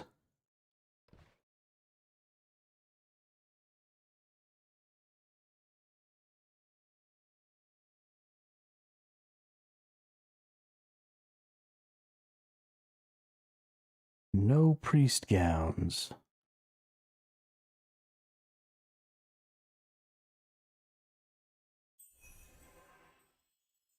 Use the altar in West Ardonia. Great. Now that I've used the altar, can this dude give me a priest gown?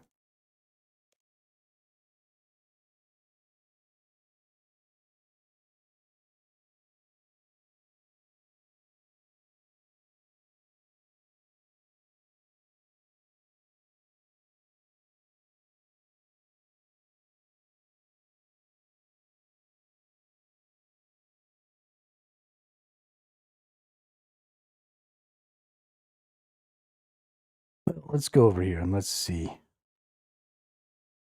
If all it wants me to have is a priest gown, then there must be something right over here that I can use to try and distract these fools.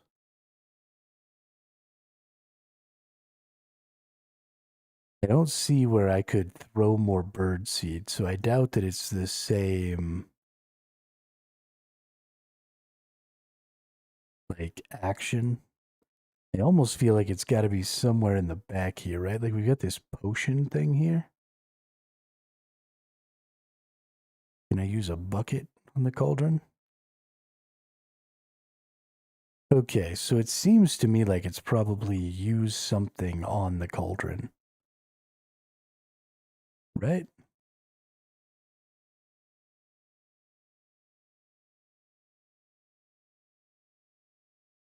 Like I should be able to knock it over or something?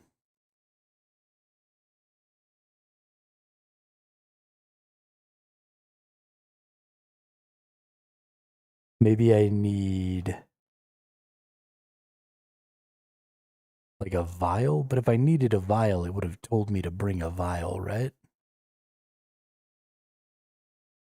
So I shouldn't need anything to do this.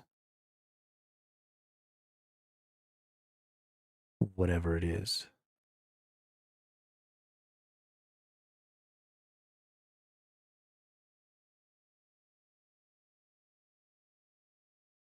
Let's talk to this dude. How did you get here? So what's a mourner? Blah, blah, blah, blah, blah. Okay, you're a useless twit. Got it.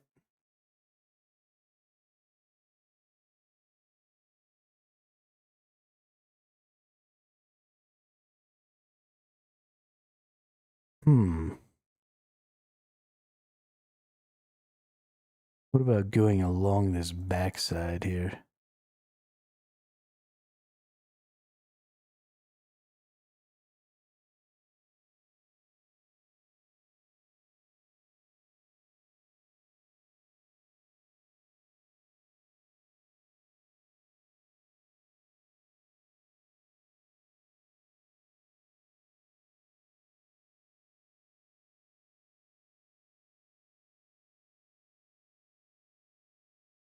Nothing I can do in there.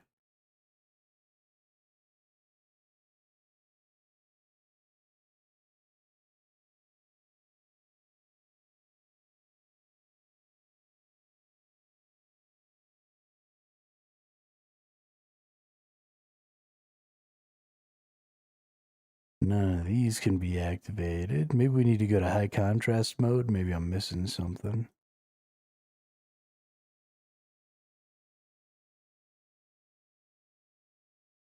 Doesn't look like it.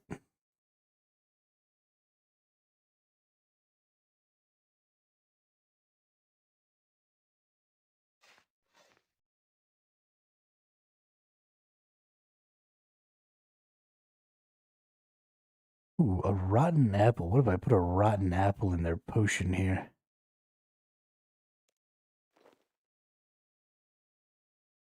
Or a rat even, maybe? Maybe I'll kill a rat and put it in there. Use the rotten apple in the potion.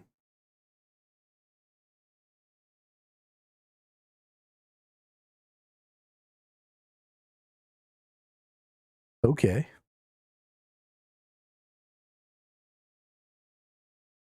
Okay.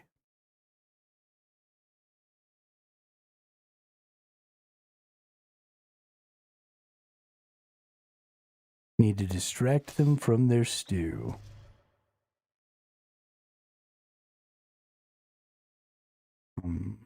Didn't get anything for killing that rat.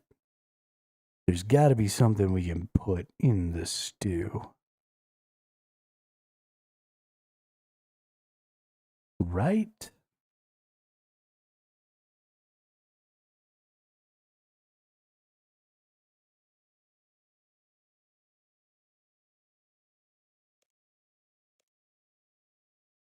Several mourners are ill with food. Oh. It was the rotten apple. Look at that. We're waiting for a doctor. Oh. He's got a mourner outfit. He's doing the same quest as me. Okay. So now let's go talk to the priest. Surely the priest is the doctor. Hello there. There was more I could do for these people. You are useless. Got it.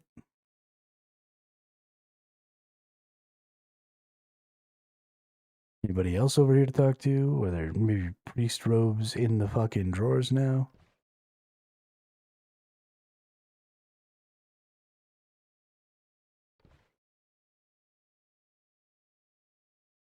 Waiting for a doctor.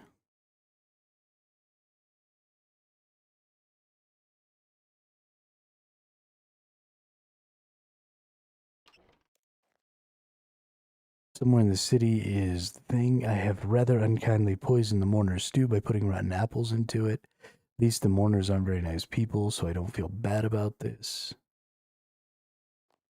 I need to become a doctor.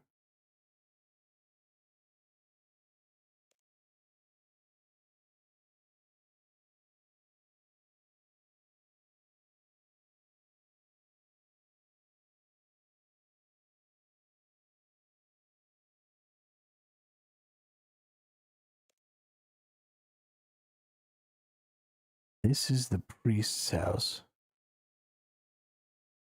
Why can't I get priest robes from the fucking priest?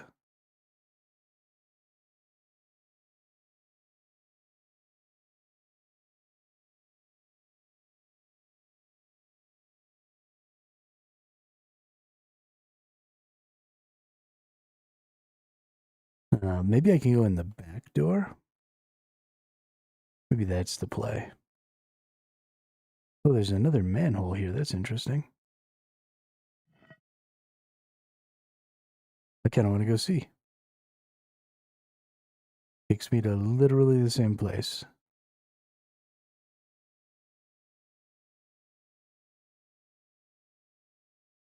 That's interesting.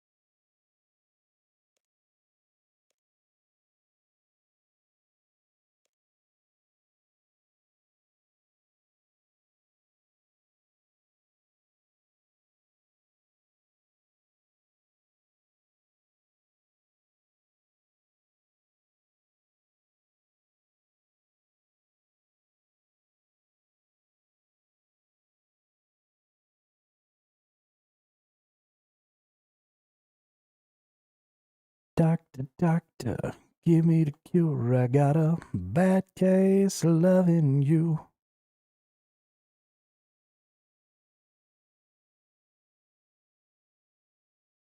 I actually feel like we have already had that conversation. Hang on. There's a doctor right over this way. Isn't there? There is.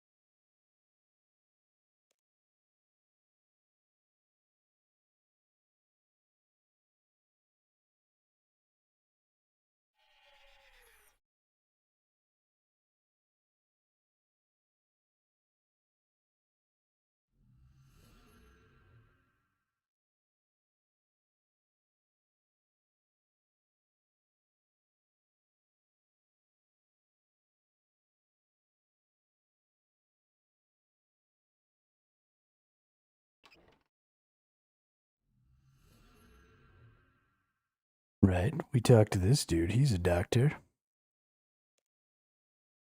Hello again. I'm so relieved. I heard that you had managed to dispose of the plague sheep successfully. Means that our quarantine is working again.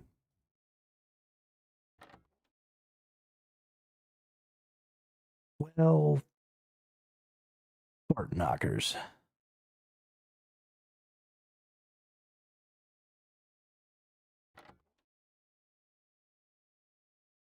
Apparently that wasn't the answer.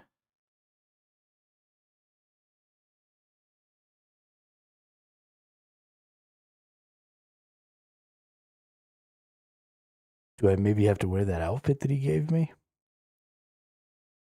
Is that how I show that I'm a doctor?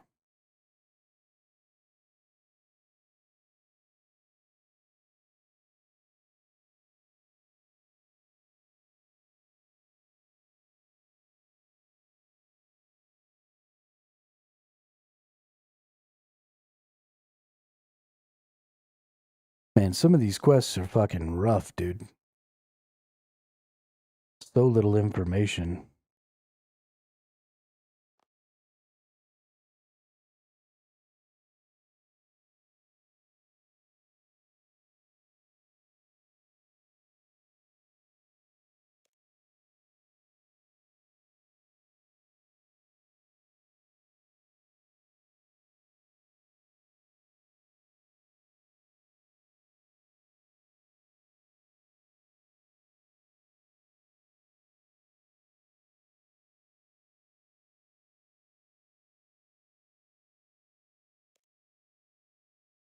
Here's my plague trousers, plague jacket.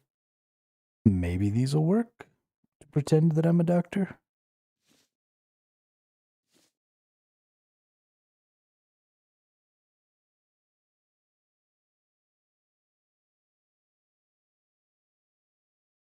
I guess the other option is I could just kill a couple of those mourners. See if maybe they drop something, because I don't think I've killed any of them yet.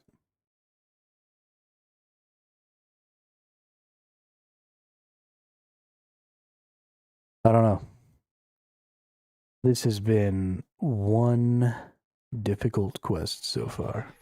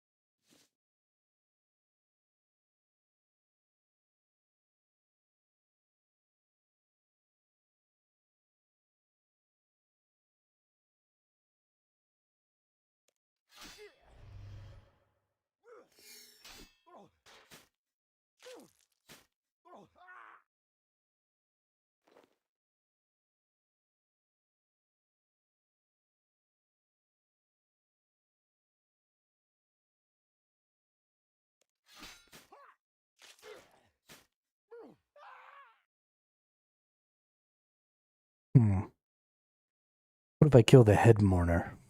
Can I do that? Can I murder this asshole?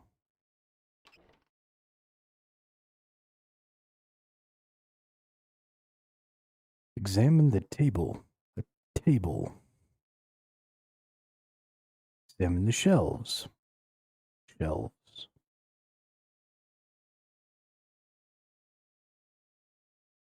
Can I, like, cut your shit off of you?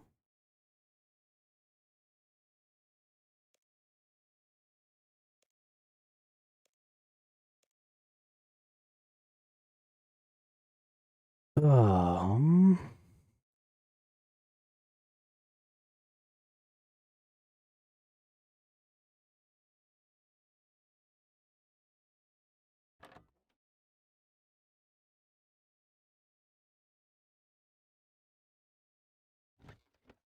Search and find nothing. There are so many chests with nothing in them in this game.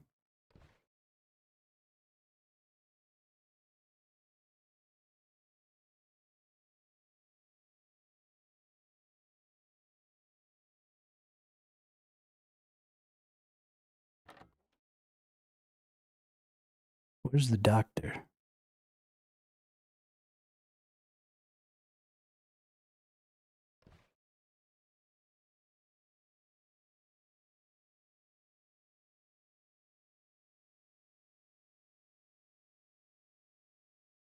Yo, my fucking brain hurts.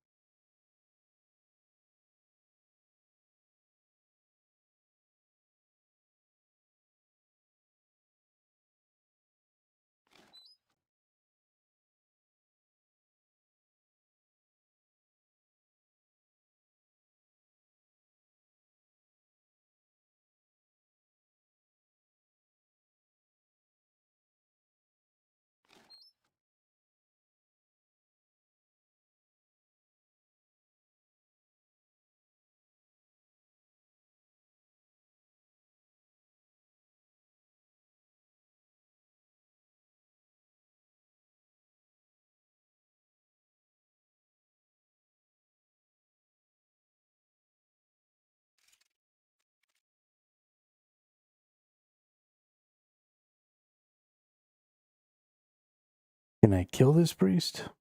Take his shit? Nope.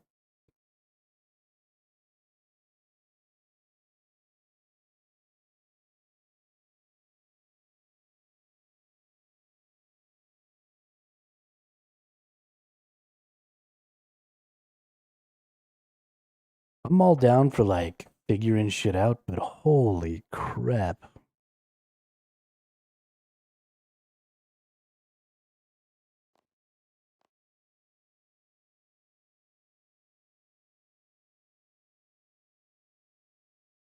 I have to be able to gain some sort of information.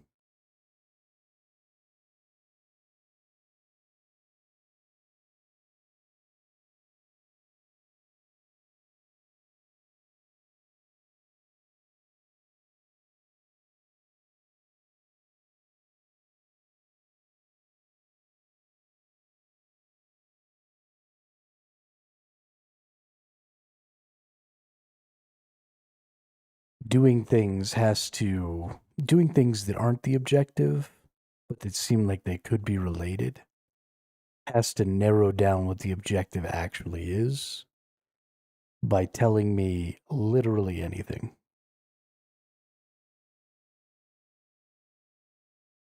Like, I can't just be running around. You need a doctor. Cool. Where do I find a goddamn doctor?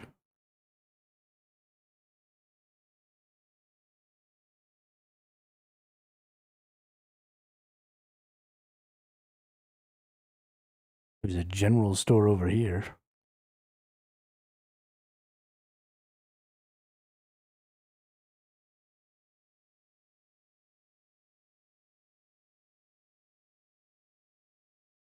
I think that I'm pretty good at figuring stuff out.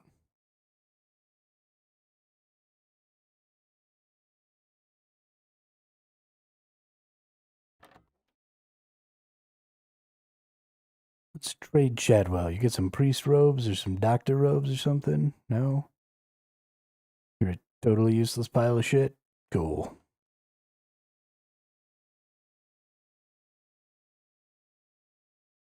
Like one of these civilians could tell me where the doctor is.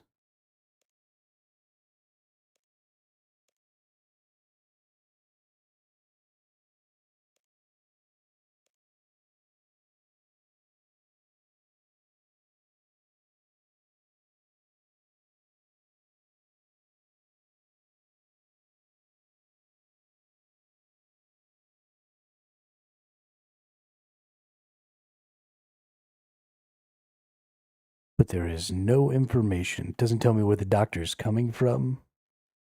So if when they said we're waiting for a doctor, they said we're waiting for a doctor to come from, XYZ location, that would be useful. Then I could kind of know where I was supposed to go to impersonate said doctor.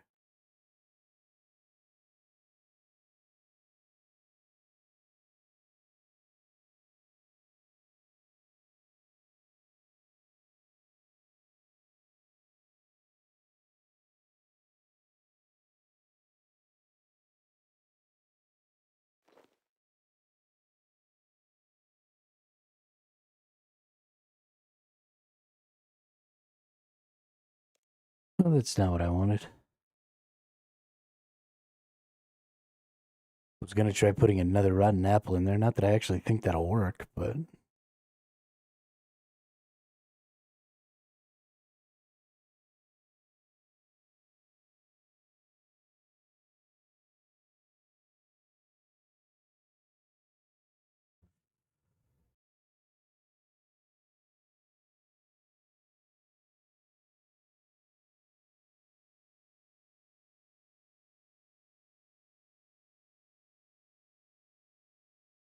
okay, I have no fucking clue what the answer to this is. Where am I supposed to get some fucking priest robes?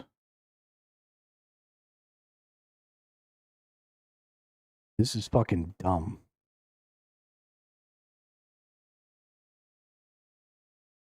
Or whatever it is that I'm supposed to have to pretend to be a doctor.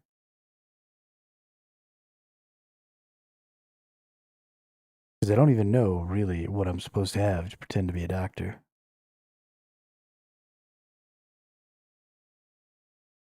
I assume it's pre-strobes.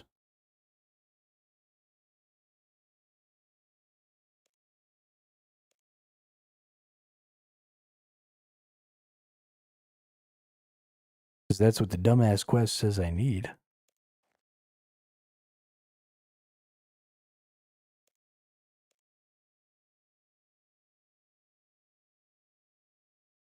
I will need to defeat a level 33 mourner. I've killed a number of level 33. Is it a specific level 33 mourner? What if we go attack this level 3 mourner over here? Because I've killed a few of them.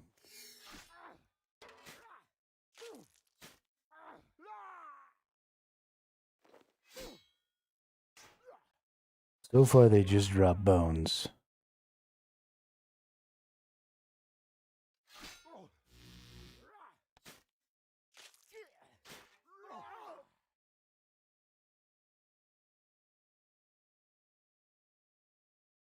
Maybe now that they're not there, I can go in the door. What do you think? Nope.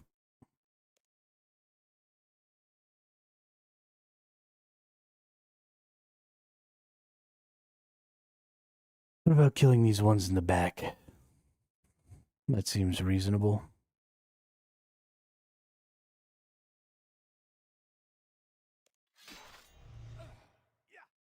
Let's murder this clown.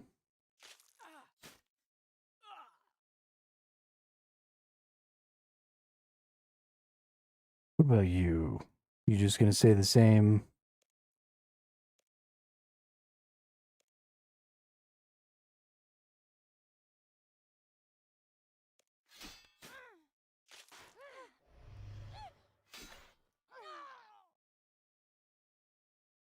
Hey, what's up, Bawick YouTube? Welcome to the chat, welcome to the channel. How are you today? How are you enjoying your time in RuneScape?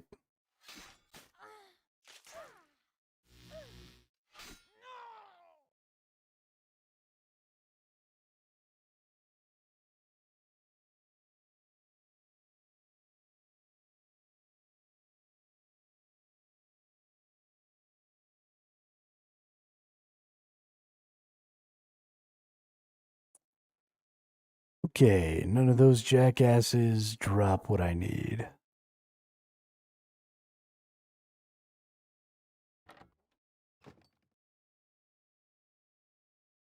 Surely these people are not doctors, right?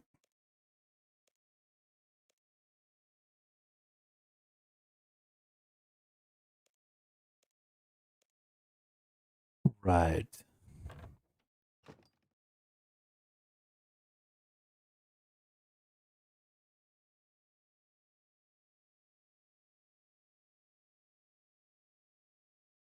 There's like an isolated level 33 mourner. Maybe this will be the one. He's like chilling over here in his own little house.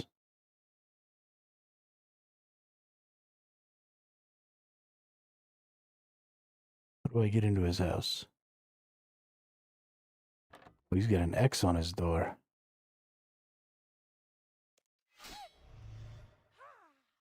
This person has the plague. Alack and alas.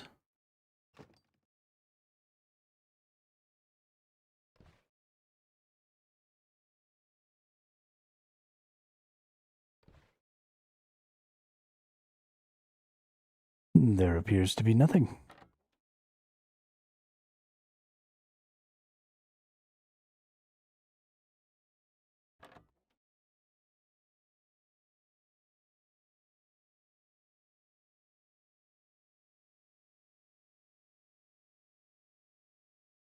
Hello, dear brother. What have you got there? Nothing? Nothing? You only see air.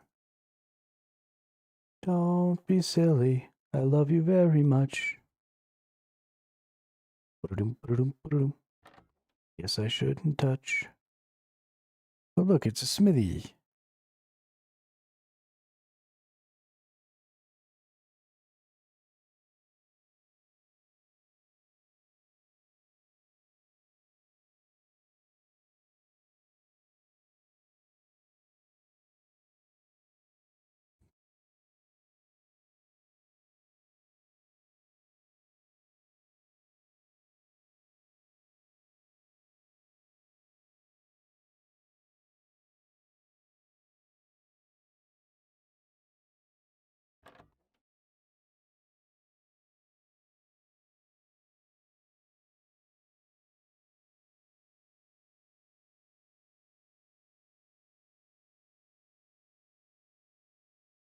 Man, I am losing my chill.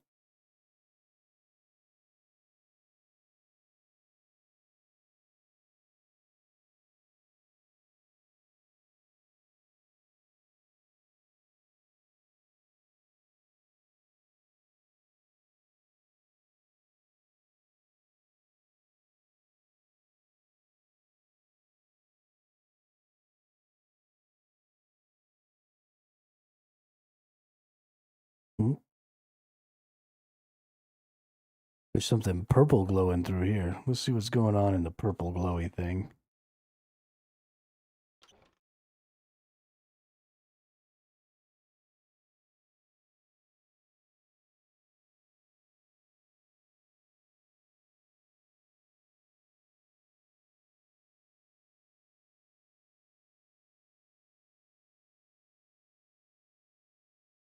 Hmm.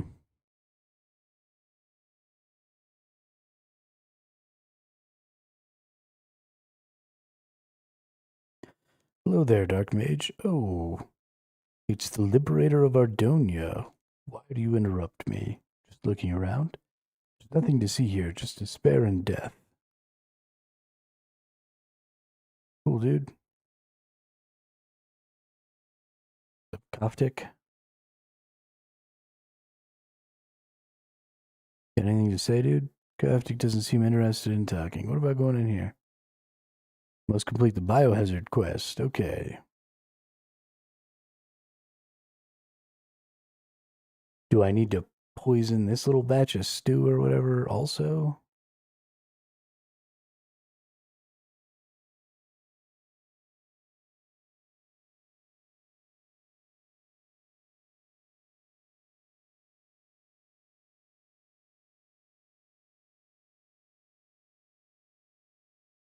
All right. Well, I'm about to lose my shit, so we're cheating.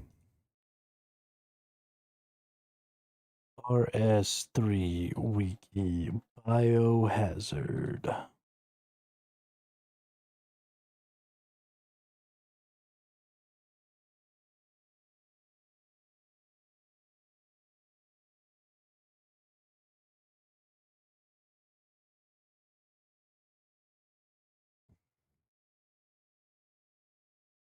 Head to the Mourners' headquarters located in the northeastern corner of the city to enter, but you will be turned away. The Mourners go around the headquarters to the north part. See a cauldron. Pick up the rotten apple laying on the ground, put it in the cauldron.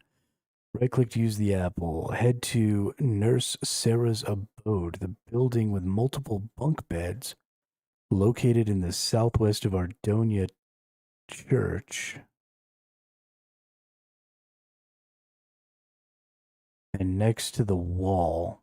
Okay, cool.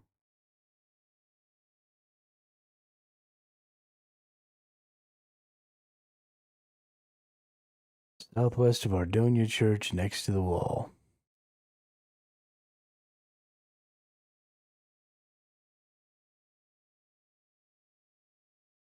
I think I remember seeing this building before. Hey, look at that. It's Nurse Sarah. Hello, nurse. Oh, hello there. I'm afraid I can't stop to talk. A group of mourners have become ill with food poisoning. I need to go over and see what I can do. Strange that.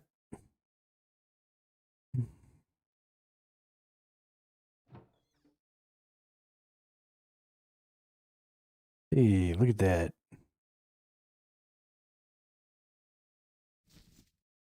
We got a doctor gown. Ain't that something?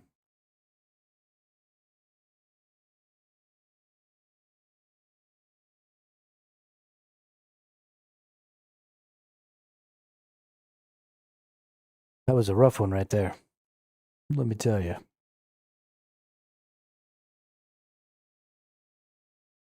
Yeah, I did read the quest log. It said that they were sick. So I knew I needed to pretend to be a doctor.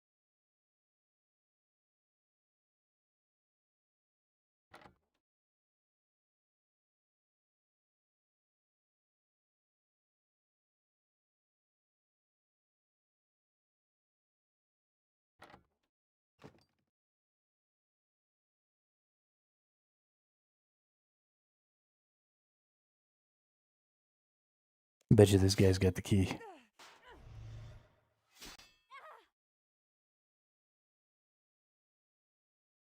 Yep.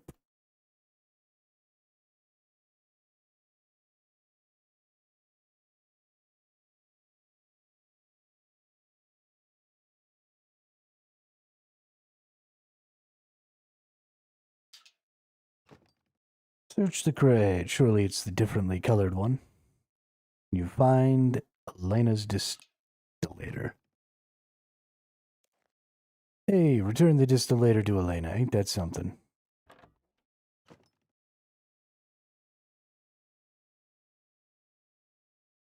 I mean, these quests are just unreasonably obscured. Like, it's not that I'm dumb. When I came over here and they said distract the guards, I was able to walk around here a little bit, and I saw that there was a cauldron, and I realized that I could use the cauldron, and I found the rotten apple, and I poisoned the cauldron, and I did all of those things without any additional input from the game. Because they were nearby, because they made sense, because, you know, a number of things. But eventually, your quest objectives get so obscured, like, we're waiting for a doctor with no information about even the direction the doctor might be coming from, that at some point it just becomes search every square foot of an unknown size of area. And that's just not good quest design. You need to... There at least need to be people you can talk to who will narrow down the direction. And a lot of times there are. Right? It's kind of a toss-up, like 50-50. Sometimes you get quests that do exactly that. And they give you, like, oh, you're looking for a doctor? There's a doctor this way. And then you go kind of in that general direction and find them. And then sometimes you get a quest that's like, a doctor exists in Gielinor somewhere. Have fun.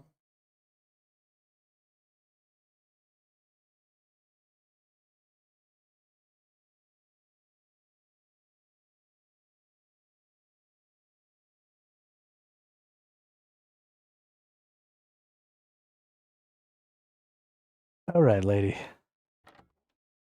Let me give you this distillerator. So have you managed to retrieve my distillerator? Yes, I have. You have? That's great. Now can you pass me those reaction agents, please? These look pretty fancy.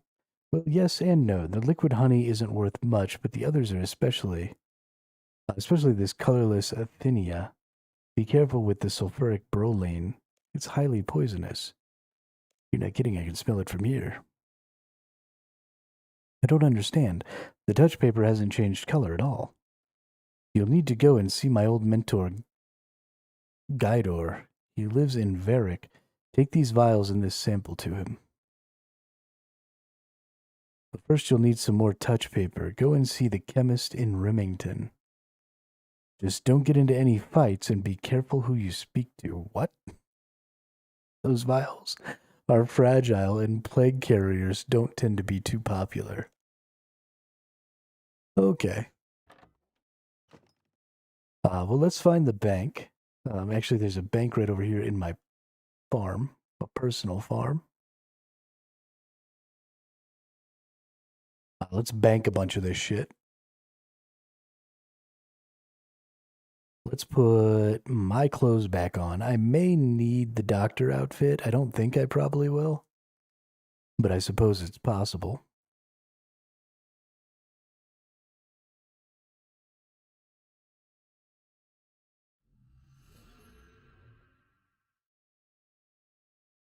Let's go to the bank. Let's put away a bunch of things. This is liquid honey. Oh, I think I didn't get all the vials. Definitely think I'm going to have to go talk to that lady again. Don't think I got all the vials. Because all I have is liquid honey.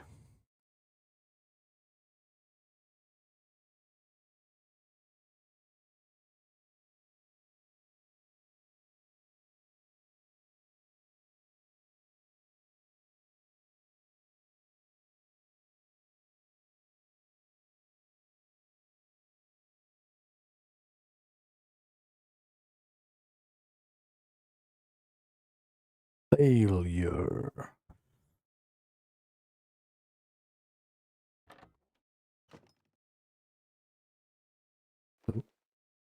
Let's just press Y.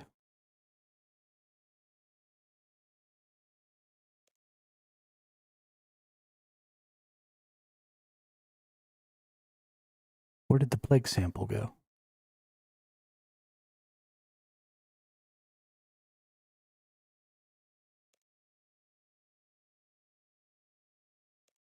I've lost some of the stuff that you gave me.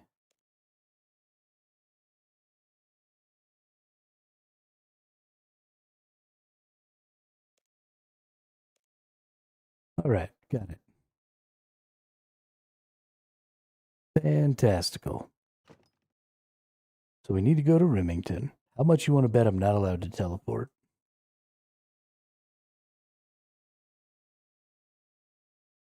Where is Remington again?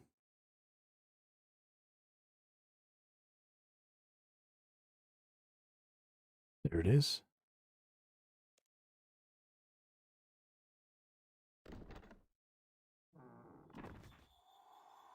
Here's hoping we're allowed to teleport.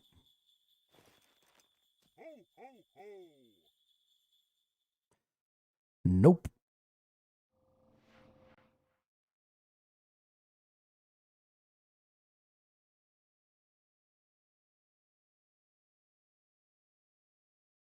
Wow, game.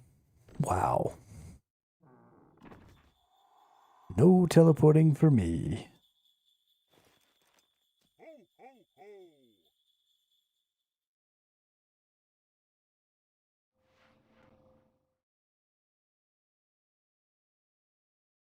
All right, well, let's go back over there. Let's get a new batch of plague, and then we'll just run our fat ass all the way over to Remington.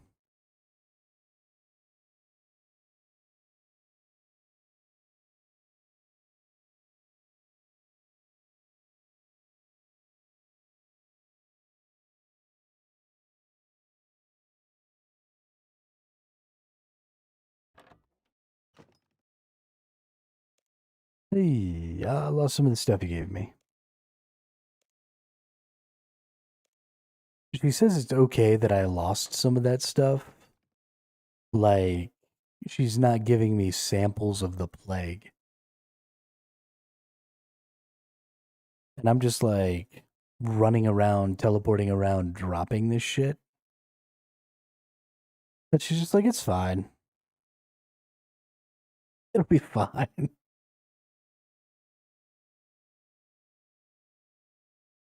No big deal.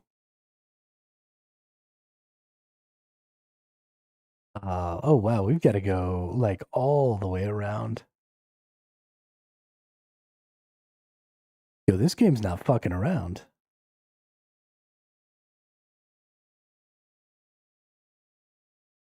Is it seriously not gonna let me teleport and make me run this whole way? That's crazy.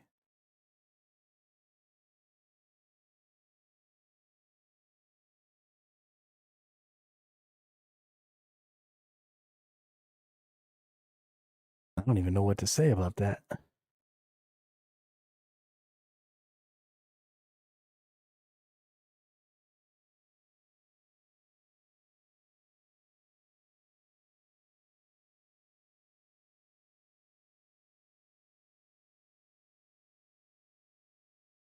So we don't want to talk to anybody and we don't want to get hit. She said don't get in any fights. I assume that means that if something hits me, I'll drop the vial and have to go back and get another one. There aren't very many aggressive creatures between here and there. But I think some of these wolves might be aggressive. Of course, I might be high enough level that they just won't attack me. So we might be alright. I don't have the path under into the dwarven thing, so I'm gonna have to like go up and around.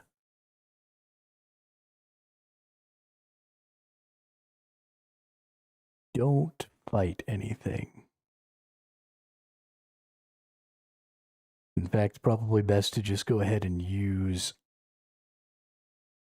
the mini map to move while we're near enemies that we might end up fighting. Oh, gonna go in this cave.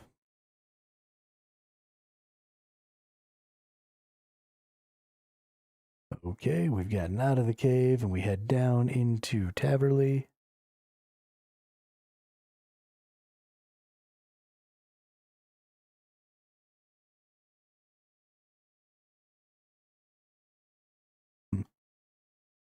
Not really time to worry about that right now.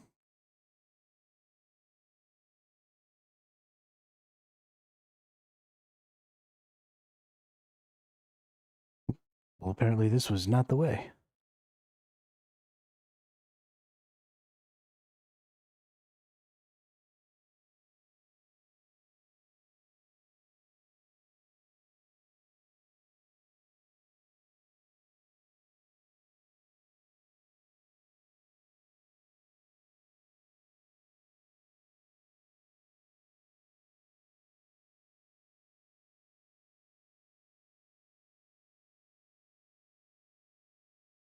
I could have sworn you just walked down.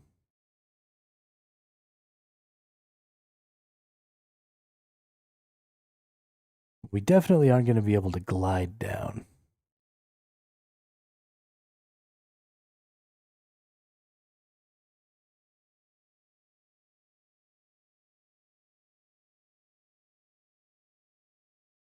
But I could have sworn you just walked.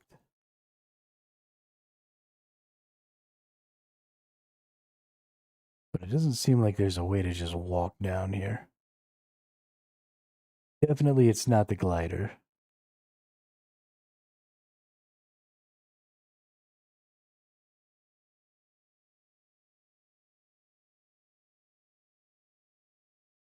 When I entered the cave, it just took me straight through, right?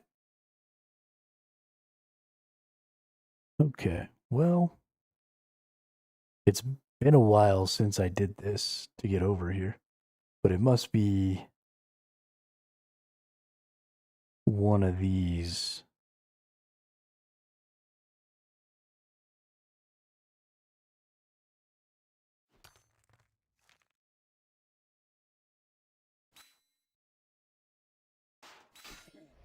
Don't hit me.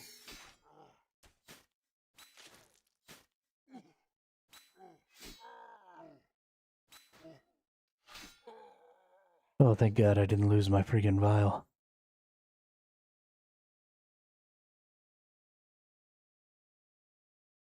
What if we go down? Oh, hell no, this is definitely not the way.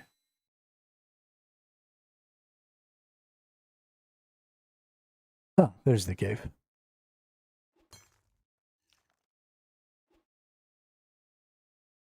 Just didn't look hard enough.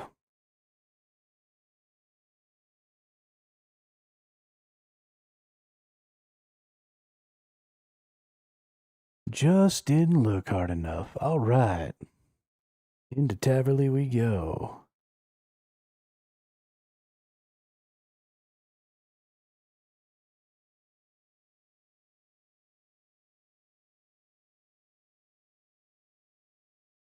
Now we'll run our way down to Remington.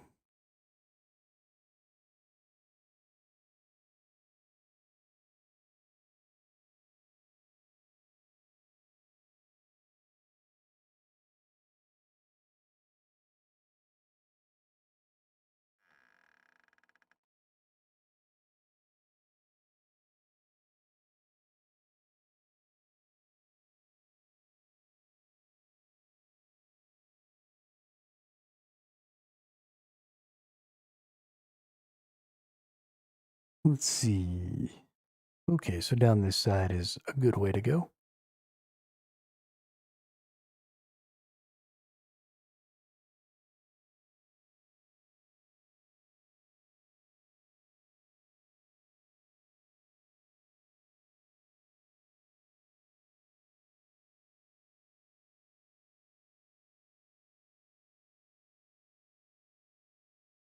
Here's the crafting guild.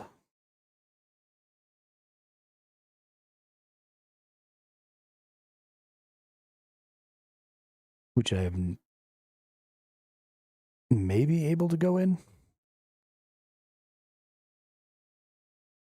Might be level 45. Might be level 67. I'm not 100%. It's One of those two, though, I think. All right. Remington.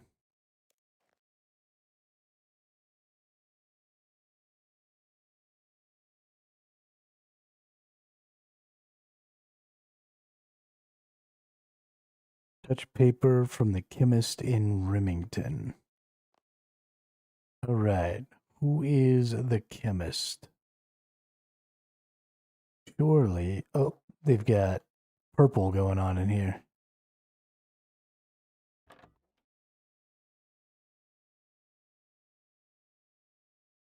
Surely Hetty must be the chemist.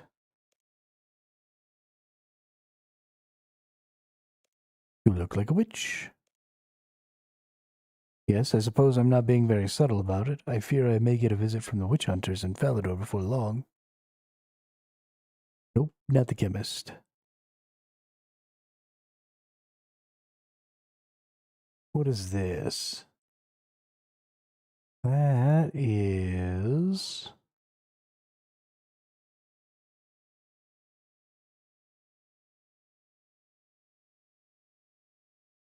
Let's see, plants could mean chemist.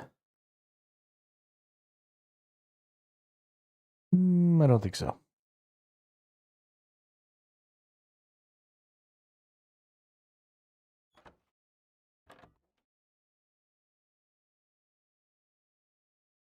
These people just look like they run a shop.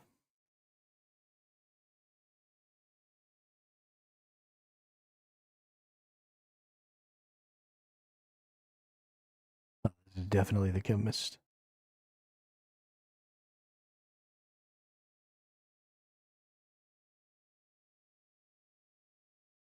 What's up, dude?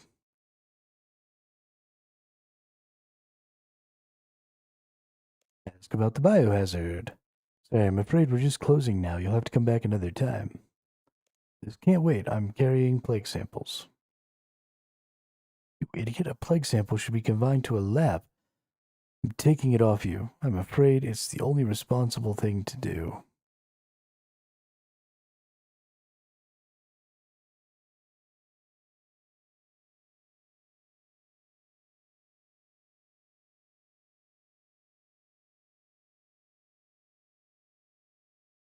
Can I kill this motherfucker? Where'd he go?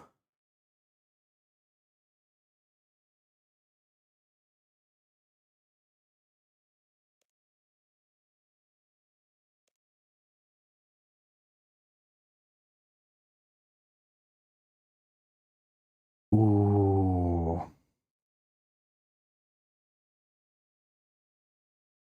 I'm gonna have to make that whole ass run again, aren't I?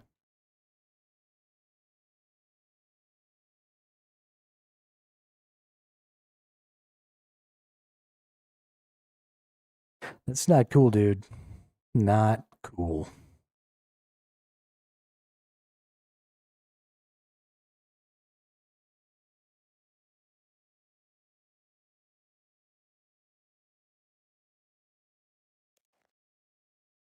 I don't really feel like fucking doing that again, so... Booyah. 3 wooden planks, a bronze bar, and molten glass.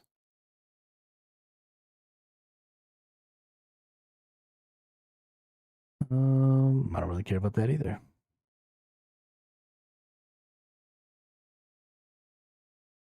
Yeah, I don't actually want to do quests at all right now. Hey, I'm super frustrated after that one.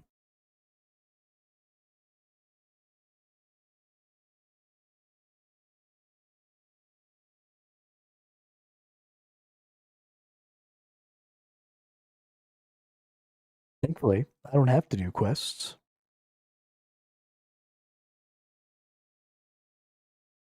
I gotta level up some fighting and stuff a little bit. I actually have, let's see, lesser demons. Lesser demons are in Taverley Dungeon.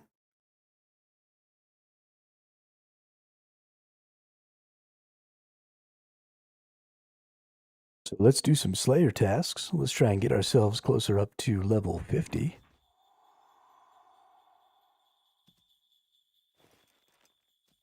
Sorry, level 60, not 50.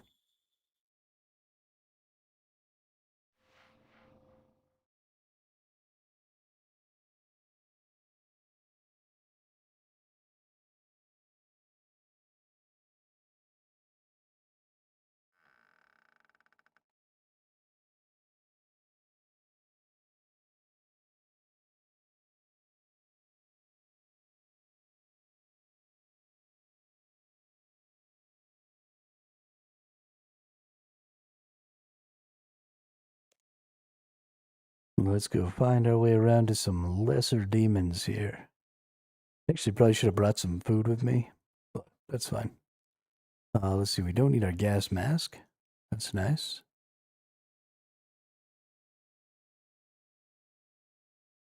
Let's just go murder demons. Red rum. Red rum.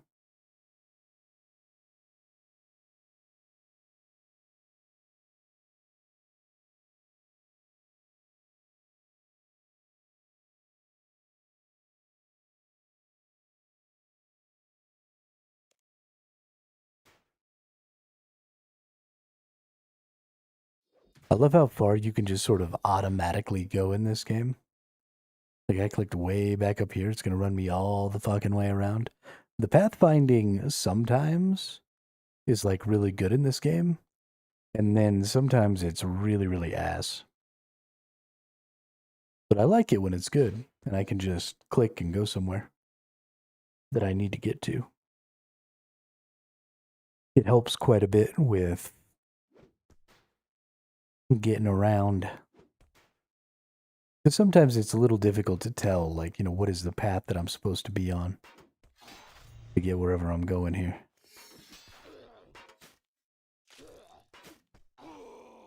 Alright, so we gotta kill 63 demons. Let's see how easy that might be. Oh, I got 2 demons attacking me already. Sweet. Already fucked it up. That's hilarious. Let's go ahead and turn on my defensive aura then. Maybe this will help keep me from totally ruining my life.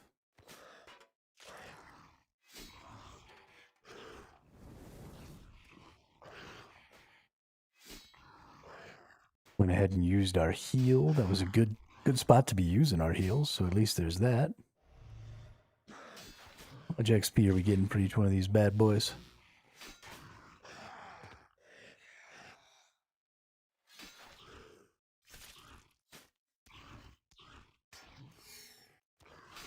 Wasn't paying attention when I finished that demon off, so I don't even know how much XP I might be getting.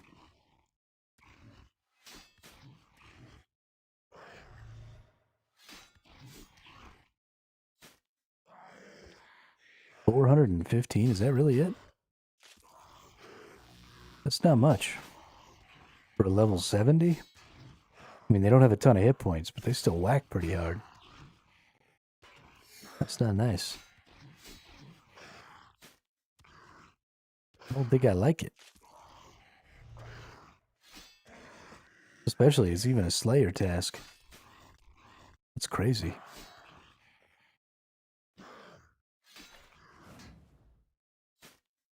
Fucking crazy.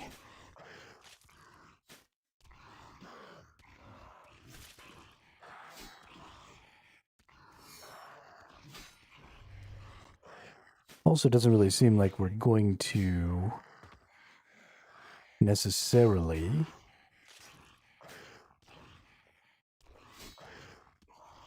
be able to sustain on these. We still got 3 minutes. We're down to 40% of our health already. We're definitely going to have a hard time maintaining. Of course, now that we've got all this extra adrenaline, maybe I'll stay here about the 40% mark. We'll see.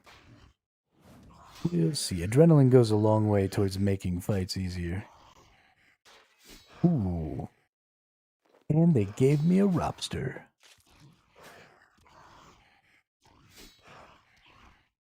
I forgot that sometimes they drop Robsters. Maybe we'll be alright. Let's go ahead and eat that one, actually.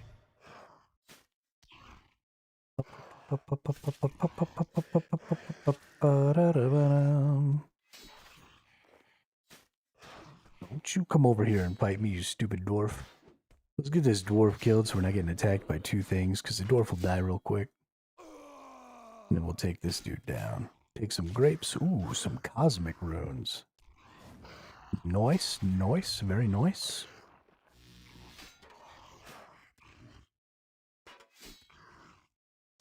Cosmic runes, good for enchanting.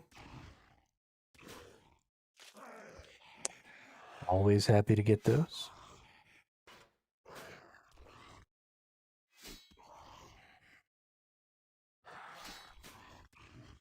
I wanna be a billionaire so freaking bad.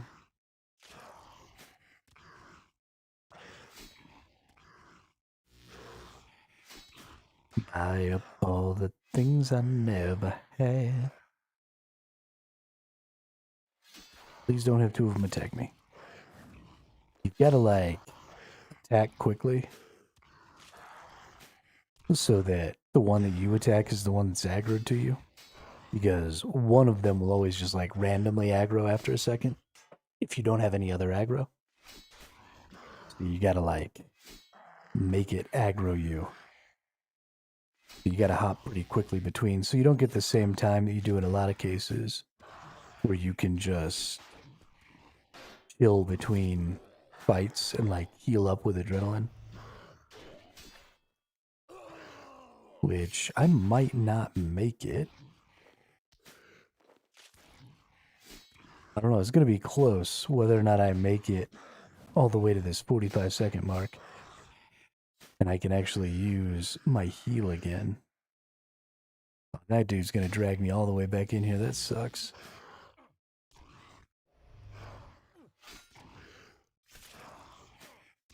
I got 30 seconds. If this fight lasts 30 seconds, then we'll get our heal off. If not, things might get a little sticky.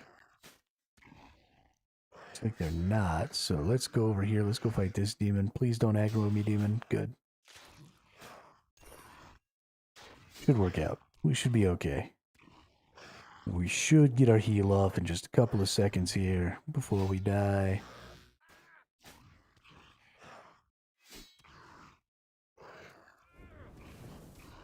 Hey, there it is. Got my big heal.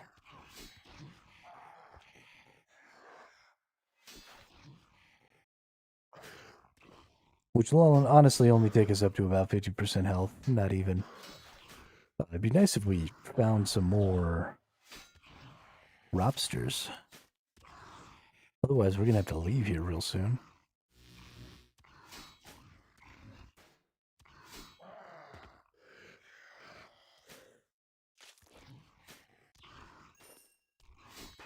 I do have a lot of lobsters back at base. I could bring, 10 of them down here.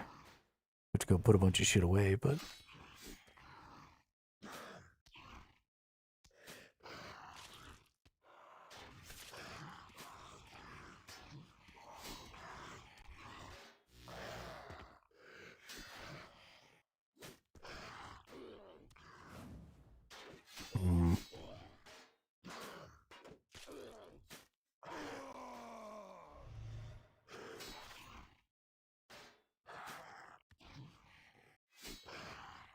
No Robsters. Yes, we gotta go. Yes, we gotta go. Maybe I'll be able to just sit and let my stuff heal me. Nope. I was attacked. Go through there. Run away!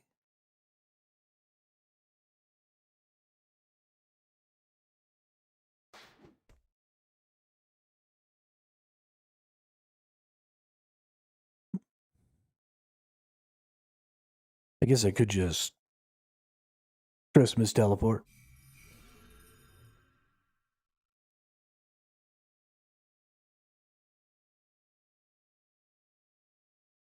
That takes me right to a bank. This Christmas village is actually really fucking convenient. Let's put away some of these, put away some of those, put away that, put away that, put away the grapes. Let's go over here and let's put away our quest items. And then we'll go to food. Take out some Robsters.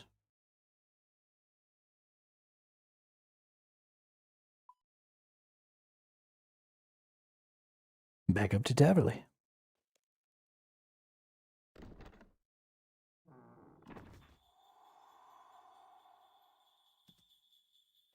Wild. Wild Wild West. Jim West. Desperado. Rough Rider. No, you don't want nada.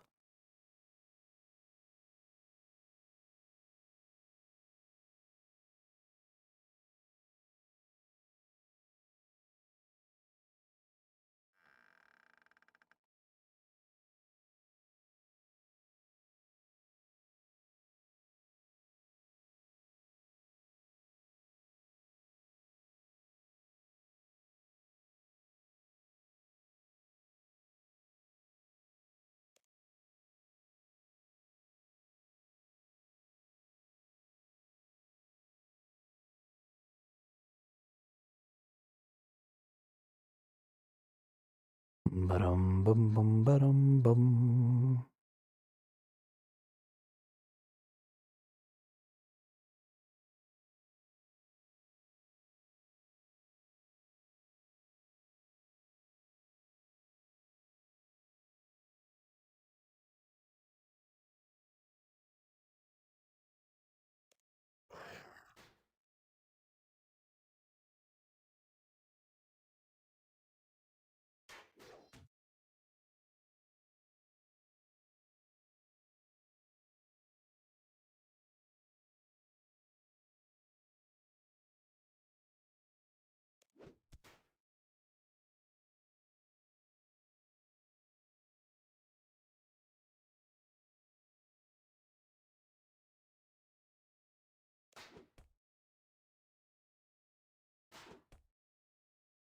If we're going to be walking slow, we might as well just go ahead and murder this dwarf.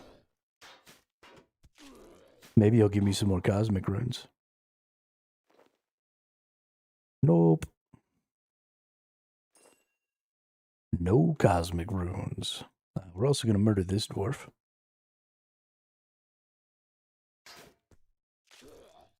Because otherwise he's going to get in our way.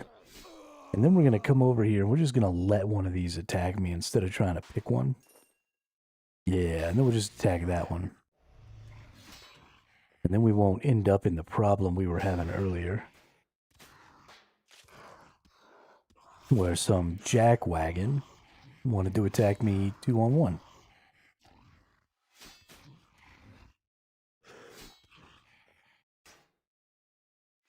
You know what I really, really want? Is I really, really want the hybrid gear set, the level 80 hybrid gear set.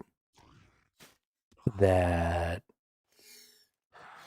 has a two-handed weapon with it. That allows you to gain back prayer. So that I could just keep my freaking shield prayer up or defense prayer up all the time. That's what I want.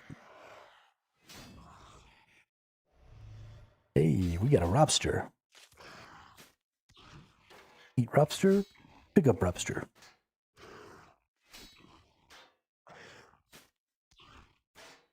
Robster time.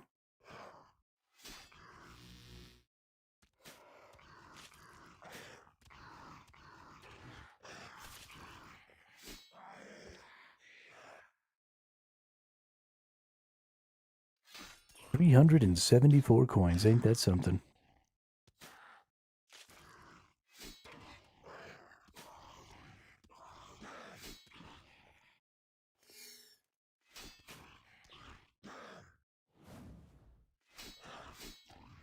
Murder lesser demons.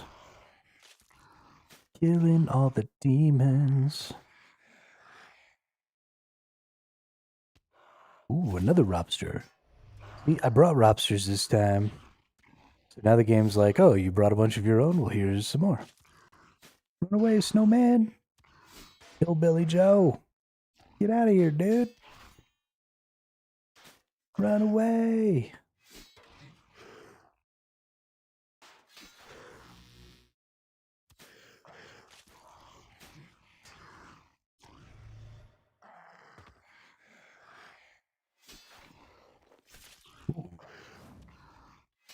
Grimy.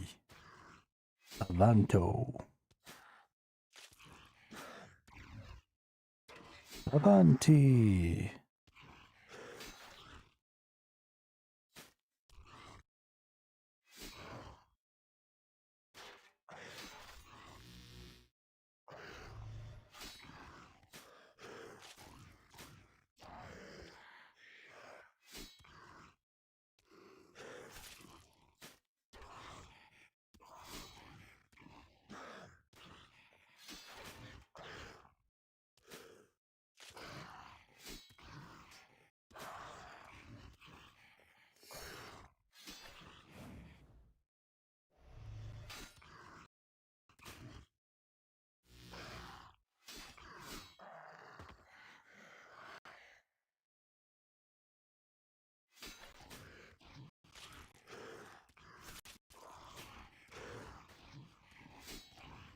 Getting the hookup right now with the free lobsters. Everybody wants to feed the hermit.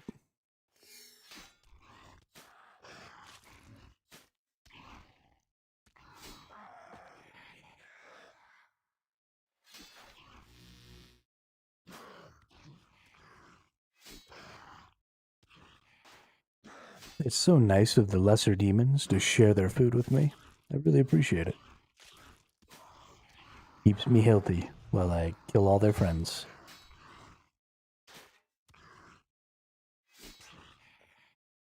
I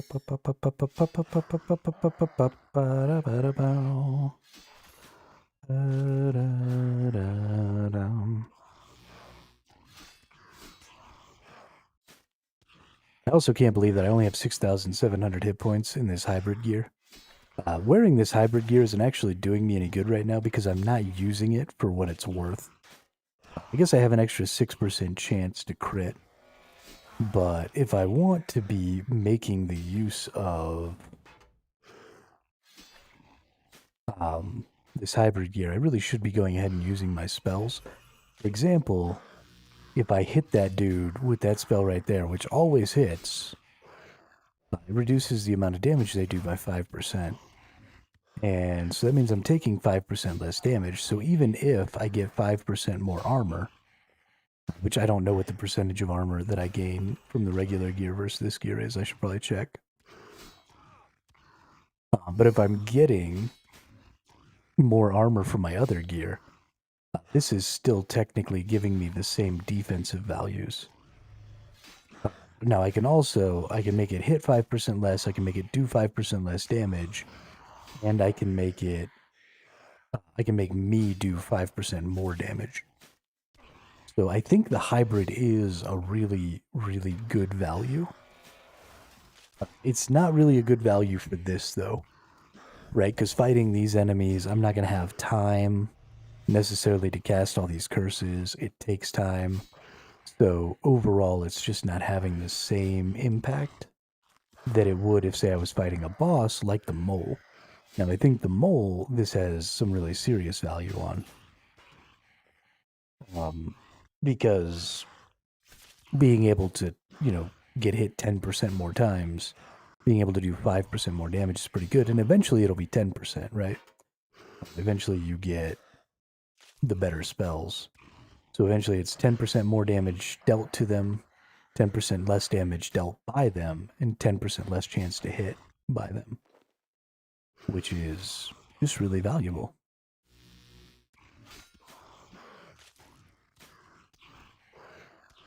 I mean, that's like a 29% damage swing just in those 3 skills. They last for a minute.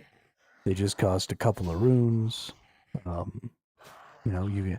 Their cooldown timer is super low, so if for some reason, you skip a phase or you do a phase and you have to recast them or something, you're not waiting around, so they're 100% uptime if you're paying attention. I wish that I could just have them on autocast, but unfortunately I can't. And then when you're not fighting bosses, this is actually probably the best one I could be using right now, is the snare, because this will bind them. And then I do 40% increased damage with my basic attack here to bound enemies. So I can add that on top of that 5%. I can be doing 45% increased damage here, which is dope. So I definitely think there's some pretty good value in the hybrid, and I definitely see why they take away a lot of its levels, right? Because it's only, even though this is level 50 gear, it's only getting level 35 armor, and you're not getting any health out of it and stuff. It's because there's a lot of value that can be added there. The other thing that I need to do is I need to look into not having all hybrid. For example, I think a really good play in the future is probably going to be to have the 3 Slisgaze pieces and put one of either the Saradomin or this Tuska on there. and either get a 6% chance to reduce the damage I take by 90%, or a 6% chance to do a crit. And then the other gear will be whatever type of gear I'm using. So if I'm doing range, we'll have, tier 60 range gear. If I'm doing melee, we'll have tier 60 melee gear. If I'm doing whatever, well, that's the gear we'll use as those other 3 pieces. Well, 2, I guess. And then we'll get a good cape for each set.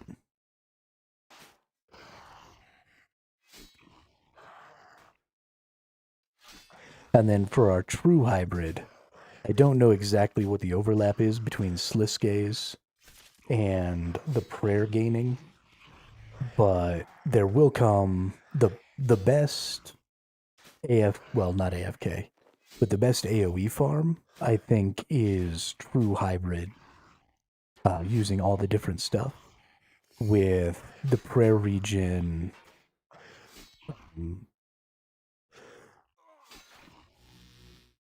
The prayer regen set, or the prayer leech set, and some other hybrid.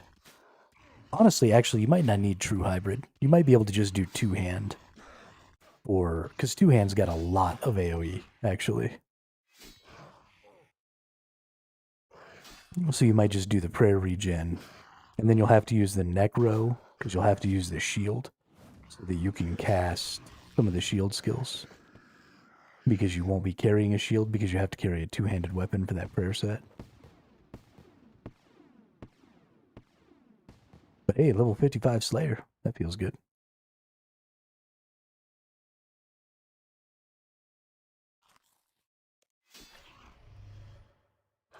But that'll give us things like resonance and reflect and rejuvenate. And then you run that prayer thing, so you can just keep your defensive and even honestly your offensive prayers up all the time, maybe. Especially if you're doing lots of AoE. I think that'll be crazy good. I think that's definitely the best. And that would be totally AFK, actually. If you're just using the one set, right? If you're not switching between different gear or different weapon types. If you have plenty of AoE, you could definitely just kind of hang out and AFK it. That actually feels or sounds really good. Let's go. Let's see. I have a thing here. Let's go see what level that gear is. Hybrid armor. Armor/hybrid armor.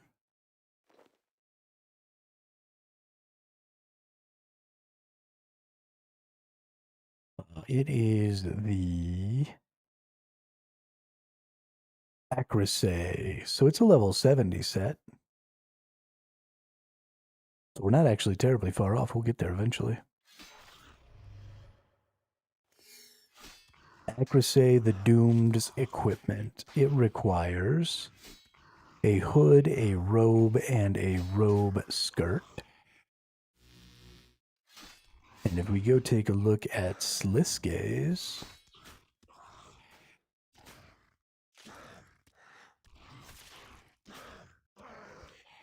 Slisgaze is a helm, a body, and a leg as well. Okay, so you can't mix those together, unfortunately.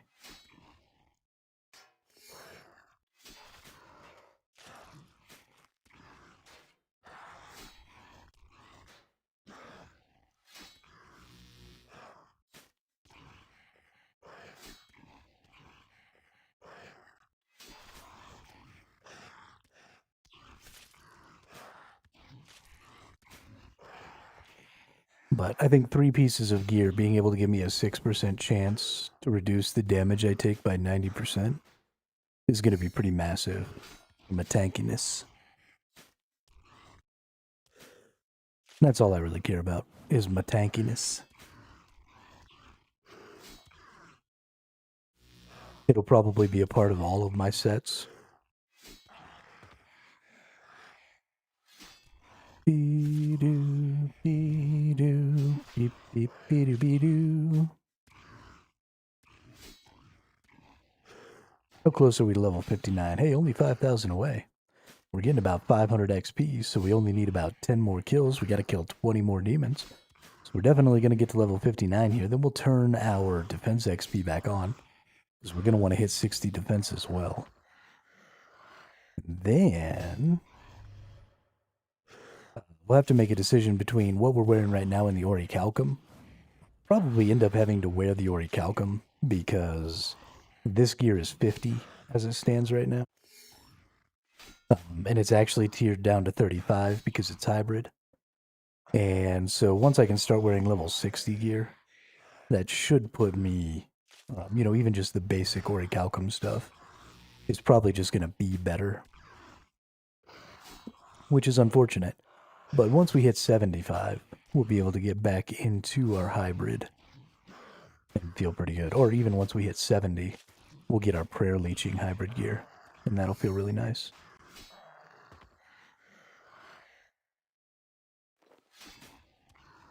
But that's a way down the road, because I don't want to, like I said, I don't want to get too far ahead of myself. So we're going to get to level 60 here with our attack. We're going to probably hit 60 with our mage at some point in the next day or two. We'll keep doing quests and then taking little breaks to go ahead and hit. Ooh. I got a loop half of a key, yo.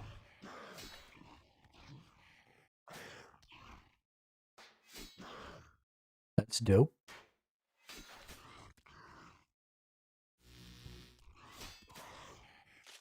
I might actually have the teeth half of the key. Not 100%.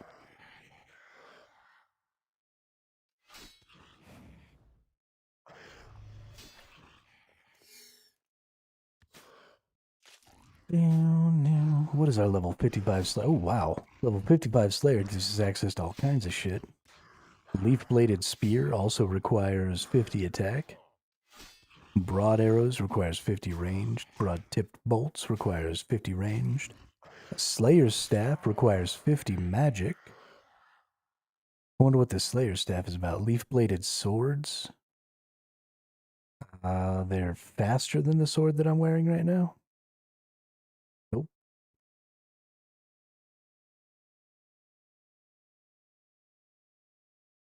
Okay, Turoth. Attack a Turoth. Ability to hunt big game creatures in Anachronia also requires 75 hunter. Big game hunter, arcane. Ooh. We'll have to get to level 75 hunter to be able to get any of these. But we're about to be able to maybe raise up some dinosaurs if we play our cards right here.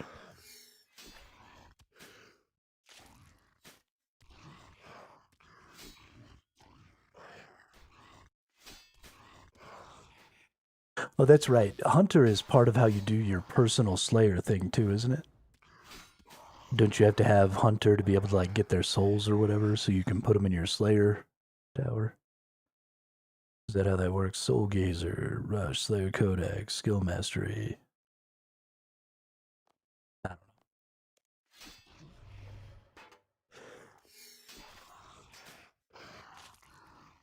I got to admit though, the idea of having my own personal Slayer tower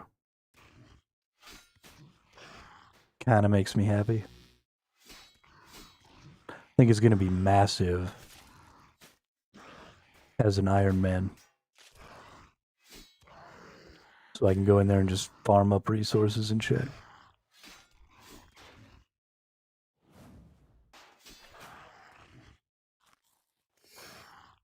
Gotta eat me a rupster.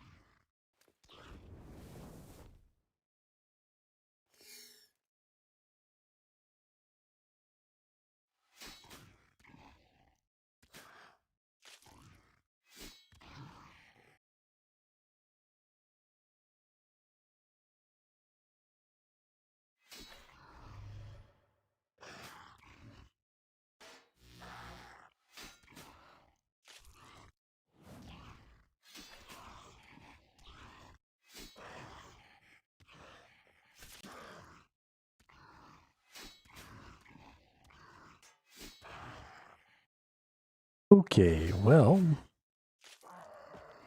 this guy's a big fat dickhead.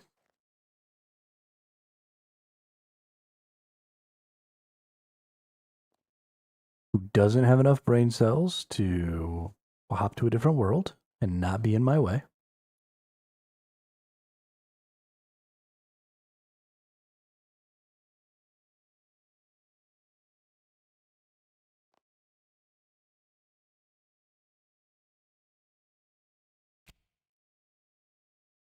Hey, 400 Christmas wrapping paper. Oop, don't have any room in my backpack. Drop that on the ground. Give me my wrapping paper.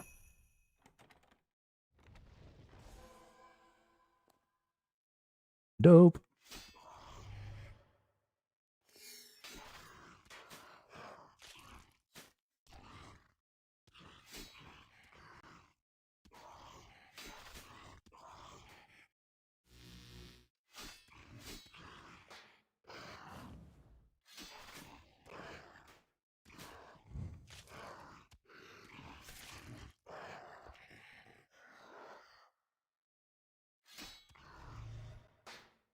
I'm all about sharing the mobs, and I think there's more than enough room for a couple of people at most places to share mobs. But me and that person seem to be in the same position where we weren't trying to get too deep in here because we just wanted to be fighting, one or so at a time. And we didn't want to accidentally get aggro and stuff. And because of that, we were out here fighting the same two mobs. And that was extremely ineffective for both of us. And so you got to pay attention to the situation that you're putting yourself and other people. How much longer am I going for tonight? I honestly don't know. I mean, I'll still be playing for, let's see, it's 8. So I'm probably going to be playing for another 7 hours. But I don't know how much of that is going to be me streaming. 4KY.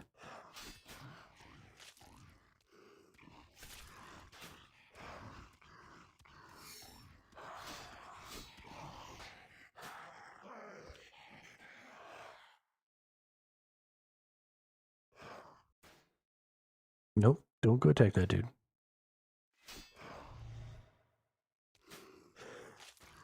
You got something you want to do or something?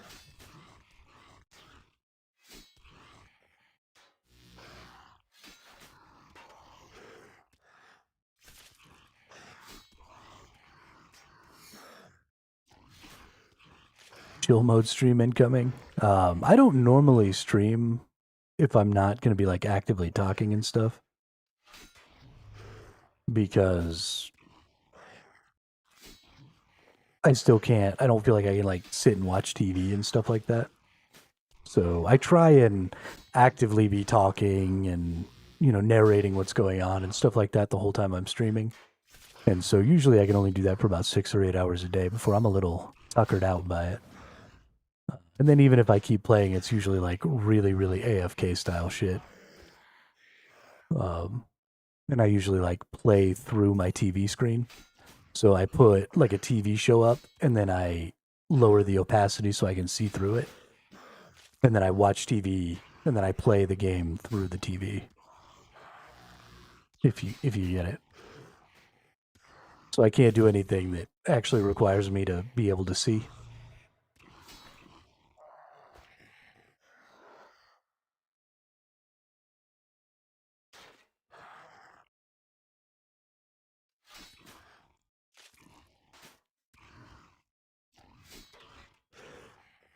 Yeah, the program that I use to do that is called See-Through Windows.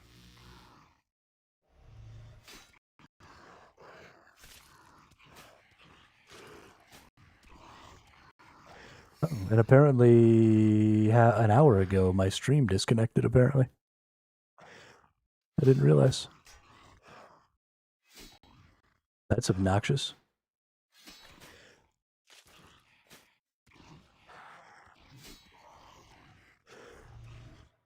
I'm not very happy about the fact that that's been happening more and more lately.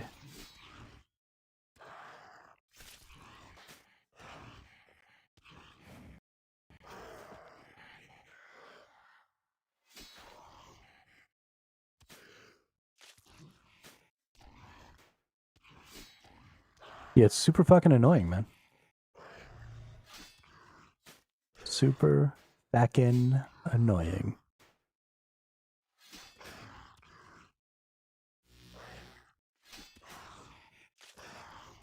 Maybe I need to update. I haven't updated to the new OBS Studio in a while. Maybe I need to update. I think I've missed one or two updates.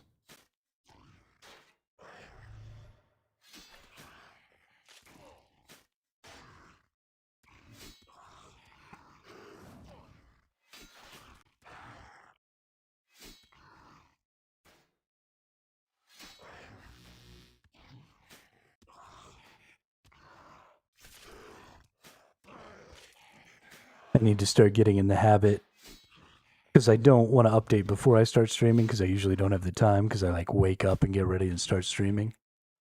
So I need to get in the habit afterwards when I've seen that, hey, you have an update waiting, to go ahead and just go back afterwards and search for updates and install updates. But hey, there's level 59 in the old melee department. That feels pretty good.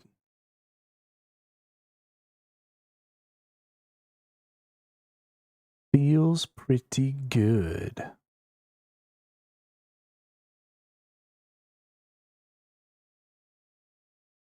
Let's see. What do we get from that? Oh,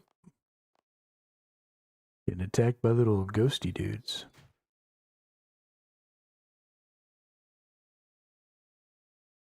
What do we get from level 59? Nothing.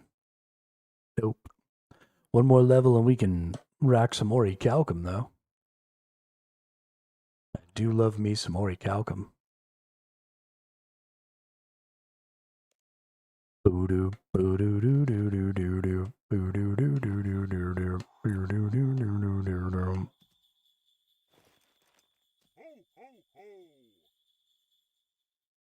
Somebody get me through this nightmare. I can't control myself. Excellent, you're doing great. Your new task is to kill 65 jellies. Great. Yeah, I think actually we're going to go ahead and take our hybrid gear off since we're not doing any hybriding right now. And it really is just kind of more beneficial for our bossing than anything else. I think we're going to go ahead and go in here. And we're going to put away some stuffs. Boop, boop, boop, boop, boop. I don't think I'll need more than 5 of these for this, because these jellies are pretty easy to sustain on. And then we'll just go ahead and boop, boop, boop, boop, boop, boop, boop.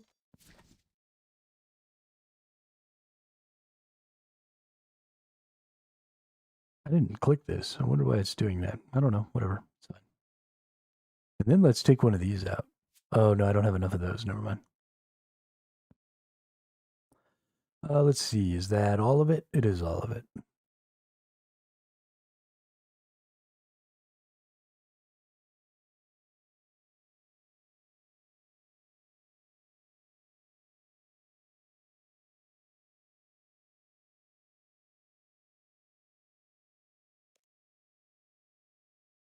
Jellies are down here in the Relica dungeon. They drop a bunch of noted stuff.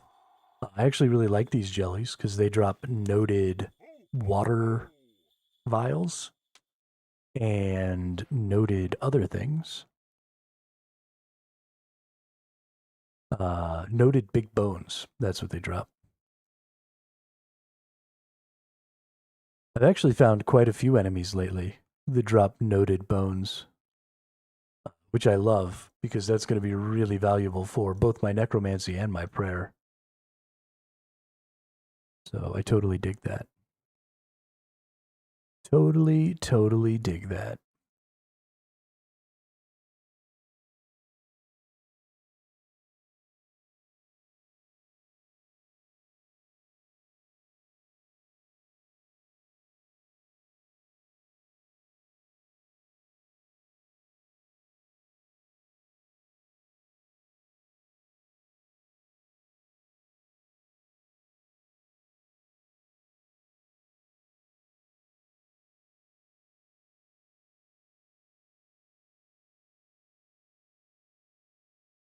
Ba-dum, bum, bum, ba-dum, ba-dum, ba-dum, ba-dum, ba-dum, ba-dum. Ba-dum, bum, bum, ba-dum, da-dum, da-dum. Hey yo, hey yo, hey yo, hey yo.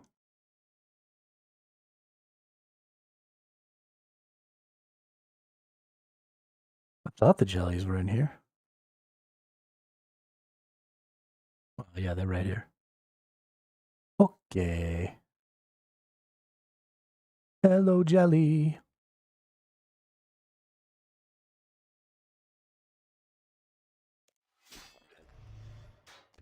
Oh, yeah, they got all that XP or HP and stuff too. That means they're going to be worth a ton of XP.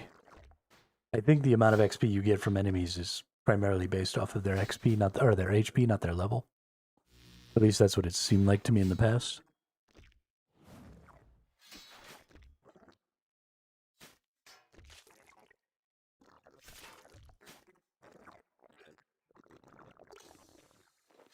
Yeah, because these are worth way more than those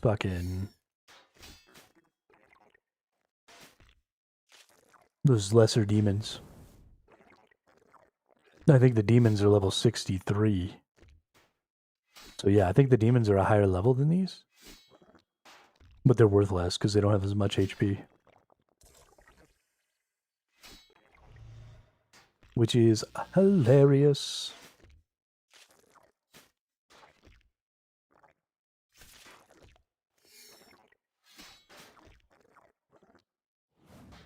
Killing HP sponge enemies is definitely the way to go if you're trying to level up your combat skills.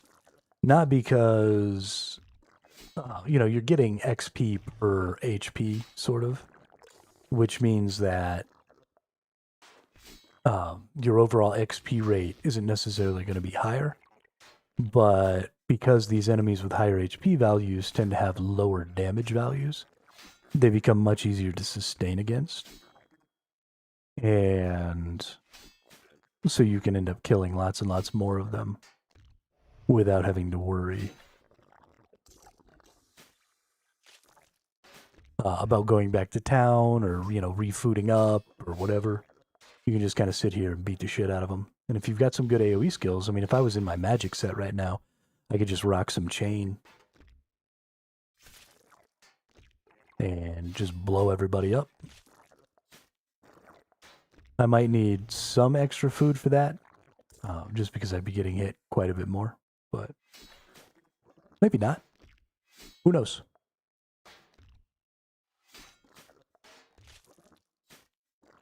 Might be an interesting thing to try out, like, later.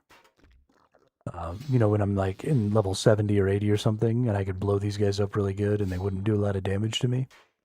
Come down here and see how much XP per time I can get just killing these kind of weaker enemies in huge numbers. Especially enemies that are a little weaker but have more HP.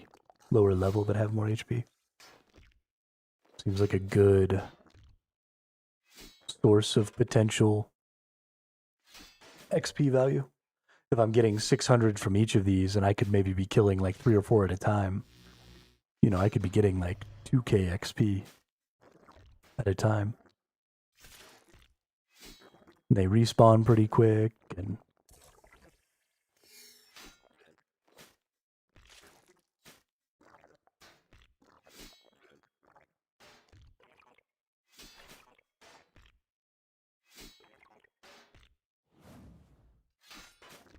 I think even as things stand now, you got to figure if you've got 2 enemies attacking you, you're taking at least double damage, if not more, because sometimes you don't necessarily kill the enemy at the same time.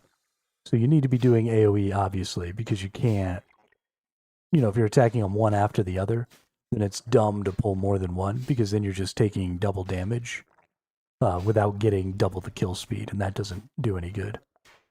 But if you can be killing both of them at almost the same rate, then you're just taking double damage, but you're also getting 2 times the XP. And so if 2 times the damage doesn't bring you below the point where your reju fills you up every 5 minutes, then that's that's the optimum right there, right? I don't have the ability to do that. I'm not using a two-handed weapon right now. But I think I'm pretty close as far as how much damage I'm taking and how often my rejuvenation is going to go off, that I, even at only level 59, so not even wearing tier 60 gear, I could be pretty close there. So at 60, these jellies are probably a good AoE source for me, potentially. Because the level 60 armor will make me take less damage. The level 60 weapon will make me do a lot more damage.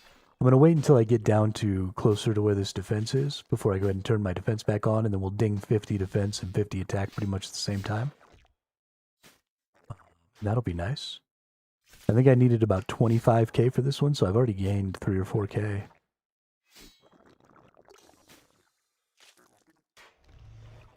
So we'll be getting pretty close. I think we got the jellies and then maybe one more. So we'll call that the end of the stream, is when we get to level 60 on our attack and our defense. Because it should only take this and maybe one more Slayer task, or maybe 2 more. And we'll go ding 60 real quick today. That'll also give us a more powerful set to go kill the mole with, which should save us a lot of food, which means we can actually start grinding that a little bit. It'd be nice to be able to get like at least 2 kills every time before we had to come out and reset.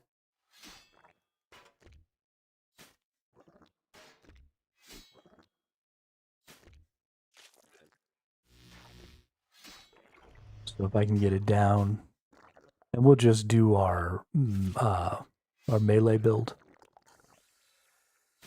We won't even need any runes because we won't be able to use any of these skills, so we'll just full melee it. But that'll be something we start doing tomorrow. We'll try and get a couple of kills in every day. Start farming up the mole, try and get our 2-handed dragon sword and some of our other stuff.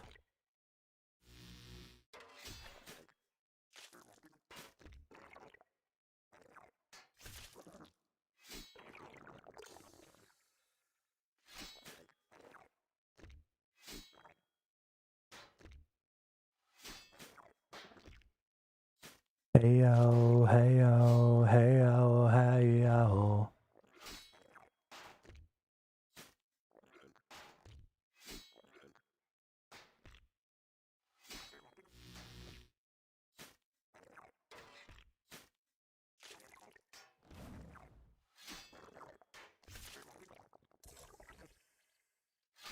I really do love wearing my shield, though. It really does just make this stuff feel really easy to sustain. I've done a little bit of stuff with my 2-handed weapon, and I just feel like I take so much damage when I don't have my shield on. Like, so much damage. And having to have so many spirit and bone runes is pretty crazy too. I mean, even for the most basic version of this lesser bone shield, it's 5 spirit, 5 bone runes every time you cast a defensive skill. And I be casting defensive skills all day.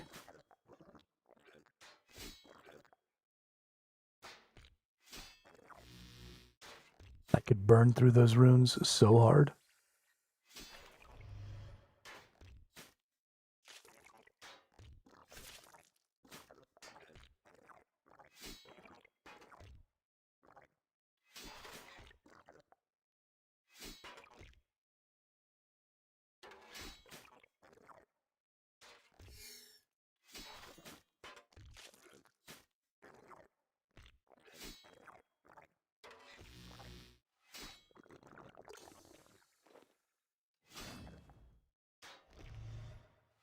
Ooh, it's a Modderwellen seed.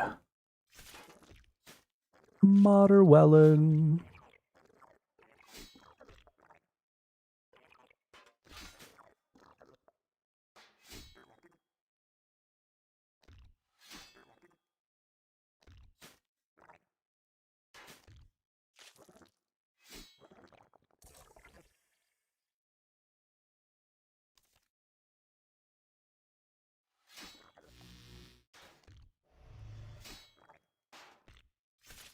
I guess we eat another one of these so we can have another place for our Crimson Charm.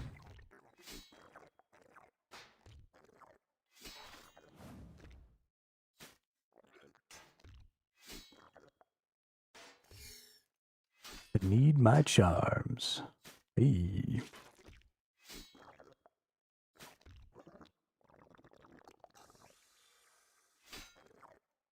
Boom, 6 more vials of water. Nice. Nice.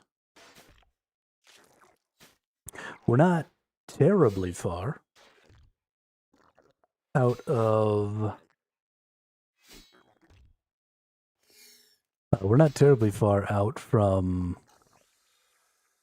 having a bunch of good stuff to do some herb lore with. We definitely need to get our herb lore up. I've been lacking on the herb lore. Making potions and stuff has just never been one of the things that I focus on.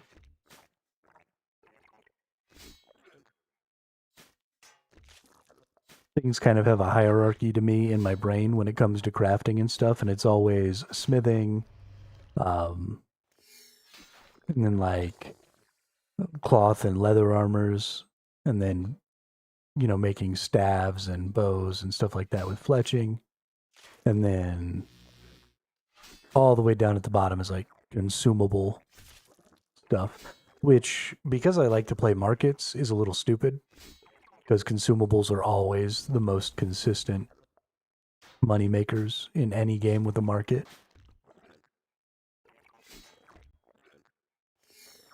But I don't know. I don't like making consumables for some reason. Probably because I'm a crazy fucker.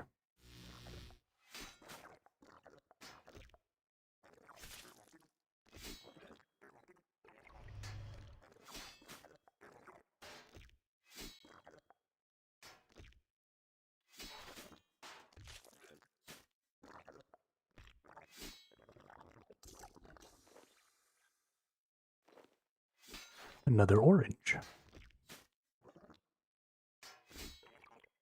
wish I could just eat these things right off the ground. I didn't have to put them in my inventory. Right click, eat that bitch.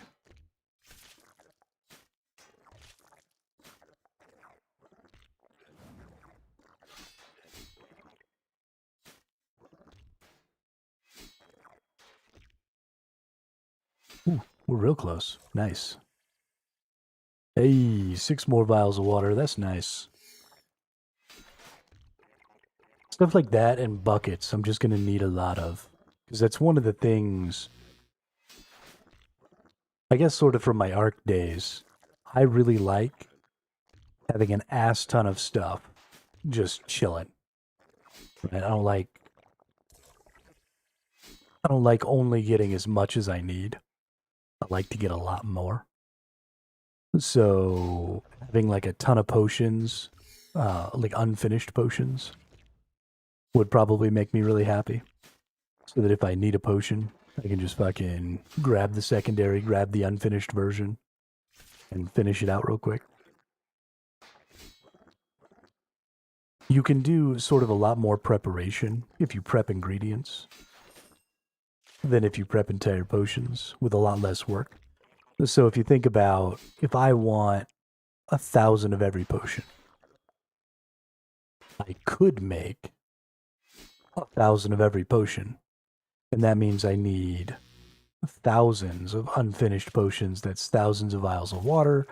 That's thousands of all these other things. But I'm unlikely to need 1,000 of a potion at a time. But if for some reason I did need 1,000 of a potion at a time, I could put myself in a position to have that 1,000 without needing to make 1,000 of every potion, just by getting 1,000 of each secondary and 1,000 of each unfinished. And then I'm good. Or I could even go beyond that. I could get 1,000 of each primary, 1,000 of each secondary, and 1,000 vials of water. Now, this is something you want to do after you're done leveling. Right, when you're leveling, you just make as many of everything as you can because XP is XP. But when you're just looking to prep for, you know, whatever situation you might be in, you can prep a lot more by prepping a lot less.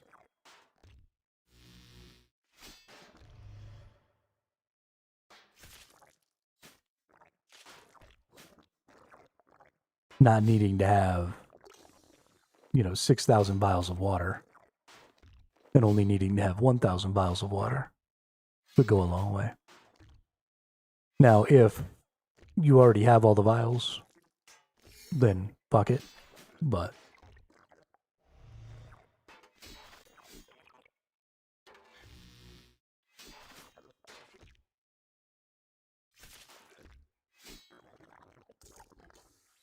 boo-doo-boo-doo-boo-doo.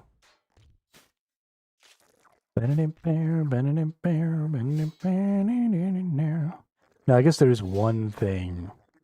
Technically, it takes up more spaces that way, but you're unlikely to use up all of your resources. So you're likely to be using up all those spaces anyway. You're likely to have extra secondaries. You're likely to have extra primaries. You're likely to have extra vials of water. So I guess actually it ultimately ends up taking up less space in your storage if you only make them when you need them. Because you don't have all of those things plus all of your already made potions. Didn't really think about that. That's also another good reason to prep it that way. Use up less space. You seem like you have an unlimited amount of bank space early on, but I have a feeling, just based off of how much bank I've used, that eventually you start to feel like you just don't have enough bank space.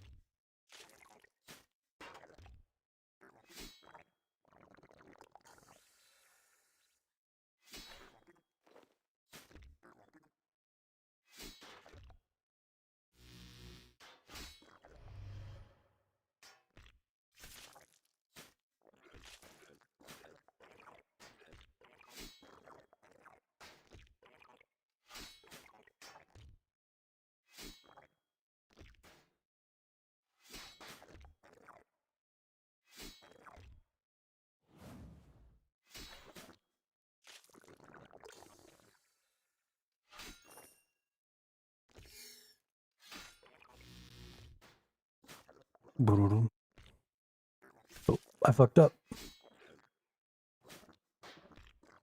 Settings. Gameplay. Combat XP defense.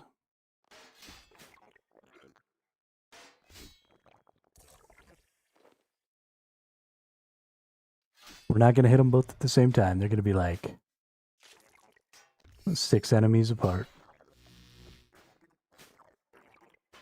So sad.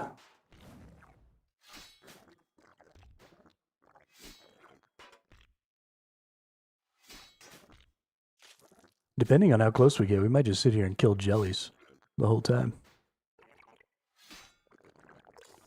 Just murder jellies.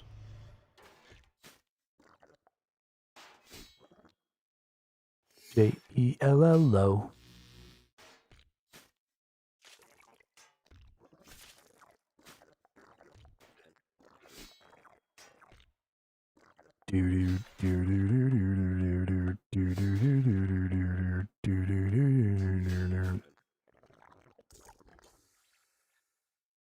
Hey, even more vials of water. Yo, I'm getting way more vials of water this time than I did last time.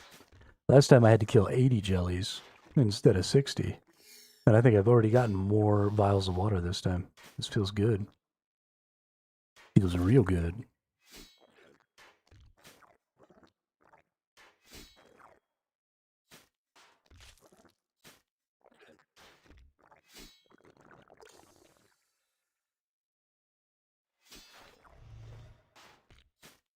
Oh, I don't have a white berry. Oh. Make a space.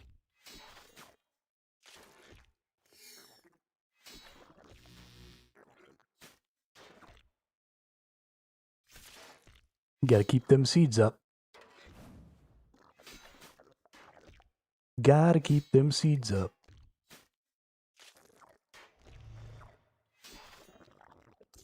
Back to the combat training makes for good content while I work on 120 thieving. Nice.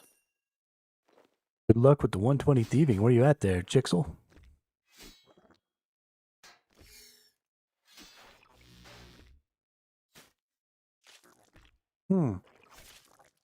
Is that supposed to actually say chill sergeant? Is that what that's supposed to be for? It took me a really long time to figure out what SRGT meant.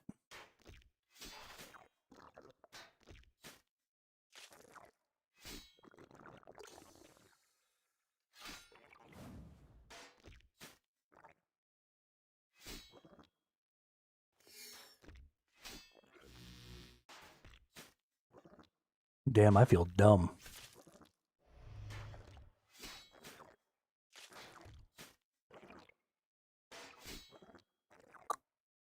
$114. Goodness.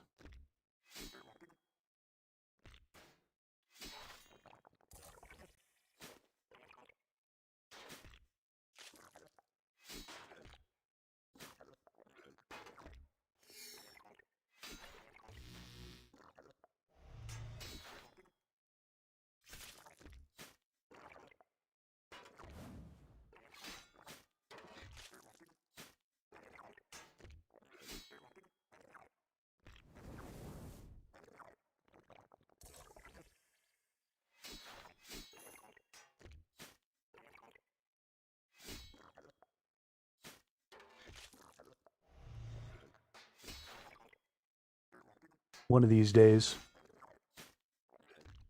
I'll have me a 99. But it is not this day.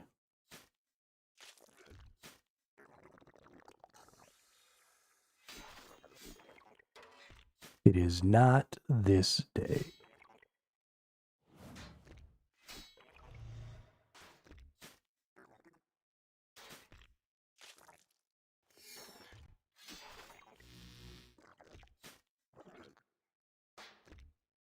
Somebody get me through this nightmare.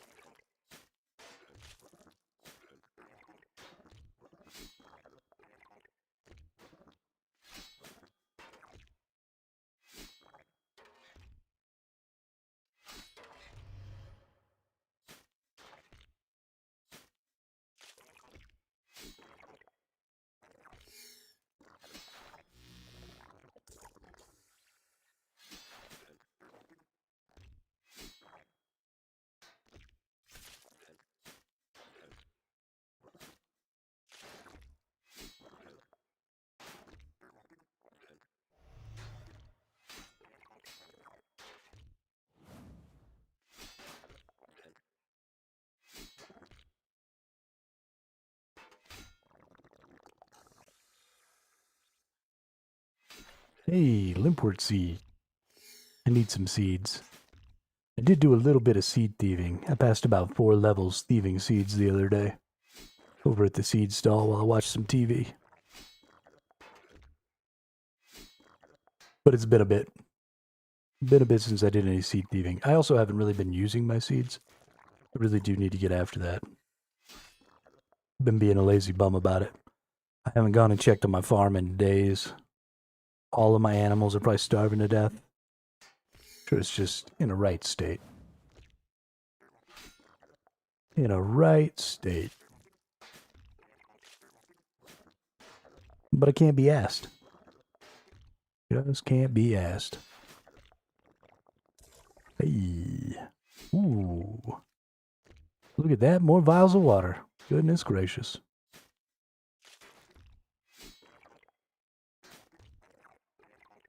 We're up to 36 vials of water.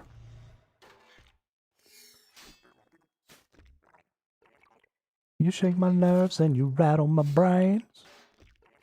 Your kind of love drives a man insane. You stole my will.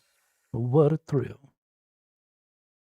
Cave Nightshade. Guess we need to make room for that one. We'll eat our little food there, even though we didn't actually gain any HP from it.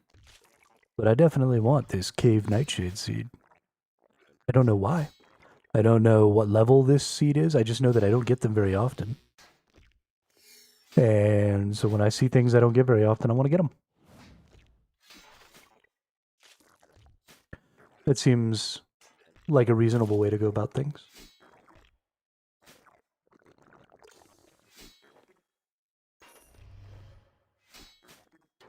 Booyah.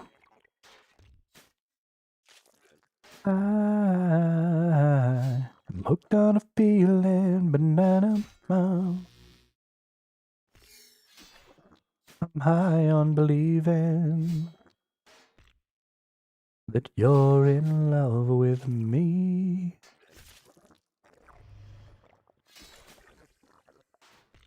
Ooh. Even more vials of water. Nice.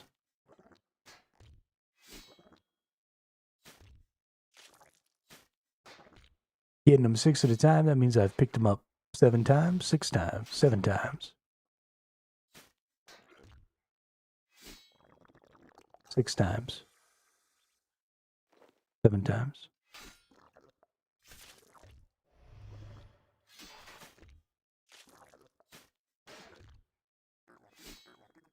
Yeah, 7 times. Okay. I can do math. That took me way longer than it should have. I kept trying to add 4s instead of 6s. So I kept coming up with 54 instead of 60. And I couldn't figure out where the missing fucking 6 numbers were from. But it's because it's 6s, so it's 18. So that makes 60. Goodness gracious, dude. My brain is fucking fried. I don't even know why.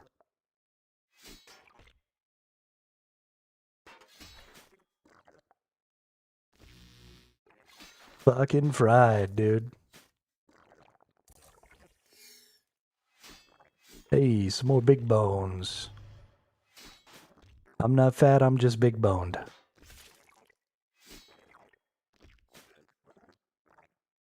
Is unfortunately a lie in my case. I'm just fat.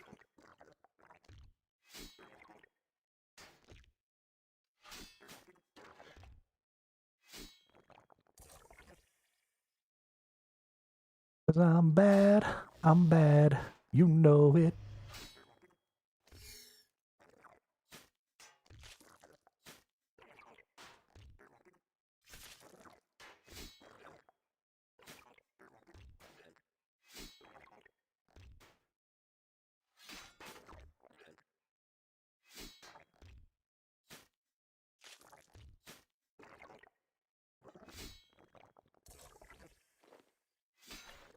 Ooh, even more vials of water. Holy shiznit, game. Giving me the good goods right now. That's so exciting. I mean, not that these are actually worth very much, but they're definitely worth a lot to me.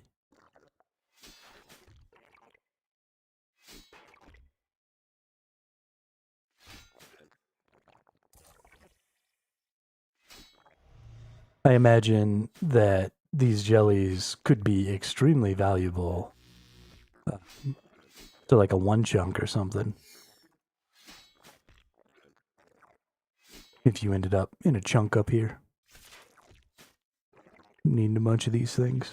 This is a pretty out of the way chunk, so you'd have to like start in the Sears village or something to ever end up with a chunk over here, but still.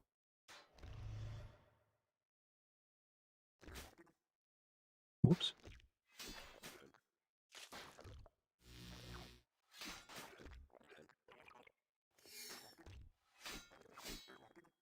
Hey, I think this is the last jelly.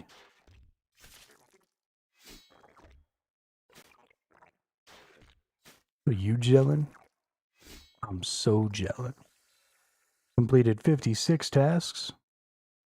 We now have 148 Slayer points. Feeling really good about that. Let's teleport back over here. Technically, I guess we should be using the next Slayer. We're just not really there yet. Even though we have 75 combat, it's really spread out, right? We've got a lot. We got 50 necro, 58 magic, 50 ranged, and then the 60 strength and stuff. So a lot of things adding to our overall combat that don't necessarily make us stronger in the moment because you're really only ever using one. Ooh, killer watts. I forget what the killer watts are at. Oh, we need insulated boots. And to access their cloudy plane, you'll need to explore Draenor. Oh, that's right. The Draenor Manor is where you go to get the killer watts. That's right.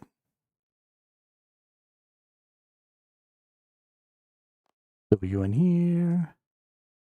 And we get some boots. Insulated boots. Oh, let's put those away. Get our insulated boots out. Put all this shit away. Ba, ba, ba, ba, ba, ba, ba. I don't think I need a lot of food for the killer watts either, but let's go ahead. We have all of these fucking lobsters. We might as well snag up some lobsters.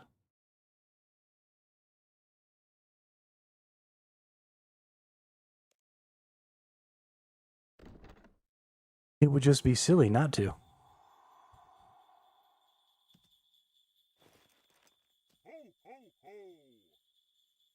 Ho, ho, ho.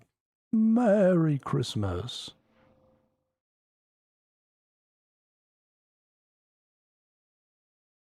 Jingle bell, jingle bell, jingle bell rock.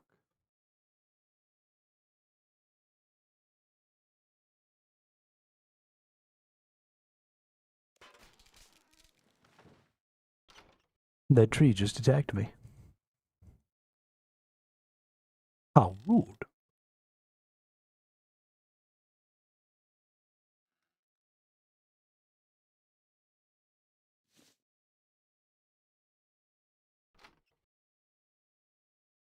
It's an interdimensional rift. Full of killer watts.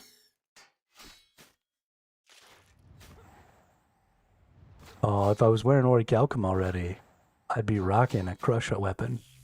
Because Orichalcum is the start of when you don't have access to every possible thing to craft. And so I wasn't able to craft my longsword, so I had to craft a one-handed hammer.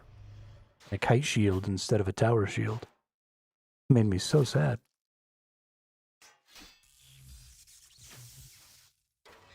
Ooh, a staff of fire. Don't care about that. What are we getting in the way of XP here? Doesn't seem like we're getting a ton. 286. Yeah, that's not very much at all. These are really not worth it. They seem to die pretty fast, and that's about their only saving grace. Because they don't really have... I mean, I guess I'm going to get some air and fire runes from them, and that'll be fine. But for the most part, these killer watts don't really seem to have very much value as far as loot, as far as XP. This is fairly useless.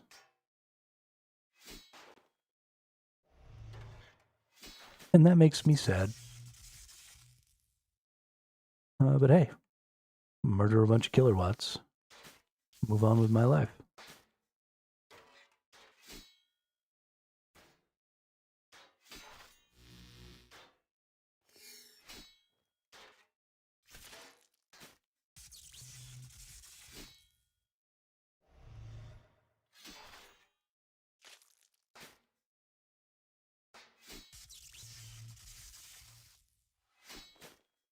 There's a little bit of fire rune action. That's nice. I guess I shouldn't turn my nose up at runes too much. They are nice to have. Ooh, we got a mystic fire staff. Okay. Okay, I see you, game. I didn't know I could get a mystic fire staff. I take it all back. Now give me a mystic air staff and we'll be tight. Killer watts will be my new best friends.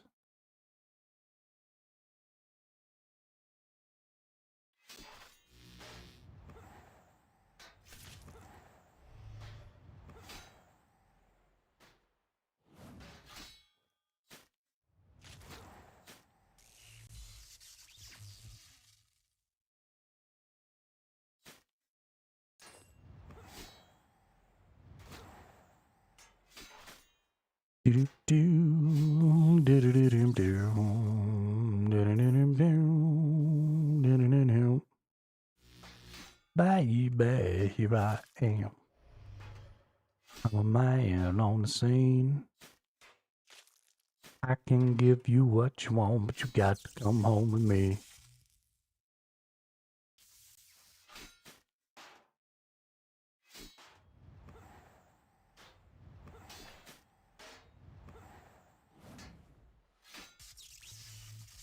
Chink, chink.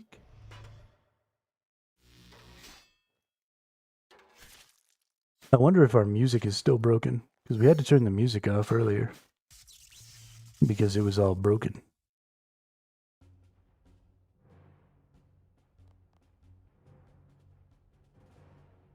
Looks like we're good. I don't know what happened, but we were over in West Ardonia. And whatever the song was over there was just like freaking the hell out, so I turned it off.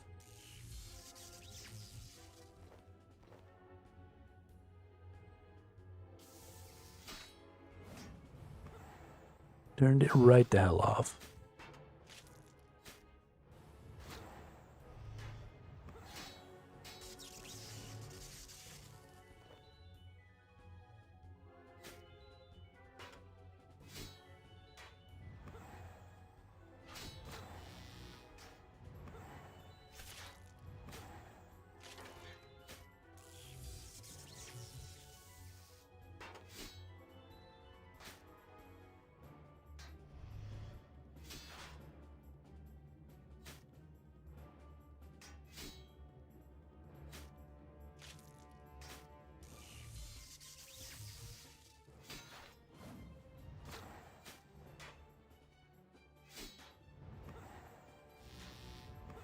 Actually, I'm not entirely sure we're going to make it to 60 off of these enemies.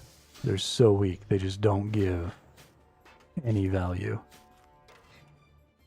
I'm getting so little XP from these right now. We're getting like 100 each. So I guess if we're getting 100 each, we might make it on attack, but we're definitely not making it on defense. Well, I guess we're getting 140 each. We might make it on defense. If we switch right after we hit with attack, if we go ahead and switch to only making defense XP, we might make it.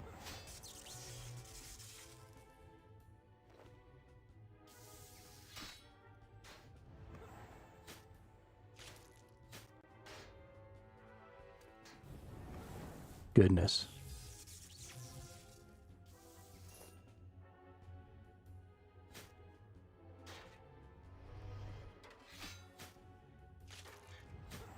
36 more killer watts to go. 1.21 gigawatts.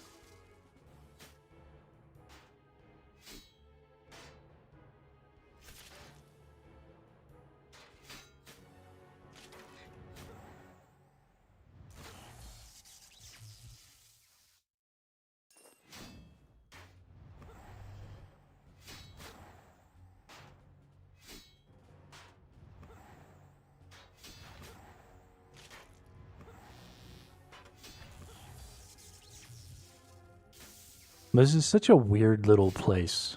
Like, it's completely pointless. I mean, I guess, like, the Slayer tasks come in here. Maybe there's a quest that comes in here that I just haven't done yet. But, like, it's just this one little tiny cloud area with all these weird little electric creatures. And that's just it. Just a little cloud area with electric creatures. Such a strange room. Like, as far as I can tell, this is the entirety of these Killer Watts world. It's just this one little cloud patch in this infinite void. Every one of them is born here, lives their lives here, and dies here. Their entire species confined to this little patch of clouds.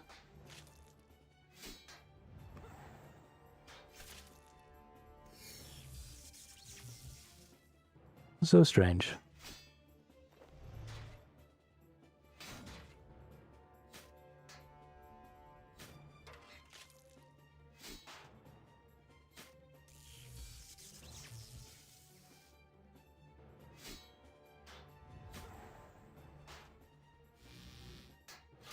Ba-dum, ba-da-da-da-da-dum, ba-da-da-da-da-dum, ba-da-da-da-da-dum.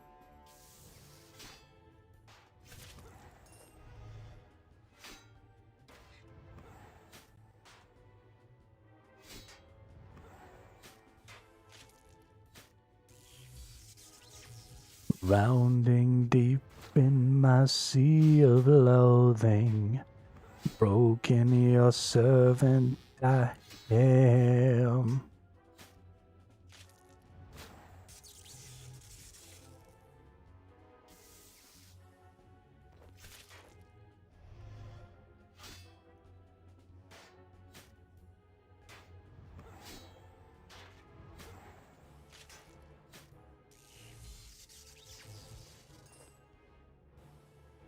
It seems what's left of my human side is slowly changing in me.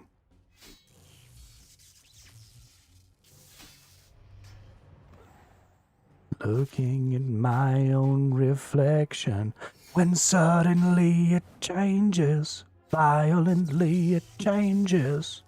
Wow. There is no turning back now. You've woken up the demon in me.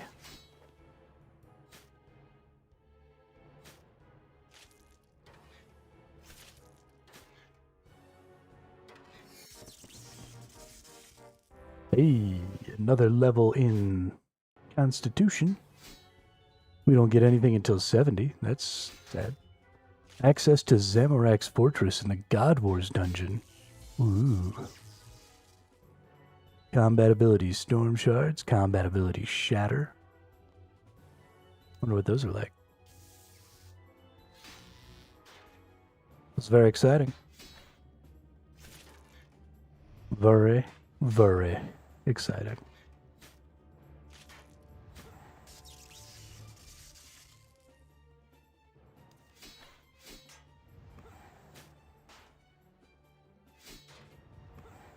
I don't really know what this soda ash is for, but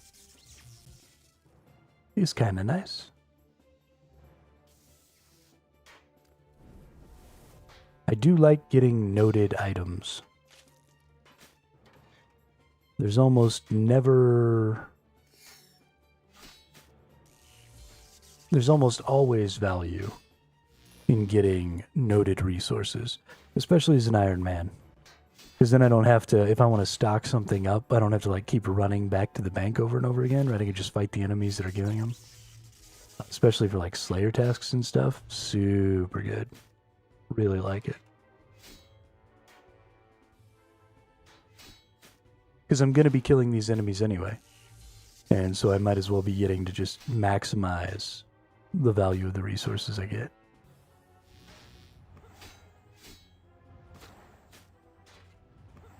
Because I'm not, especially like these ones are so far from any bank or anything like that. Like I'm not going to come in here and leave over and over and over again to come kill Killer Watts. And get, you know, all these impious ashes or whatever the fuck. That's not going to be a thing. But I can get all this soda ash. I can get all these iron stone spirits. I can get all these cannonballs. I can get all these gold charms. These are nice. They're nice to haves.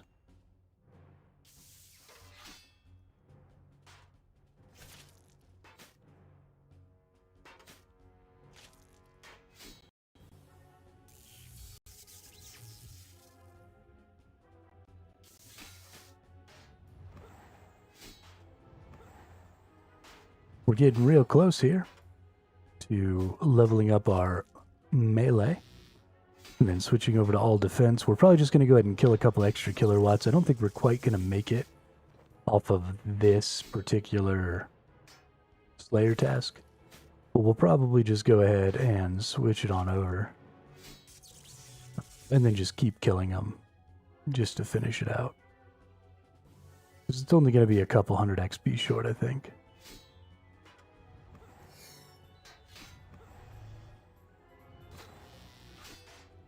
Okay, more like a couple thousand. But whatever. It's fine.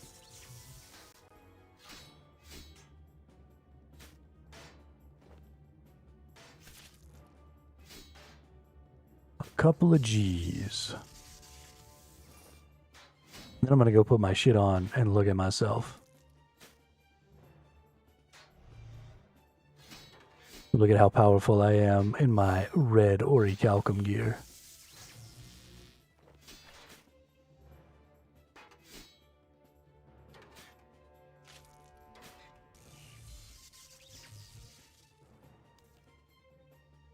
Killer Watt.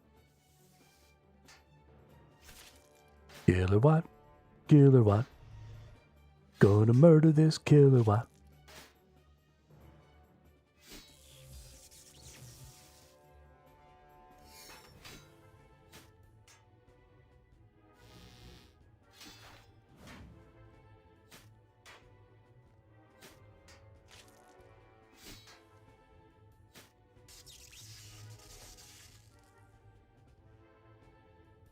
That wasn't quite enough. Wow, we're going to get down. The last Killer Watt is going to give us our 60 attack. But we do still have 2,100 here of the defense. So let's go ahead and go to settings. Bad XP. Let's turn off the attack XP. We're only going to get defense XP now. Let's go ahead and finish this out. Let's see what we get for level 60. We can wear orichalcum weaponry. We can wear corrupt dragon weaponry. We can wear dragon weaponry. What's the difference between the corrupt and the dragon? Draconic cleave or no draconic cleave? All right. A barrel chest anchor. Ooh. Toxic Salak brackish blade, or Thesourusaurus weaponry. A brackish blade, which gives the special attack liquefy. Ooh, Balmung Argonite battle axe. Yeah. Feel pretty good with all of those things. I'm very excited to finally have a combat into 60 so that I can start seeing about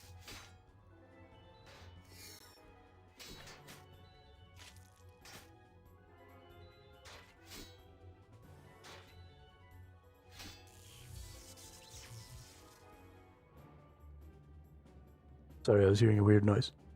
So that I can start seeing about getting some cool weapons with some special abilities and stuff. Special attacks. Very excited.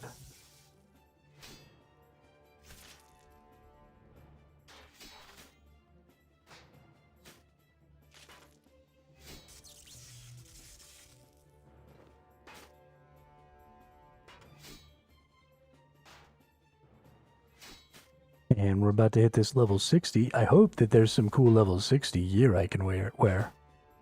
That'll also have like some special stuff. I don't know if that's a thing, but it should be. Just need to kill a few more killer watts, like 6 or 7 more.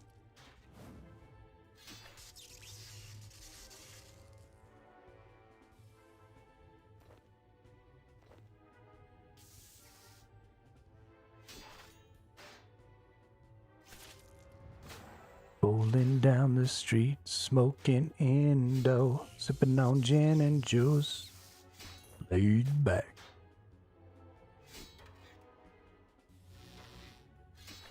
We get about 200 XP here. Every killer watt we kill.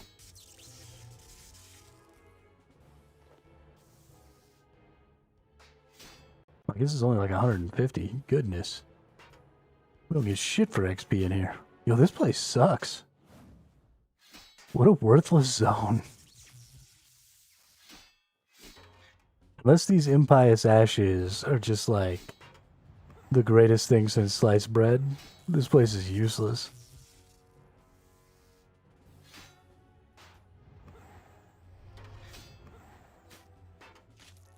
Are they impious or is it impious? Impious ashes. I think it's impious.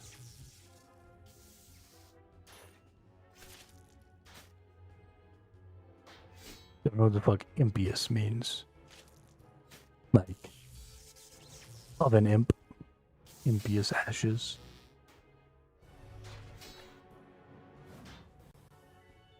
Ooh, this is it. This is the one. Level fucking 60 in defense. What do we get? We can wear orichalcum armor. We can wear dragon armor. So orichalcum armor gives us 260 armor. Dragon armor is a power armor, like our first melee power armor. It only gives us 226. I don't like that. Then we've got corrupt dragon armor. We have intricate decorative plate bodies. I think this is just the Castle Wars, yeah. Black dragon hide body, which is ranged. We got the Zil shield. Some Argonite for Demonheim. Grypholic equipment is the magic tank. An anti-poison totem grants immunity to poison when equipped, does not remove poison if equipped after being poisoned. Ooh, that's exciting. Goes in that slot, I assume. Dragon Rider boots. Ooh. Oh, that's an all. So you'll need the Dragon Rider helms of all the different type. And then you have relic helms, which are the same. Because they're all not hybrid. So they'll have a piece that you have to change based on which set you're using. Or which weapon you're using. The Dragon Ward is a magic armor? Oh, a magic shield.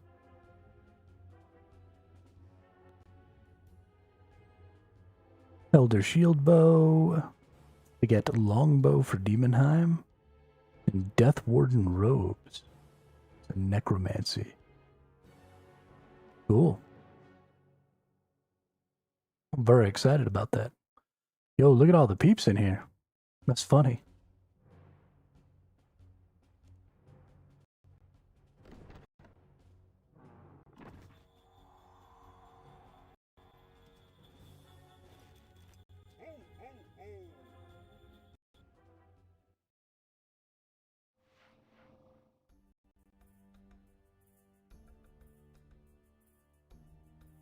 Let's go put on some orichalcum gear. Look at that. 60, 60, 60. Feels so good.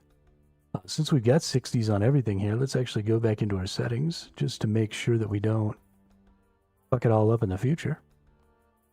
Make all that happen. Put all this stuff away. Put that away. Put that away. Put that away. Put that away. Put that away. And then we'll go to melee stuff.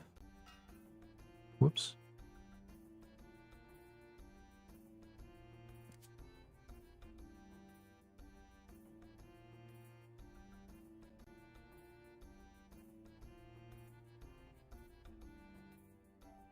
All right, let's go to our melee and let's put on our orichalcum. Boom, boom, boom, boom, boom.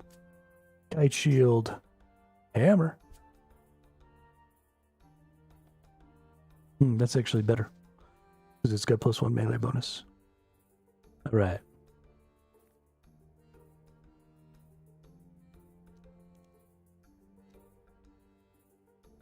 Let us go to full outfits, and we're just going to go to none outfits. Oh, yeah. Okay. Like, I like the head. And I like this dude, but we're going to apply that right there. And then we'll go to the head. And then we'll make ourselves an angry snowman head again. Oh, yeah. Oh, yeah.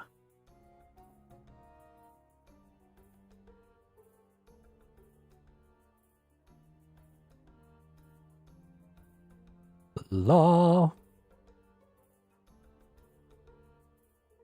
Angry snowman and orichalcum. Oh, corrupt degrades. Thank you, Chixel. I appreciate that. Sorry, I didn't, wasn't paying attention. 1,631 armor.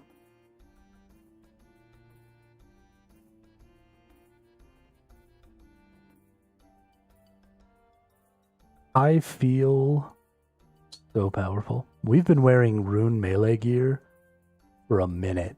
Like, a minute. It feels so good. Be rocking out in some orichalcum. And I love this angry snowman face. It looks so good.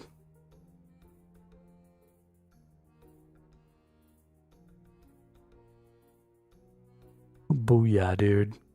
Fucking boo. I gotta go whack something. Let's go lay down the bonk.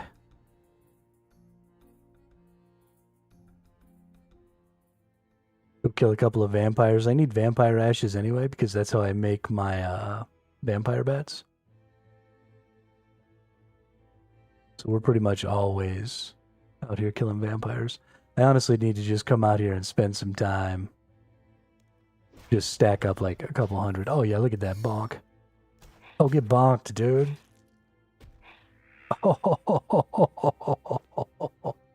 Oh.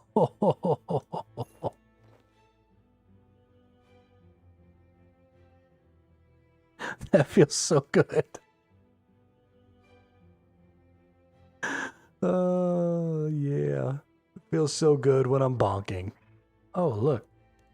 Another vampire. He just, like, appeared right next to me so I could kill him. That's sweet. He's a little spider. Hey, a whiteberry seed and another ash. Nice.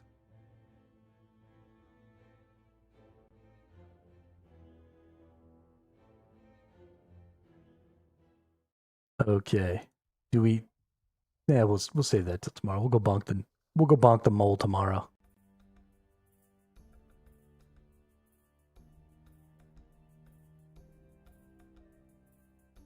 I need to make a two-hander anyway. But yeah, thanks everybody for coming by today. I think that's going to be the end of our stream. I appreciate it. We had a lot of conversation today. A lot of good conversation today. So thank you, everybody. Thanks to all the new folks who stopped by and jumped in the chat and had something interesting to say. I always really appreciate that. Really love talking to people. Really love talking to new people. So, you know, whatever your opinions are, whatever your thoughts are, put them in the chat. We'll talk about them. But, yeah, I hope everybody has a great rest of their day. I will see you all tomorrow at about the same time. Usually I get started somewhere around 4 p.m. Eastern, and then we usually go somewhere between 6 and 8 hours. So, yeah. Hope everybody has a great day, and I'll see you all on the next one.